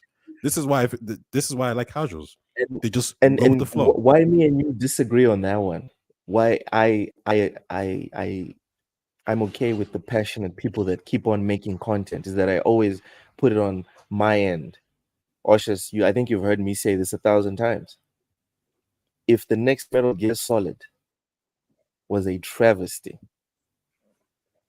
and next thing, my protagonist is overweight, and the hair is all over the place, the color is whatever it is, they now start insisting on their pronouns and all this other extra 2022 stuff, right? In my Metal Gear Solid game, I'll be bothered. I'll make videos about that. Legendary Yobi brought up the Suicide Squad. I was one of the people that was hating on Suicide Squad. I made a video on that because I care a lot about the stories that are told on the DC side, even on Marvel as well. I care a lot about what happens there. I pay for my Marvel Plus. I read one or two DC comics once in a while. I care. So when I find out that Batman dies in this alternate, I know it's an alternate universe and all this other rubbish, but a shit story involving Batman still bothers me. And I till today, I believe I still have the right to not agree, to not like something. You know, maybe when the communists take over and then people start getting arrested for wrongthink, right? Maybe then I'll shut up. Maybe then I probably won't shut up, and then I'll just get dragged off to wherever and get hung. Do you not think there's a difference between you and them, right? So, for example, you're very passionate about Metal Gear Solid, right? Perfect. I understand that. I get that, right? So you want to make videos, you want to complain about it. That's cool. But let's say it's a different game, like, whatever it is. Let's say Splinter Cell. Let's pretend you don't really like Splinter that much. I like Splinter Cell. But let's pretend you don't like it, right? Do you think you having the same energy in terms of the tweets, the responses, and the passion to destroy Splinter Cell makes sense? Because the funny thing is, when you think about when you think about the Star Wars Outlaws game, there's people out there who are not Star Wars fans who are on that YouTube page saying, "Don't buy this game. This game sucks." That's a problem. But Ty, how is that? My only thing I don't understand, like what we're saying, is that these people are expressing their opinion. Like I would say, can I tell you which game I would tell people not to buy? I would tell people not to buy this piece of crap. I was like, you know what? Don't buy Horizon. It's a garbage. Stay on topic. Oh, perfect. But why are you saying that? Because it's the most boring vanilla. Like I've played so many games that are almost identical in terms of like. But have you played Horizon? I have it here. Like I have the game. So this is the thing. Now you're giving a review of the game. The game is crap. I'm saying if somebody hasn't played the game, wait. If you haven't played the game, you can't talk about don't play Horizon. You can't talk crap. Taye, I want you to walk into this trap. I want you to walk into this trap with your eyes wide open. Go ahead. Are you saying that if someone hasn't played a game, they cannot speak on it? I mean, in what sense? Brother, you just said no. You could speak on the game. Question. No. You asked Oshus a leading question. You asked him, "Have you played this game?" Oshus said, giving a review of the game. Yes, he has.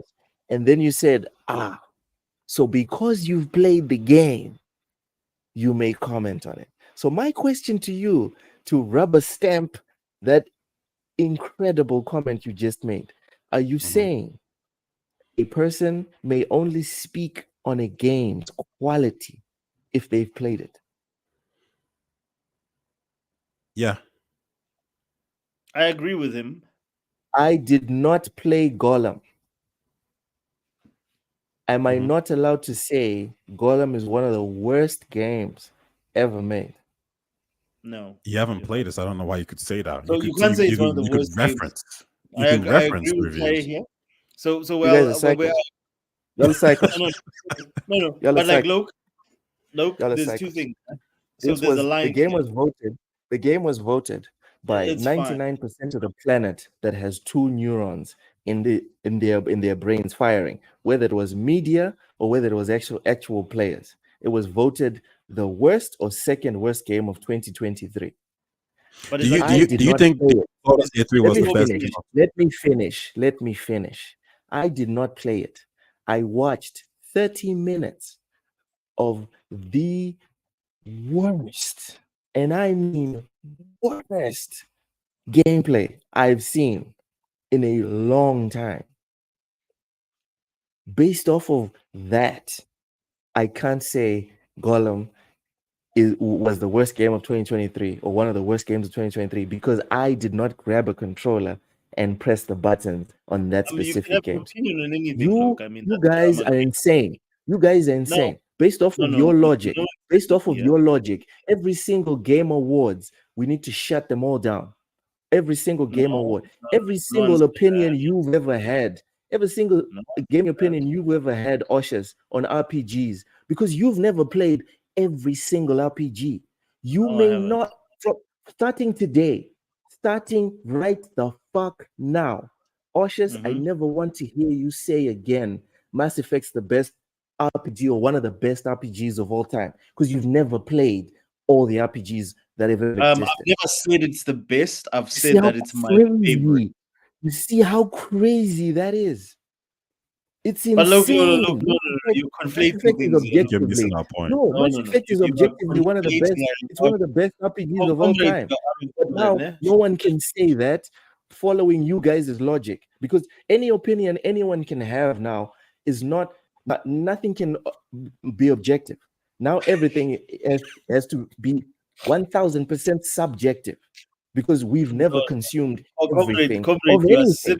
Out of order. Even Acolyte, Oshas, you can't even say Acolyte is bad. Have you watched every minute of Acolyte? I've only watched the first episode. Shut up. Don't you ever speak on Acolytes again. You pleb. Look, what's wrong with you? No, come look, on, dude.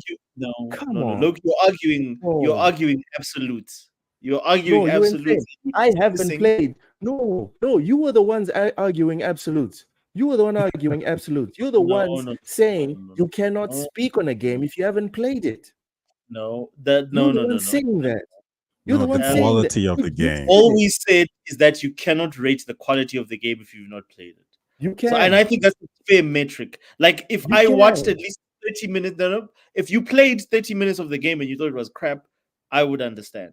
But I watched 30 minutes of the Acolyte. Actually, I watched the first episode, which was about 30 Thank you, the Sly Claw. The Sly Claw says you haven't played Concord, sir. ...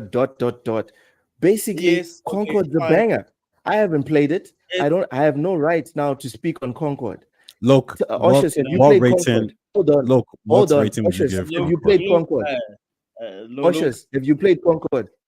I'm gonna mute myself until you put your. It's a yes or no question.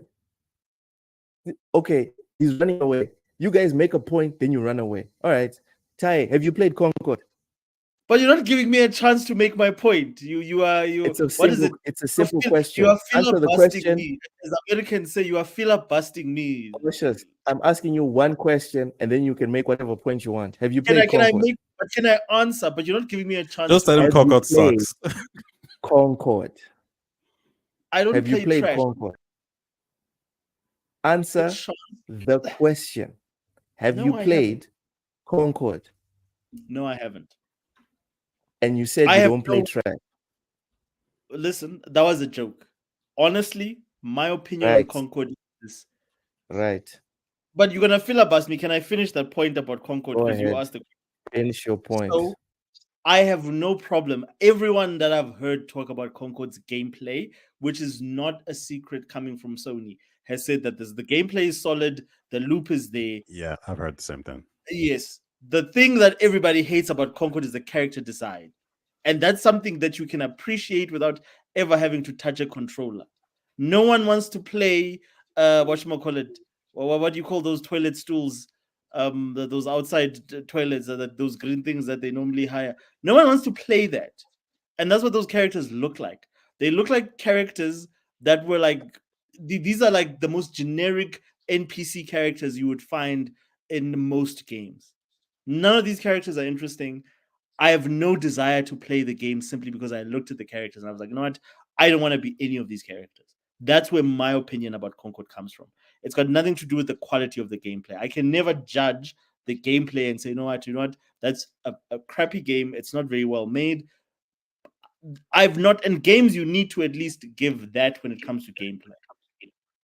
But in terms of like as a customer, but then again, I do not expect a customer to want to buy a product because I tell them that the gameplay is good. As a marketer, you should make sure that you tick all those boxes beforehand. You provide good gameplay, you provide good design, you do all those things before your game goes out to marketing and to the broader audience that you want to put it out to.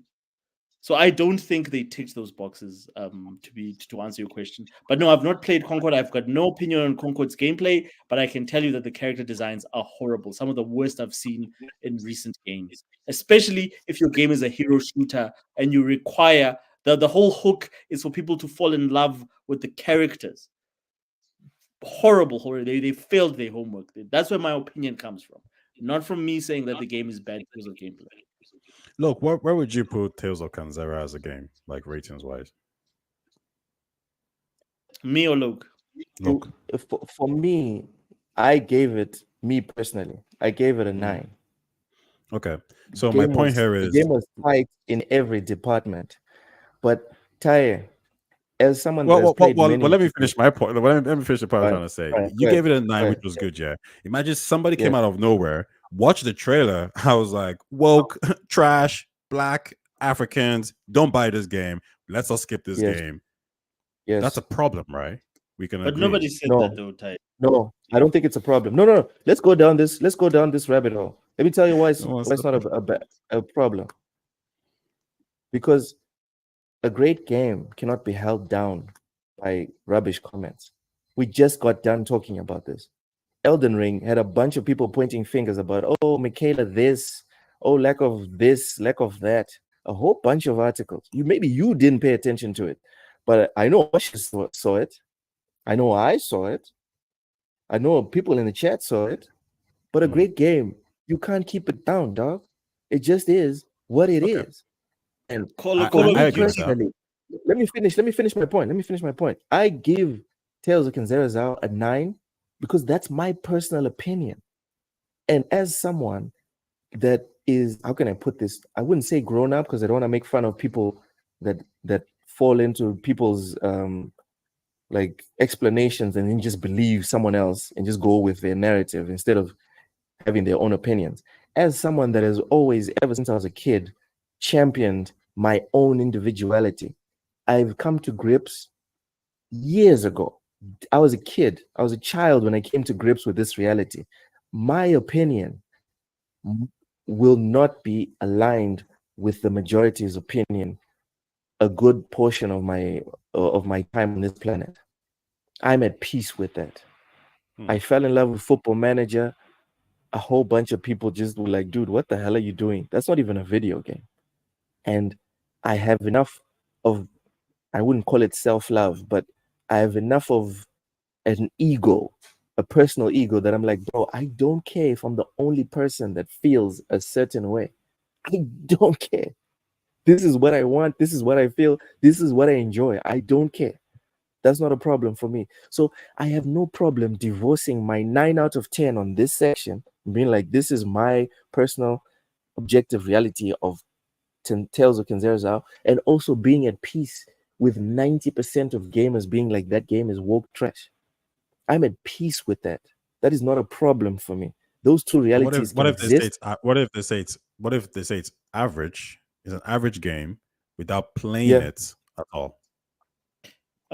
That's also fine. That's also fine. No, that is an opinion, but like I'm kind of going back to the point where you said that, like, you know, how can I judge something without? And I'm like, I don't really judge games without. Think it's fine. I still think it's fine. You know why? Because people consume video games in a different manner. That's why you have accessibility controllers for blind people, where they hear the game and then they play it through sounds. That's why there's games where the way you take the game in is different from the way most people will take it in. So for me, there's people. Hold on, I know people that they're like, dude, if a game has a tight soundtrack, that's already a 7 out of 10. We haven't even gotten into mechanics or whatever, just the soundtrack. I've spoken to lots of reviewers who are like, bro, as soon as the soundtrack and the audio in the game works perfect, it doesn't scratch or pop too much. It's smooth most of the time. And the transitions are awesome from the main menu to the game to the bosses or whatever. It's already a 7. That's because we're human, bro. The problem is when we try to universalize everything. And then everyone must think in this little box. And anyone that doesn't fit in this box is transphobic or sexist or racist or all these other labels. Instead of whoever doesn't fit into this box just has a different perspective. Whatever happened to that? Because there's people that consume video games through cutscenes. That's their main way of enjoying a video game. If the gameplay is not tight, but the cutscenes are awesome, they love it. And there's people people that go the other way. They don't care about cutscenes. They skip all the cutscenes. They just care about gameplay. What was it you said again? What was it you said again when you said everybody consumes things and there's no problem with, I can't remember. You made a really good point about people consuming products and everybody just kind of like do their own thing. Anyway, I can't remember what the point exactly was, but I guess this is kind of goes back to the I guess the points which we kind of agree on, which is like I'm happy for somebody to go and play a game that is perceived woke or whatever it is. That's good for them. You know, it's not for me. I'm just gonna leave it alone. You know, and like I said, the problem is when these people start saying, "Oh, it's not for me." Well, fuck that. I want to destroy this game. I don't want it to succeed. I don't want it to do anything. But like I'll give you an example, Taye, where this happens, and this happens with hip hop a lot. Like, and this happened like when I was coming up in hip hop, where people didn't want to acknowledge Eminem as like the GOAT or top 5 or top 10 even, because of the fact that he was a white rapper. Who, again, like if you look at like other white, because there's always been white rappers going back to the 80s with the Beastie Boys and whatever, but he became so big that for some reason the criticism and like, you know, all the stuff that people like didn't like about previous white rappers sort of like stuck to him. And as a result of that, Eminem did not get his flowers until Eminem was like, for most artists, was almost retired, when he has released his best albums, and he was kind of like in the second act of his of his career. And it's the younger rappers that came after that started to sort of recognize him. And so the point I'm trying to make is that, you know, like in a market sometimes that's not primarily yours, you have to earn your stripes, especially if, like, for instance, the core audience doesn't look like you. Sometimes you have to say, okay, cool, what's important? I can still sell records because of the fact that I'm a white rapper and the majority of America is white, so they're going to buy my shit anyway. Or do I want to earn some cred from the actual gatekeepers who are actually black people? And Eminem made that decision, and he did that. Like, Eminem cannot be disputed in terms of rhyme for rhyme, in terms of his greatness. He just doesn't make like pop bangers. He did that career, that his best actual music was done early in his career. Right now, I think in his later career, he just tried to prove that he was actually just a great lyricist and he can hang with the best of all time. And he did that. Good point. Would you say back in the days? Would you say back in the days, they tried to cancel him? I would say that a lot of, yes. I mean, King Jamal is like one of the no. Back all the way back in the days when he first came up with Slim Shady. So it was very difficult to do so. If he did not have Dr. Dre backing him, they would have canceled him. Okay. Here's my next point. Would you say recently, with the whole Gen Z and everybody looking back at his lyrics, that they tried to cancel him recently? That would never work. No. I'm not saying if it worked or not. I'm saying did they try? They tried also. Yeah, they did try. I don't even think. I think that was just them trying to hype themselves. That's kind of, you know, my point is, for me, I would have told these kids or whatever. And it goes back to my point, Taye. And it goes back to my point, Taye. You can't cancel greatness, brother. You can't. You can try. I mean, you can try, but you'll fail. Exactly. Like, at this point, he's so big that for you to even have that conversation is nonsensical. What are you going to cancel? Are you going to cancel him being the biggest artist of like the 21st century in terms of combined actual album sales, not streams? Yeah, like, but remember, you never have to destroy someone's career just to kind of affect their bag in some way, shape, or form. So, for example, but would you say J.K. Rowling's cancellation has affected her bag? She's still rich. No, it hasn't. No, it hasn't. You think she's still? You think? No, I don't. It hasn't affected. No, it hasn't affected it. No. You don't think she's lost fans or money in any way, shape, or form? Like, all the people that don't like J.K. Rowling are not her fans. Last year, Ty, I forget which episode. We had an episode where we actually saw the numbers. Those sales for the Harry Potter books actually went up. Yeah, people were buying her books. People were actually taking a stand. Like the same way a lot of people, let's be honest, a lot of people decided to buy Hogwarts Legacy, even though they didn't really care about Harry Potter, just because of they agreed with her politics. And the same thing happened with her books. A lot of people started buying those books, even though they didn't really care about Harry Potter. Because putting money towards something is giving life to it. Today, that's what it's like. Paying for something is the modern way of affirming something.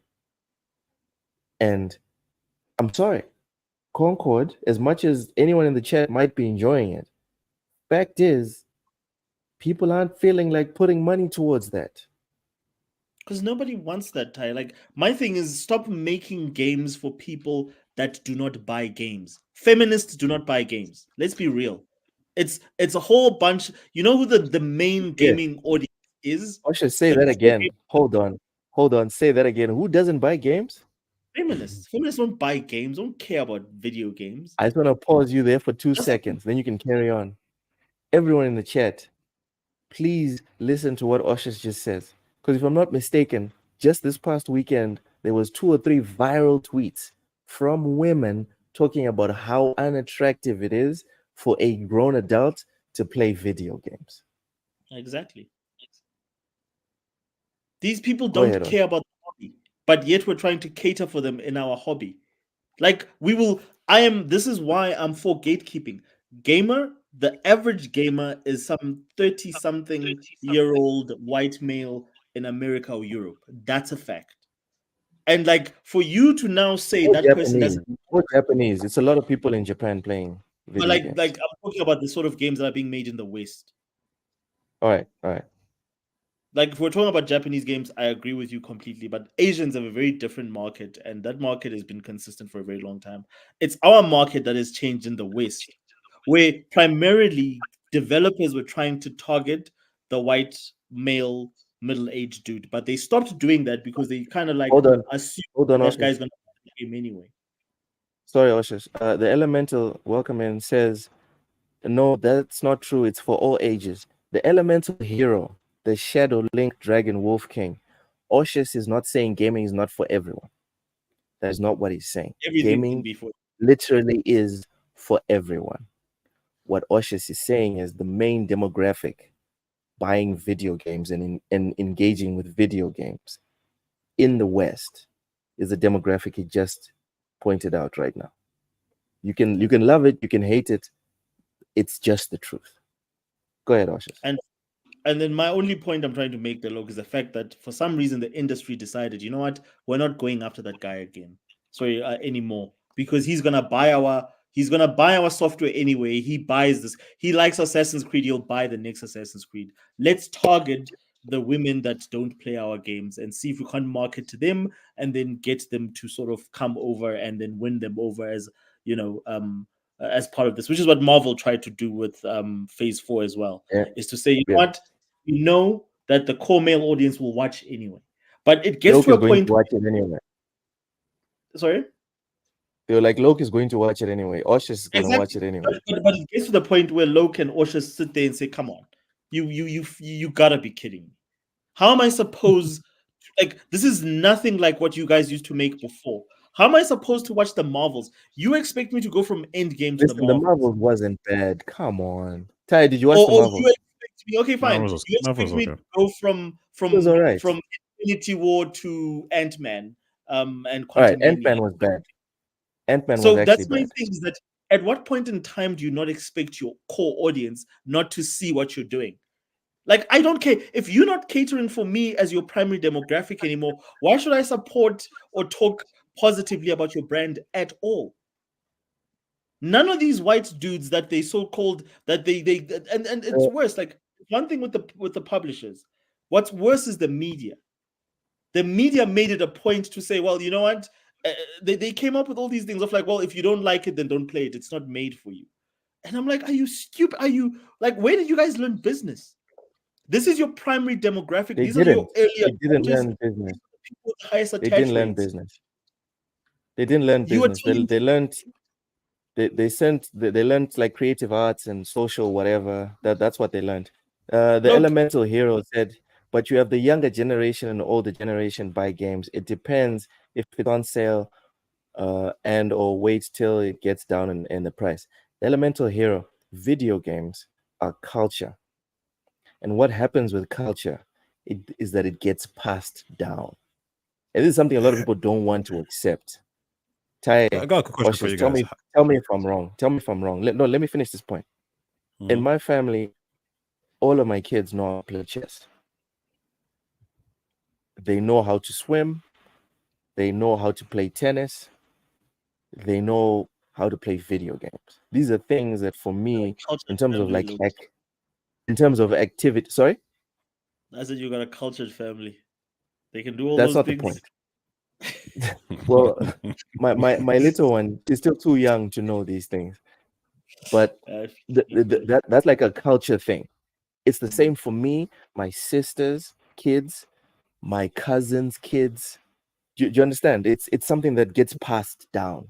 Like what happens at like family meetings, we have FIFA tournaments at the end of the year, Oshis.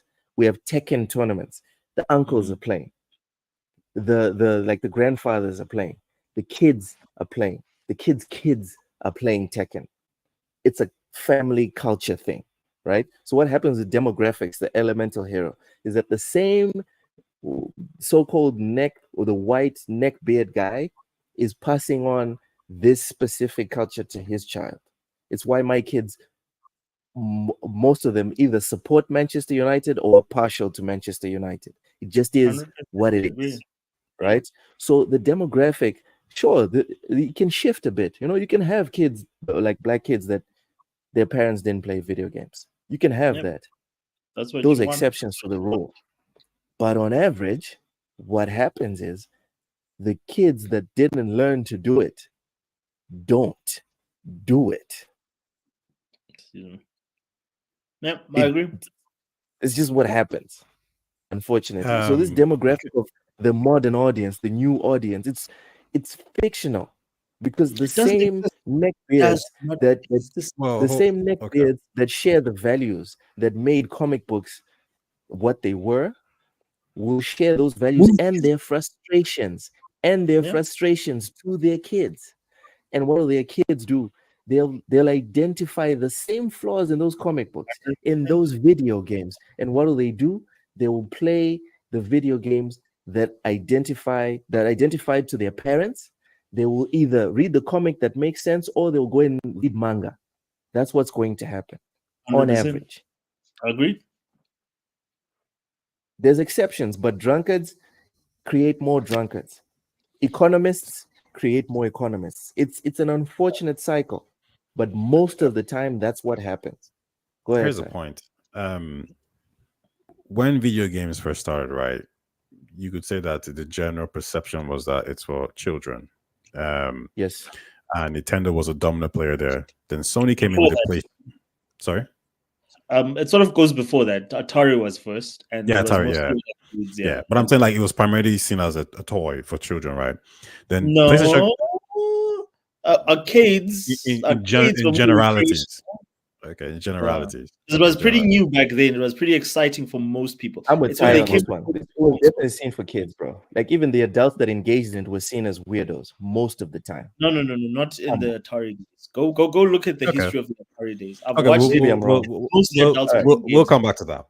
But then PlayStation comes in and they target a different audience. The target mode, the teenage audience. Now you have kids who were bullying kids who played Mario. Now they're playing the basketball, the FIFAs, all that kind of games. So PlayStation actually brought a lot of new people into the market. I think that's a very important point. I think Sony is actually very important in the gaming industry.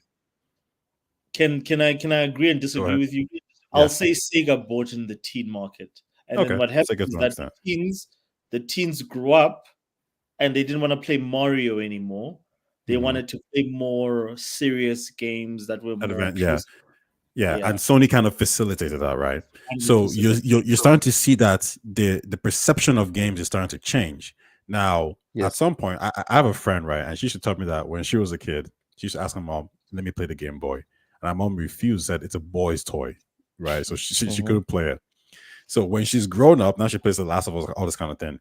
I think what these developers are trying to do is they're looking at the market and saying, there's a group of people out there who could be gamers, and we haven't reached them.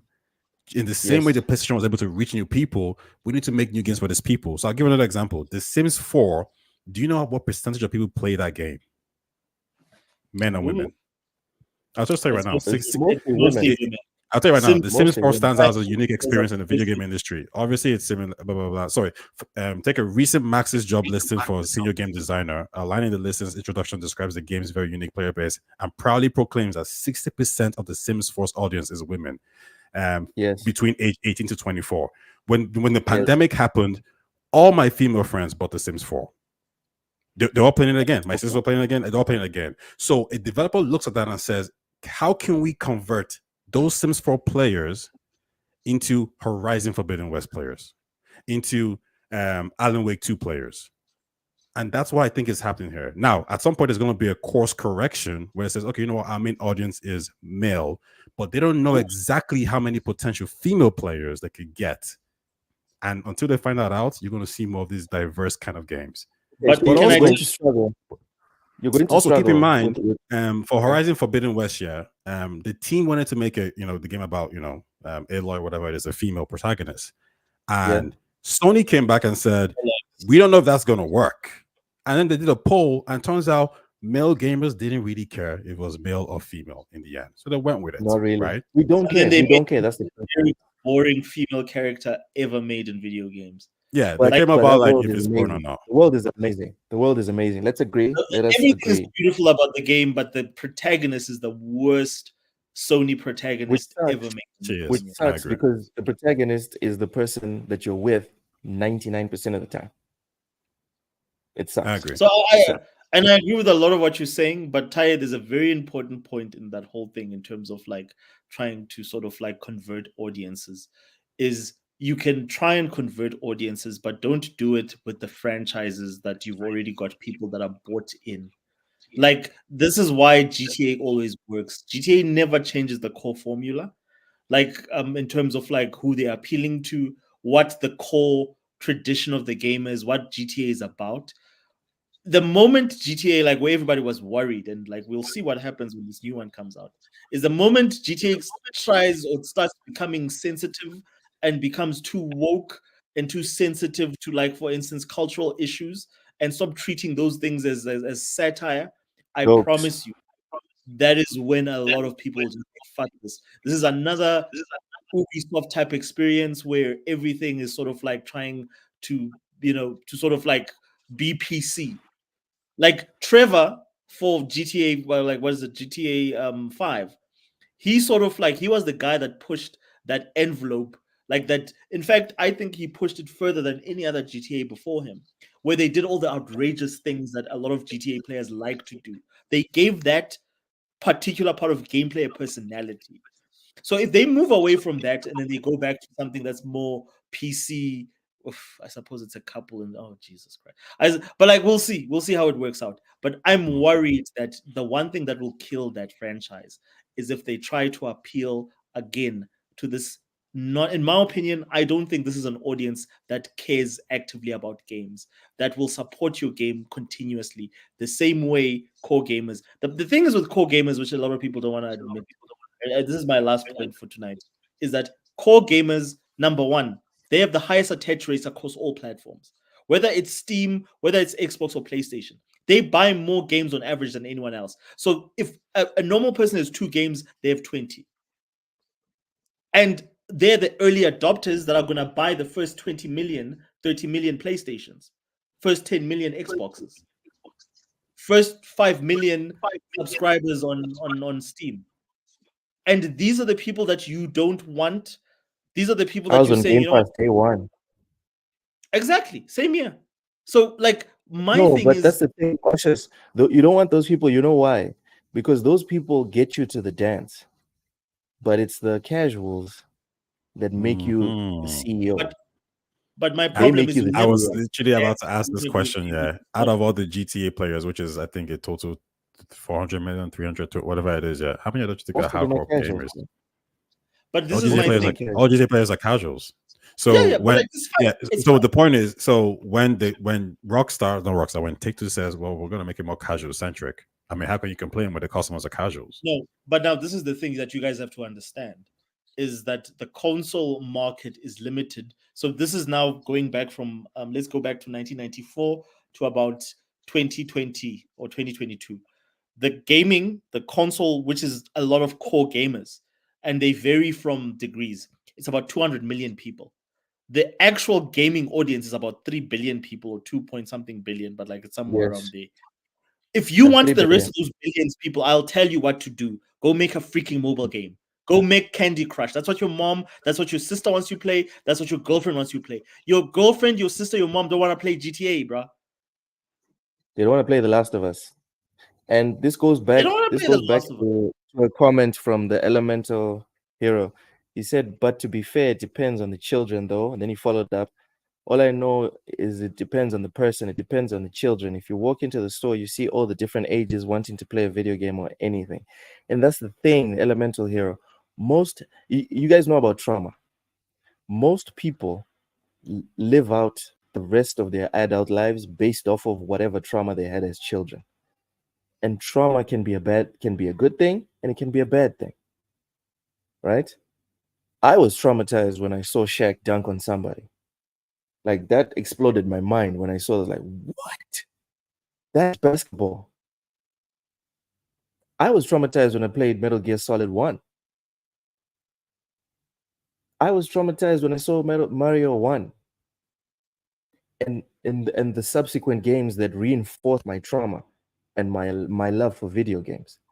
What I'm trying to say, Elemental Hero, the reason I'm trying to say it doesn't just depend on the children is because most hobbies, especially hobbies like video games that are very expensive, you need someone to fund them. That's why I'm going back to the parent. Like, if I don't buy my kid new rackets or get them restrung and also pay for him to go to the tennis courts and pay the fee for him to use those tennis courts and buy those freaking balls, those Slazenger balls don't last as long as they used to when I was a kid. Right?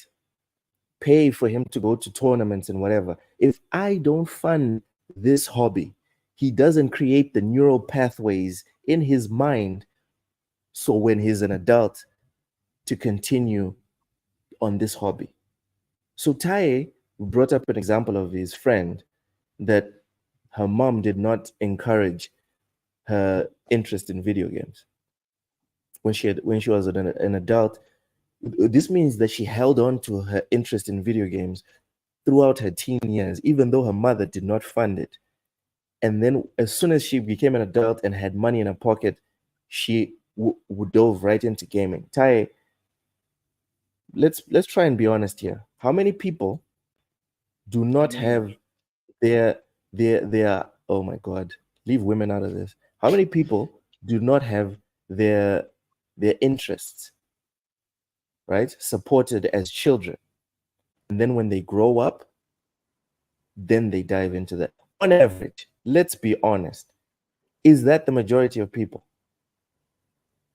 That they dive into it. I would say no. Yeah. I would say don't dive into it. We do what we always do.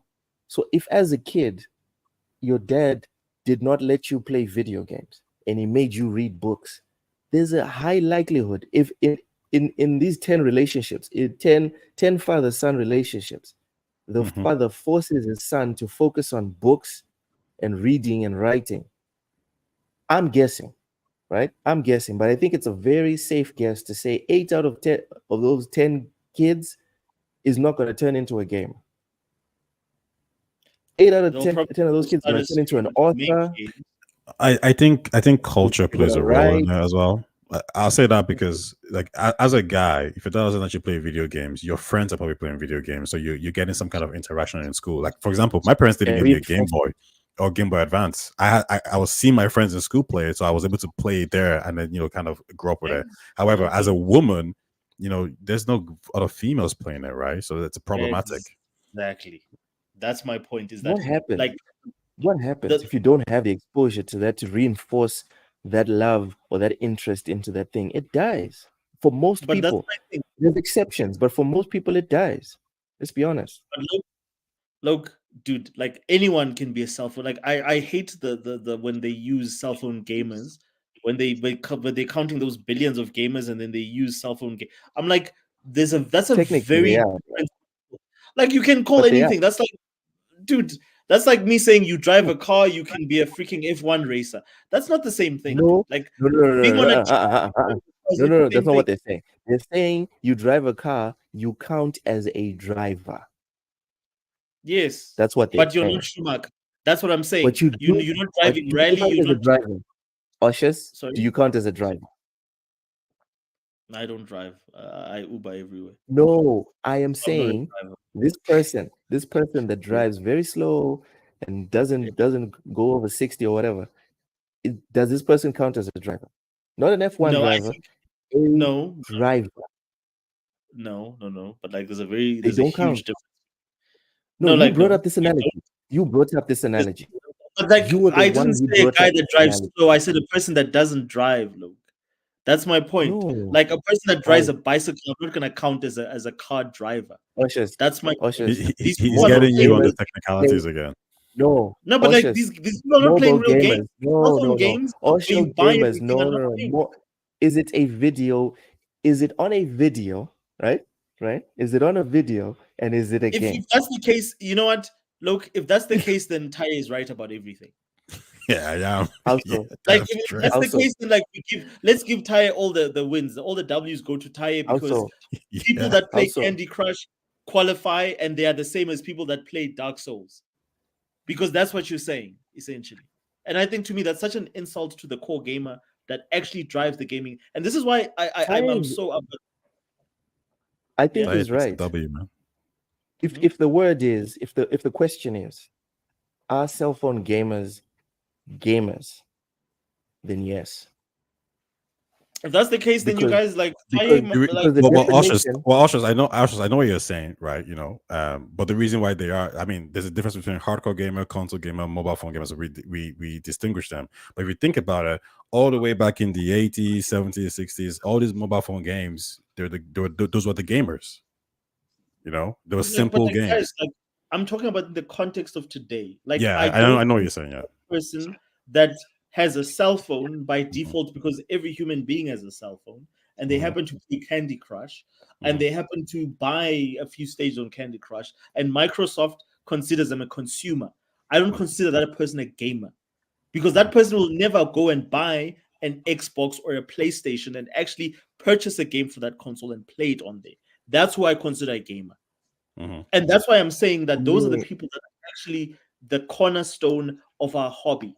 If you want to loop yourself into people that play Clash of Clans, all these that's to win, that's fine. No. Then you know what? No. That's the industry that you guys. That's the industry that you deserve. You deserve to have games that are nothing more than you click a button and you wait 7 hours for something to happen. Listen, I'm just here for my W's, man. Listen, Ushers, I am always going to be consistent about this. Words have meanings. Words and have a video gamer is someone that plays video games. That's not a video game. That's a mobile game. It's very different. Video is on a screen. Now we're talking technicalities. Then as well, you know what? No, then Concord we're talking specificity. Then Concord is a good game. You just don't like the art style, and that game we're talking specificity. It's as simple as that. If we argue, the moment we start arguing technicalities, look, we can. I'm arguing specifics. Dude. Concord? I'll be specific about Concord. Why it's so objectively not a good game? Because it is not a single player game, and it has less than 1,000 people playing it. Any I'm other gonna game, disagree there. What? any other game. Let me finish. Let me I'm gonna finish. So a disagree there. game is rated Let me upon how many finish. players it has. Let me finish. Let me finish. Any online game, any always online game, has less than 1,000 people playing it. Has less than 5,000 total concurrent, like peak. You failed your main objective. You failed. Oh, look, you're gonna get reason down for on the existing. you're gonna get down It's on fine. technicalities here. You can bring it. You can bring it. You're the reason you exist, especially for Concord. Especially for Concord that doesn't have microtransactions. We can't even sit there and be like, oh no, they're making money off microtransactions. If you're going to sit there and sell me a game that is always online and no one wants to go there, you have failed your main objective. Try again with Concord 2. Tell me why that's wrong. Since now we're moving the goalpost. Failing your objective doesn't mean you're a bad game, because games can underperform, right? So for example, there's a lot of games that didn't do well. Bayonetta is a classic example of a game that didn't meet its sales expectations, and Sega was like, yeah, you're done. Like you ain't gonna make any more sequels. Yeah, it still failed, but is it a bad game? That's the question. It's ranked like 88 critic. The market has spoken. No, the market wasn't interested. Doesn't make it a bad game, right? The market has spoken. Gentlemen, for me, and this is a guy who plays Football Manager. Football Manager doesn't have awesome sales compared to like your Call of Duties or whatever. It doesn't.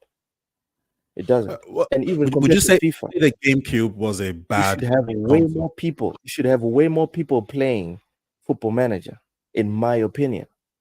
But the market has been consistently speaking. Football Manager needs to improve big time before we can sit there and say this is an objectively good game. It's a game that I love. Okay. So if it's bad, look, why do they release a game every year? Because they do make money on it. So how do we then say that it's unsuccessful if it still makes money? Isn't that the whole point? No, it's not successful. No, Oshers, pay attention. You're not paying attention. Football is the most played sport on the planet. Football is the most played sport on the planet. So how many people care about football management? Way less than should, in my opinion. No, but I'm talking about the casual fan that goes into a stadium. Do you think they care about like transactions and? Oh my God, dude! I'll send you a link. I'll send you a link. I'll send you a link. I'll send you a link to freaking one of my favorite podcasts, The United Stand. These guys get like 20,000 people watching on average. Oh, guys, what about the females and the kids that go watch the games that fill up the stadiums? Those guys don't fill up stadiums. I'm not even talking. No, but like that's your argument. You're the one bringing in sexes. You're the one bringing in sexes. I'm talking about whether a game is objectively good or not. No, you're the one bringing in sexes. Don't bring in sexes, dude. No, look, there's a difference. Whether a game has objectively lots of players doesn't make it good. Yeah, it doesn't. Like Fortnite has a lot of players. You know what? I think it does. But wait, hold on. Fortnite has a lot of players.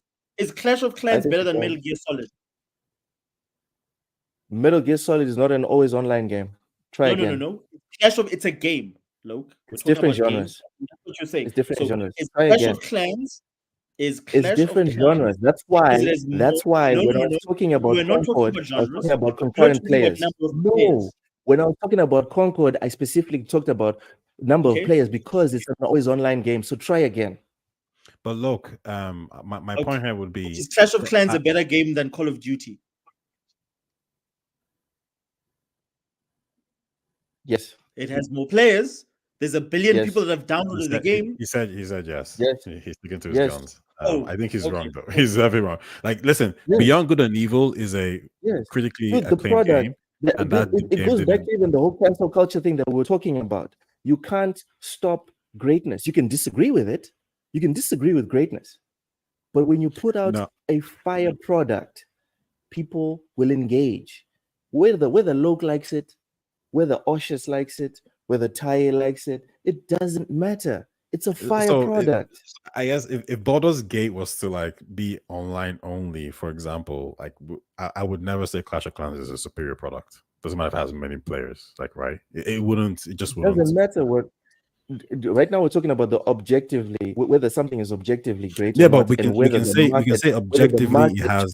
Yeah, we can say market objectively it thinks has it is. more players, right? We can say objectively it has more players, objectively it makes more money, but objectively, is it a better game?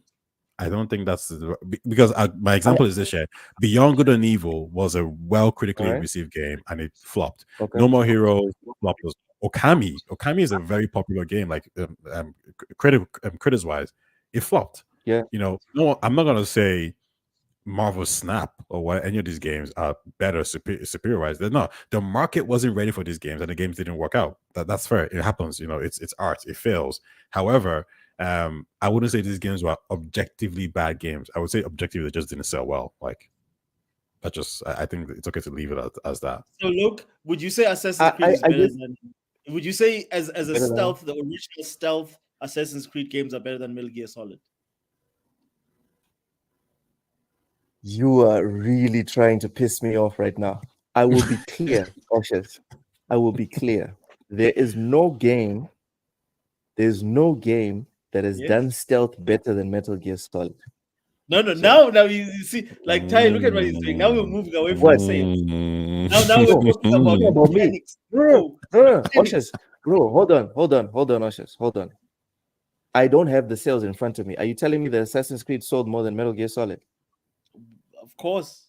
Yeah, I which think the original Assassin's Creed 3 games. If outsold. you compare them to the first, no. Easily. The first Assassin's Creed outsold Metal Gear Solid 1. Is that I'm what you're saying? Trilogy. If you take it as the first trilogy, well, it live to date like Assassin's Creed 1 circle on Metal Gear Solid. But if you took the first 5 games, it's very simple comparison. Look, all right. Take so the first now we need objective comparisons. No. Ushers, we need objective comparisons. Very simple. Where is it? Where has someone taken the first as of 2022, Assassin's Creed has sold 200 million copies. Now, Assassin's Creed has got how many releases? Take the first 5, compare them to the first 5 Metal Gear Solid games. That's what I'm saying. All right. So there's some housekeeping for next Monday. Someone is going to have to look at how much did Metal Gear Solid 1, 2, 3, 4, 5 sell versus the first 5 Assassin's Creed games. And Assassin's Creed is like way ahead. And sticking to my guns. And that's the problem with you guys. You guys are not used to people that are consistent. As of 2021, as of 2021, stop with as of 2021. No one cares about as of 2021. 58 million Metal Gear games have been sold. Again, Ty, by 2021, Assassin's Creed had 30 games come out. 30? Well, okay. Yeah. Dude, there's Assassin's Creed in every single country that exists right now. Right? Like, and again, I'll do this math for next week. The first 5 Metal Gear Solid games versus the first 5 Assassin's Creed games. And I will stick to my guns, Ushers. You see, this is the problem with you guys. You're not used to consistency. It flabbergasts you. Remember I said earlier. Hold on. Let me finish. Remember I said earlier on, I know how to divorce my personal feelings versus what I see in front of me. So the same way, I am okay with saying that Tales of Kinshasa is a 9 out of 10, and I'm at peace with everyone else disagreeing with me. I am also at peace with this possible future where you show me that Assassin's Creed, the first 1 to 5, sold 500 million, and Metal Gear Solid sold 10 million. I have no problem with that. With that possible future, I still believe that for me personally, Metal Gear Solid is the best stealth action game ever made. But I am also. That's not what you're arguing. Objectively, no. I will say. Let me finish. But I'm also. Let me finish talking. I am also at peace with this possible future where you show me that objectively speaking, the market has decided that Assassin's Creed is the better stealth game. But like, dude, I have no problem with that. No, Loke. Your argument was simple. You said if it sells more, then it is better. That was the market. No. I said the market said it is better. Am I lying? You're lying. He said it means the market. He says I mean, he kind of clarified as we spoke on, but he's always said about the market, because even when Ty was talking about cancel culture, I've always brought up the market. I'm at peace with that. Even when we're talking about cancel culture, I was very specific about pointing out the market, guys. The market is what dictates what is reality, whether we like it or not. We all agree that FIFA is the bane of gaming's existence, the monetization structure of FIFA. But we have to agree that the market thinks FIFA is fucking awesome. And we need to take that L and keep it pushing, bro. Look, can you divide it into two categories? Can you divide it into two categories and say objectively, sales wise, this game is better. But what if, like, from a user perspective, so Metacritic and also users and Steam reviews says no, actually Splinter Cell sucks and Metal Gear Solid is superior? Would you then say objectively Metal Gear Solid is better? Because now we're talking about the gamers. I think objectivity is very difficult to acquire in when we start talking about opinions. I think it's extremely difficult. Okay. Because you will always find someone that says no, Splinter Cell is better, and you always find someone that says Metal Gear is better. That's why I think it's a very fair middle ground to say that we can't be like specific. We can't say this is objective reality. What we can say is the market dictates that this is better.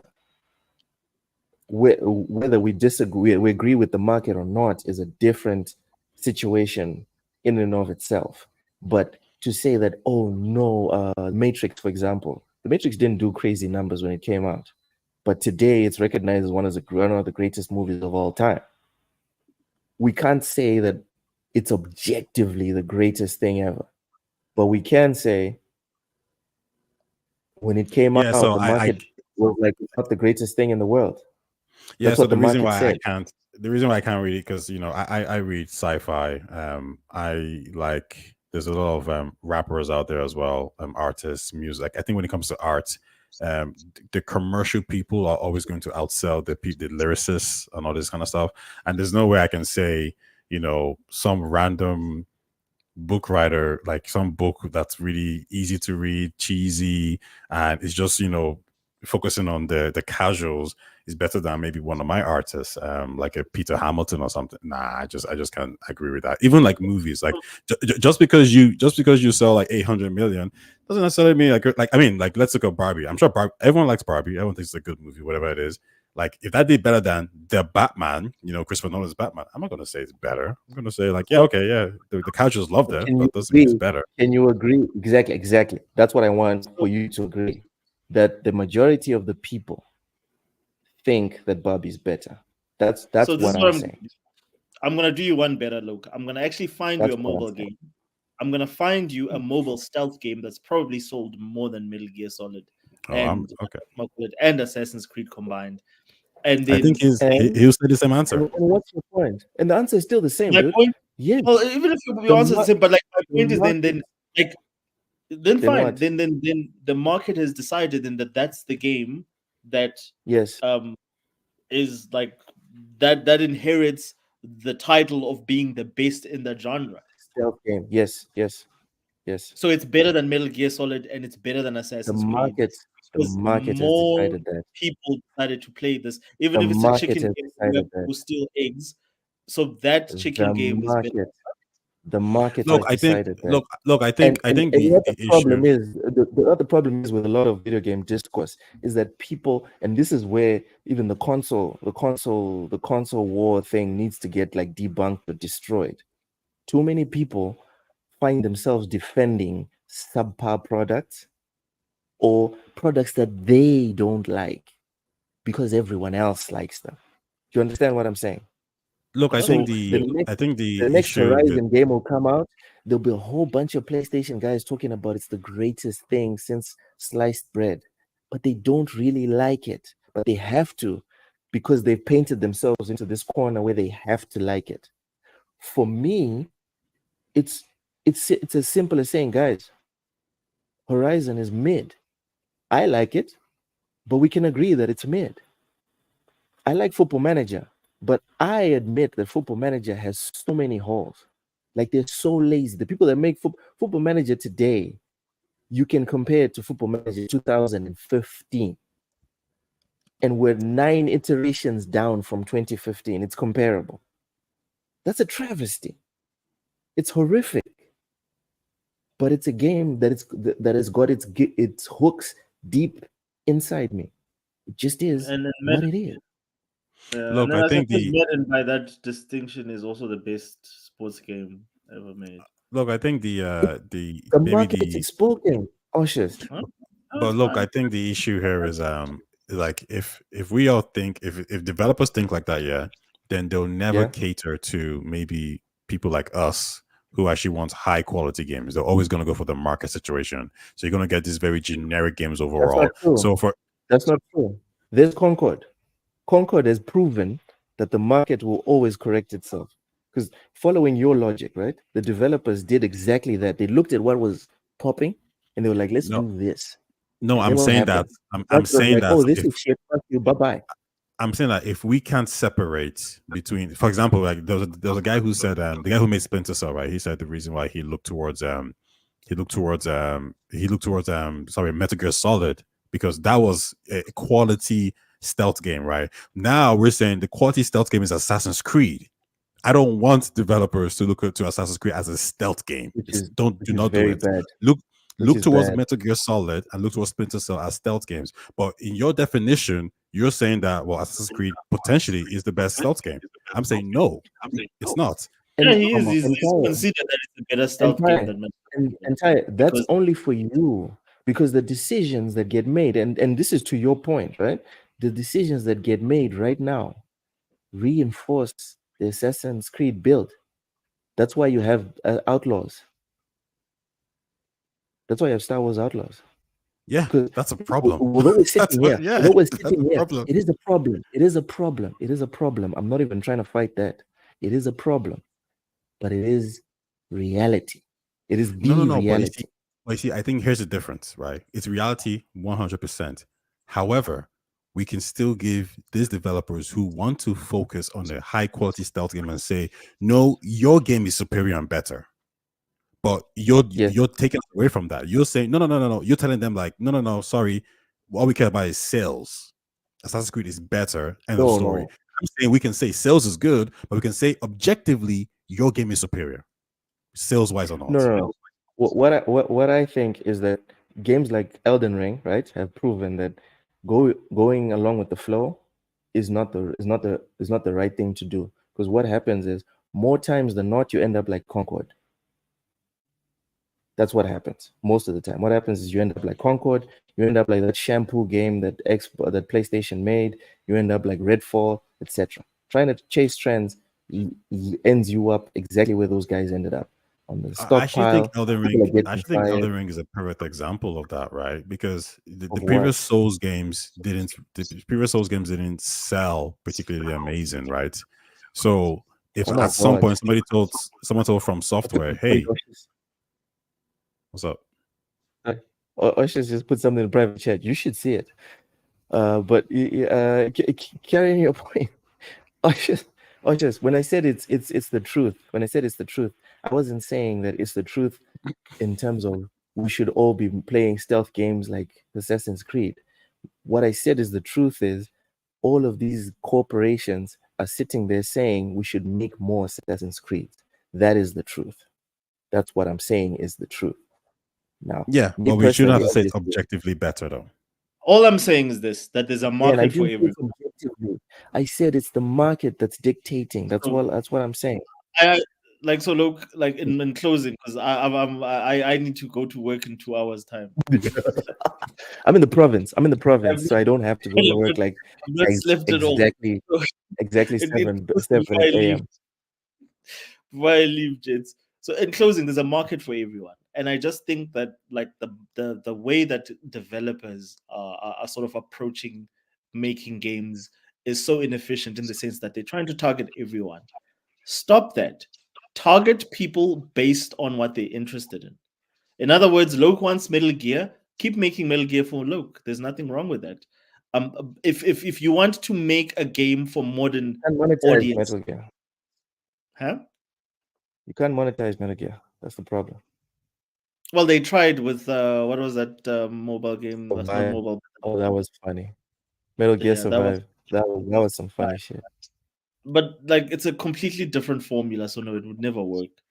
But my thing is, there's a market for everyone. You can do that for everyone. You can make games for girls, which already exist on cell phone games anyway. But don't try and turn my games into being girls' games because you think you can attract that audience. It's failed in cinema and it's failing in gaming. And that's all I'm saying is that failed in comics also. Audience, stop deprioritizing your core audience who actually spend money on your product. Because the so-called the so-called casuals, they don't arrive. Like for games like Concord, they didn't show up.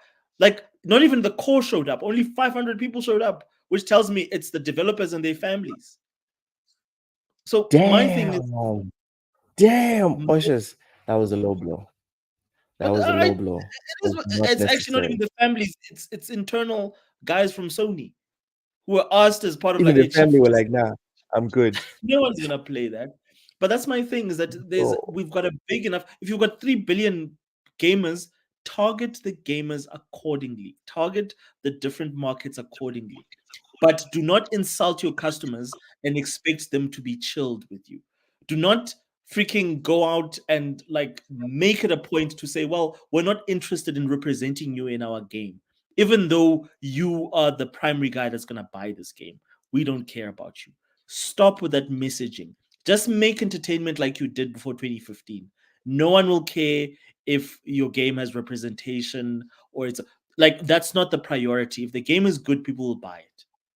If it's got a black female character as the lead character, people will buy it anyway. People bought games before 20. Like I mean, like Dishonored. who's this? Dishonored. What about Dishonored? We played Dishonored. Yes, we played Dishonored, and that like I played all three. I think there's 3 of them, and they had like all sorts of diverse representation in terms of like main characters.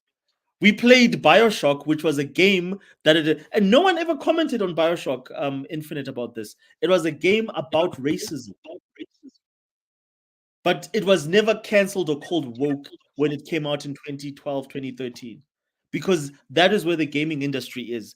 What they've created now, they've created a divisive environment where they go out of their way with their messaging to other people. Say, we kind of don't care about you because, you're the white neckbeards that, we're trying to get away from. We're trying to get more progressive people with better values than you playing our games. And I'm like, why would I buy your game if you're preaching to me all the time?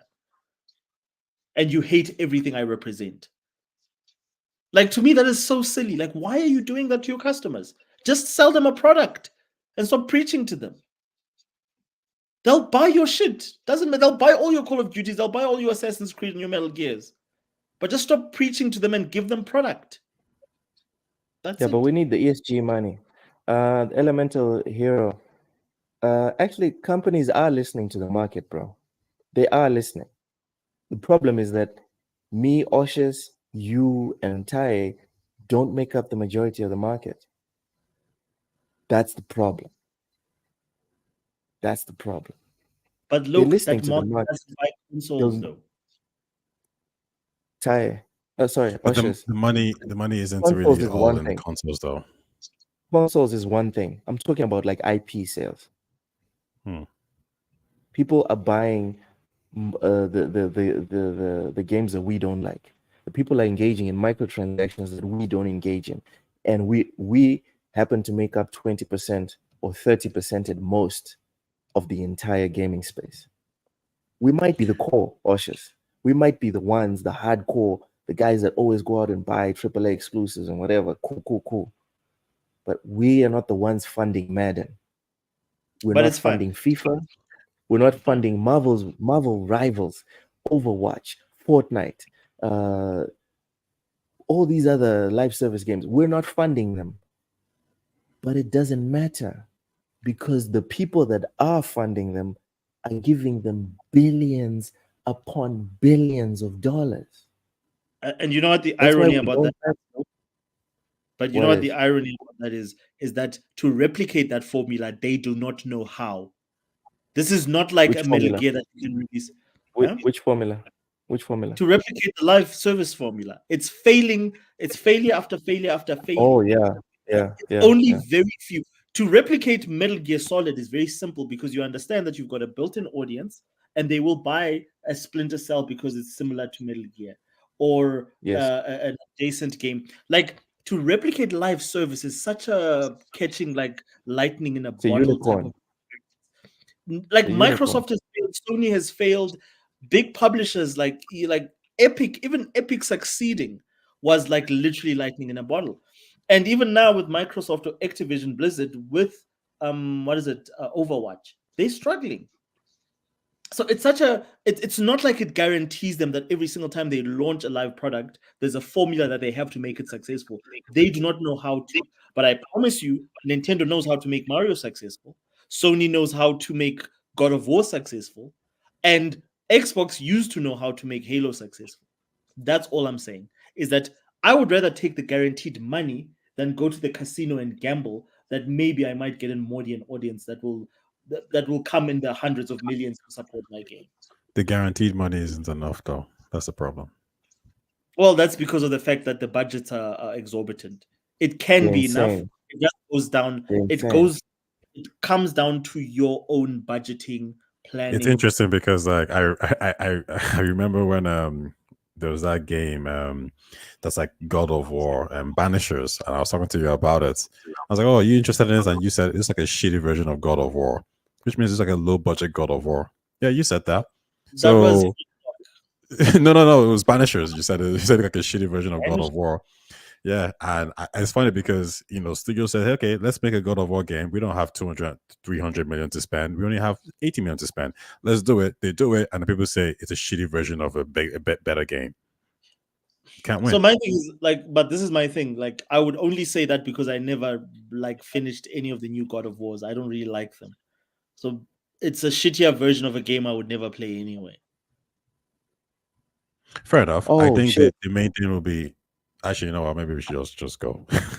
You guys go. Work. Oh man! Before we go, Ushers, come on, Ushers, don't leave. I did want to discuss Ty's viral tweet about your service. Yeah, that one. Can we chop that one up? Let's chop it up. Come on, guys. Yeah, sure. All right, hold on. Let me go into my bookmarks. I think this was very apropos. Nice tweet. I appreciate you for tagging me and everyone else that was on it. I thought this was a very interesting video, and Everborn Saga is someone that has like lots of pearls of knowledge to drop, and this one is also to Elemental Hero. Our services are no longer needed, brother. We just have to make peace with it. So here's the message coming. I have some notes, so bear with me here. Yeah, do you think? Like, the message coming out of Xbox, to my mind, could not be more clear, right? And that is, we dare you to leave.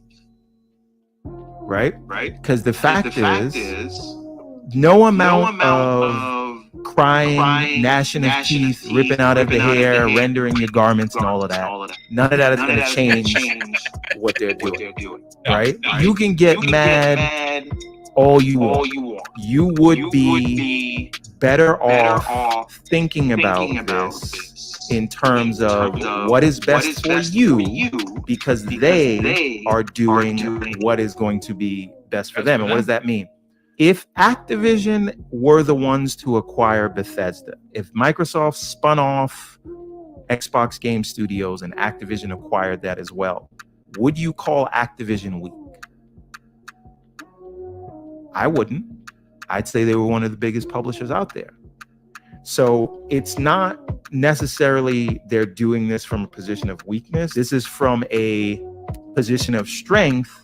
It is just that the platform holder business is what we have to get our heads away from. Because how many times are they going to tell you, and how many times are they going to show you that your feelings as a fan don't matter? And every time any one of us comes on here and says, well, I still get the games get day one, I still get Game Pass, what they are saying is, we know that, and we don't think you're going to leave. We think you're going to cry about it, but at the end of the day, you're still subscribed till 2026. So what are you going to do, right? And they think that because they're providing you with some value, that is good enough for you to stay. And when they say they have the highest console users ever, that is because 7 of the top 10 played games are from games that are cross-platform, multi-platform, right? So a lot of people upgraded for the college football because they had to. But the reality is Minecraft, Apex Legends, Call of Duty, GTA 5, right? Roblox, Fortnite are all cross-platform. And so for every one of us hardcore people that's like, I don't play that shit, or this is effed up, there's 10 of those casuals. And now they own Call of Duty and they own Diablo and everything else that they own through what they acquired. And what they're basically telling you is your services are no longer needed. We don't believe you're going to go, but they do a calculation.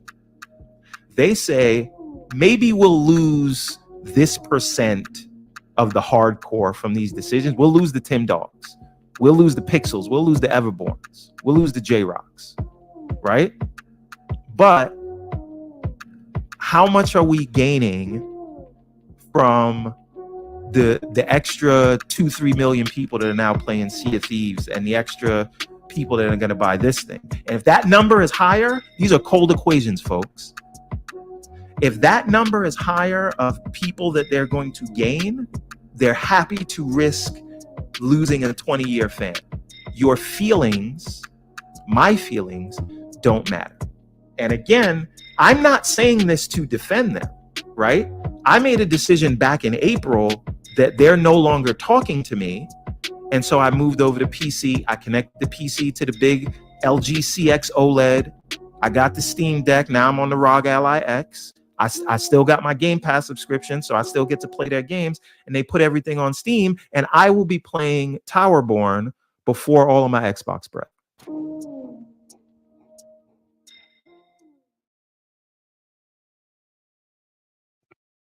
So there it is, gents. There it is. Like, look, he's not wrong. Like everything that he said is, like, I just find it funny, like how Gideon was still trying to defend this crap. So like he's not wrong in his assessment of what he's saying. And for me, the moment he says that they no longer care, I was like, yes, if they don't, then why the fuck are you still chilling and giving a fuck? Just go buy yourself a PlayStation Pro and move on. If that's your thing, go buy yourself a PC and move on. Like, that's what I'm gonna do. The only thing that annoys me about what Xbox is doing is because what Xbox is doing has actually forced Sony to be the laziest that they've ever been in terms of release, in terms of like a lot of things since the PS3. Like, I've never seen Sony so slow to just act on anything. I think that Echo is still there.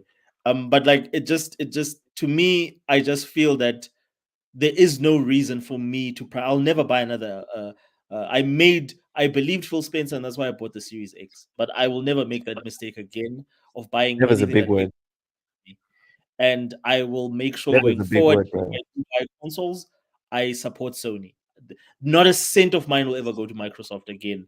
I will just use their subscription service. That's it. Watch this. Never is a very big word. No, I'm serious. I don't care if they release a handheld. I've got a ROG Ally. I don't want an Xbox handheld. They can take that thing, shine it, spit on it, and then shove it up their candy asses. I want nothing from Phil Spencer and his cronies. I do not care. Like, honestly, like, because of the fact that, like, dude, like, for me, it's a matter of like, you made a whole bunch of promises from 2017 up until now that you've reneged, gone back on, or you've literally just gone on blatantly and lied to your consumer base. And I was one of those suckers that believed you. I should have, like, you know what the biggest regret in the last 10 years that I have is I was standing at a store and there was an Xbox One on the one side, and then there was a PS4 on the one side. And guess what my dumbass decided to do? Because Phil Spencer went on stage and just announced backwards compatibility. I went and I fetched the Xbox so I can play my 360 games on my Xbox as well. I should have gone for the PS4, and I would not be in the position I'm in now, where you're a fan without a fandom, because they've given up on you as a fan. They don't give a fuck. He's absolutely right. They don't care about you. You're not their market anymore. Move on. And I think a lot of Xbox fans are sort of getting that message now. Yo. That's it. Yo, that was dark questions. Is it because it's 2 a.m. in the morning? What the fuck, bro? Chill. Ty, what would you like to add to this video here that you chopped up very expertly? Thanks. No, I agree with everything Everborn said. Same thing with Arshus as well. Microsoft is kind of moving in a different direction, and they're doing it slowly. Somebody did tell me that if they should just tell their consumers exactly what their plans are. I completely disagree with that, because the only reason why we're in this situation in the first place is because Xbox is trying to get money. If you tell your consumers exactly when the games are going to move to PlayStation or wherever it is, you will lose consumers. You will lose more money, profits. So it doesn't make sense. They're doing what they should do, which is, business centric. But yeah, to everything Everborn said, yeah, he's kind of spot on. He's correct.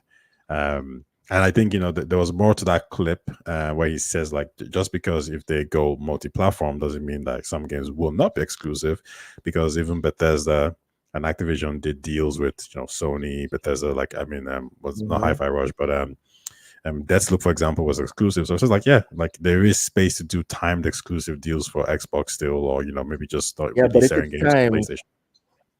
If it's timed, then like Osha said, as soon as you say that everything is timed, or as soon as people assume that everything is timed, then you've taken away every reason to own an Xbox.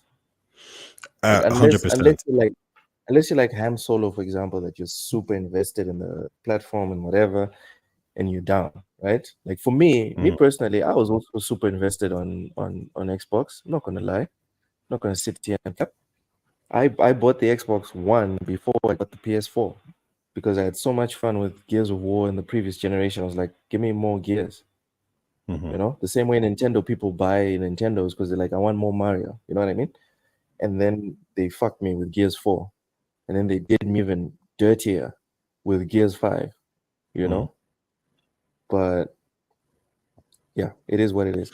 But for me, because again, like I've said, I'm being consistent as usual. I try to be as consistent as possible.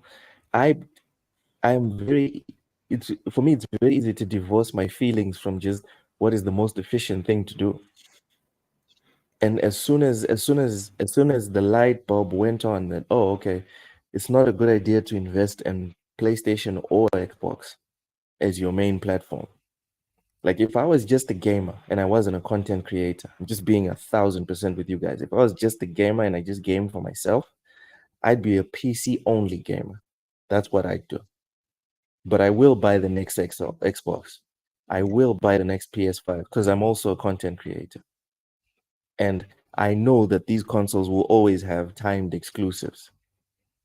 So I'll buy it because of the content that I want to play. Day one for the channel. But if we're talking just like value proposition, guys, whether it's short term or long term, just get a PC, bro. I don't care if the PC has to be $3,000. It is better value than both the PS5 and the Xbox. It's better value. Simple. So, to your point, like I've got a Rogue Ally, and I'm happy to have a Rogue Ally to be able to play a lot of like Steam games, and like I'm more into. And again, like I'm not graphics have not improved significantly enough from the PS4 era that they impress me anymore. It's gonna be a little bit more shinier and a little bit maybe more more polygons in terms of just textures and whatever. But we've not seen frames. That's the big selling point that I was really into for this generation. Is frames. Like Like for instance, I've just like yeah, of course you want to play 60 frames, etc., etc. But I'm just like if I look, for me, if it's a good experience, it'll be good at 30 and it'll be good at 60. But it needs to have that polish. And like the last time I saw polish, like the problem with Sony is that Sony set the bar so high in terms of polished AAA games with the PS4 that I don't even think that they can catch up to that this generation, let alone Xbox. I don't think Xbox is even trying. But my thing is like my whole angle in terms of where I am now is that what like this that's not polished. Huh? Stellar Blade is not polished. It's polished, but I will say that if you compare it, look, if it was released in the PS4 era, it would have been a good game, but it would still not have been able to keep up with the like the Last of Us 2s and the God of War 3s that were released in that generation. I don't think you finish your point. But my point was, look, like I hear what you're saying about like being a PC gamer, but my thing is I've always been a console gamer. Console gaming, and this is the thing where I get annoyed by people that like to dismiss console gaming and the sports of console gaming as irrational and childish. I'm like, okay, cool. So you guys don't fucking watch sports. You don't watch 11 men, or I don't care what your sport is, 15 or 20. And then you cheer, you win. Fuck all. There's nothing that you get except just the valor of like, ooh, it's my team. So I can't cheer. I can't cheer for my favorite brand that makes games and experiences that I care about because you don't deem it the same level as what you're cheering for. And I've always been a console gamer at core. Like I've always been either a Sega guy, I've been a Nintendo guy, I've been a PlayStation guy, and ultimately the last was I was an Xbox guy. And it sucks. It sucks that this is how it has to end. And again, like Sony, like I should have never, like if I think about it, I should have never doubted them on like they did with the PS3 what I thought Xbox would do with the Xbox Series or the Xbox One. They made the comeback. And they proved to their fans. They did. And like since the 360, Microsoft has never even made an attempt to come back. And I really do feel for that audience to say, you know what? These guys have never tried to sort of give you what, as long as since the Xbox One era, all they've tried to do is change the business from what you loved or from what you started to care about as a brand. And that sucks for me because like really like a lot of people have wasted a lot of time. I suppose not wasted because fandom is also rewarding in the sense that you they'll never be able to take those experiences away. Halo 3, Halo 2, Gears. They'll never be able to. All that is you still have that, but it sucks. It sucks that at the end of the day, all the people that you were playing against or you thought you would beat, yeah, you lost. Like it sucks. Like I hate to see Brab and all these guys from the PlayStation community just shit all over you. Like we told you. I'm like Jesus fuck. Like, I have to admit that these guys were actually right. Everything that they said, like look, everything that they said from Activision when that deal was going through up until was right. They were correct about Xbox and their lack of commitment to their gamers. They were right, and we take that L. It's fine. I'll walk away with that L and I'll go back to PlayStation. Damn. Get you a PS5, brother. Add me on PS5 and we can play together. As soon as they release that prologue, I'm pre-ordering it and I'm gonna get it. And that's that. God, and I'm just gonna have the Xbox. The series is just gonna be for Phil Spencer's Game Pass releases until that. Which is what he wants. Which is what he wants. Exactly. He's still winning. But my thing is, I'm more than like, for me, I'm this type of gamer that is like PlayStation games. I'm happy to pay $70 for Stellar Blade. I've got the disposable income, and I'll happily do it. And if Phil doesn't want that money, I'll give it to Sony. It's as simple as that. Damn. This man is mad. The Sly Crow, yes. But you know what my problem is with this whole frame thing? Remember how the boxes, if you still have your box for the current generation, remember how the boxes say 120 frames per second? I was one of the idiots that bought those boxes believing that it'd be 120 frames. I bought the 4K TVs that did 120. I did that. only to find out, oh, it's just 1 or 2 games that'll have 120. Anyways, thank you guys for chilling with us. My God, 5 hours and 30 minutes. It was a bit much, gents. It was a bit much, but I think it was worth it. Taye, please plug your stuff before we hop on out of her. You can find me at Taye Talks, TayeTalks. You can find videos on just pretty much anything. Primarily, what the hell is that? He's getting ready to go. He's cold. He's like, you tripping, right, man. I've been here for hours. Restart your outro. No. Restart your outro, Taye. Just for what Ocean did. Restart. You can find me at Taye Talks, TayeTalks, where you find videos on Starfield, Mass Effect, and probably not Star Wars Outlaws. It depends. I'm going to subscribe to play the game, but am I going to make content on the game? Probably not. I'll just have fun with it. So the next video will probably be something similar to Starfield or something. I've been playing Starfield a good bit again, and it's been fun. So, but yeah, look, thanks for having me as usual. It was fun. As usual, brother. Sly Crow, thank you for coming through. Ron TJ, appreciate the super chat. Guilty, Vic, the Elemental Hero, thank you so much. We disagreed on a couple of stuff. We agreed on other stuff. I hope you keep coming through, man. Smash the like button if you enjoy the show. Ushers, please plug before we hop on out of her.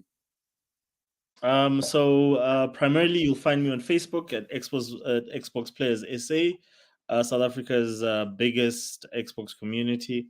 News, helpful hints, and all that type of stuff. I'm also on all other socials, either as Osha7 or as The Wiz. That is your Instagram, Twitter, as well as TikTok. And again, like I know, I always appreciate being here with you, Luke. I think we have a lot of great discussions, as well as having Taye on. It's always nice to have Taye because, like, it's the perfect counter for all my arguments. So yeah, guys, thank you for joining us. I really had fun. Yeah, sometimes I do get distracted by the chat, going back and forth with the chat, and then sometimes Oshus will say some wild stuff, and I won't check him. So it's good to have Taye here to check him with his rubbish. Anyways, Taye, Oshus, I'm very grateful for the time you guys put aside every Monday to come through here and hang out and have candid discussions on video games, movies, TV shows, etc., etc. Thank you guys so much. 5 hours and 30 minutes. That is wild. Thank you guys. Thank you. And we had to stop because we have work tomorrow. Otherwise, if we were off, fellas, I think we could go for another 3 hours. Yes? Jeez. That's a working day, Luke. You understand? That's like hours, bro.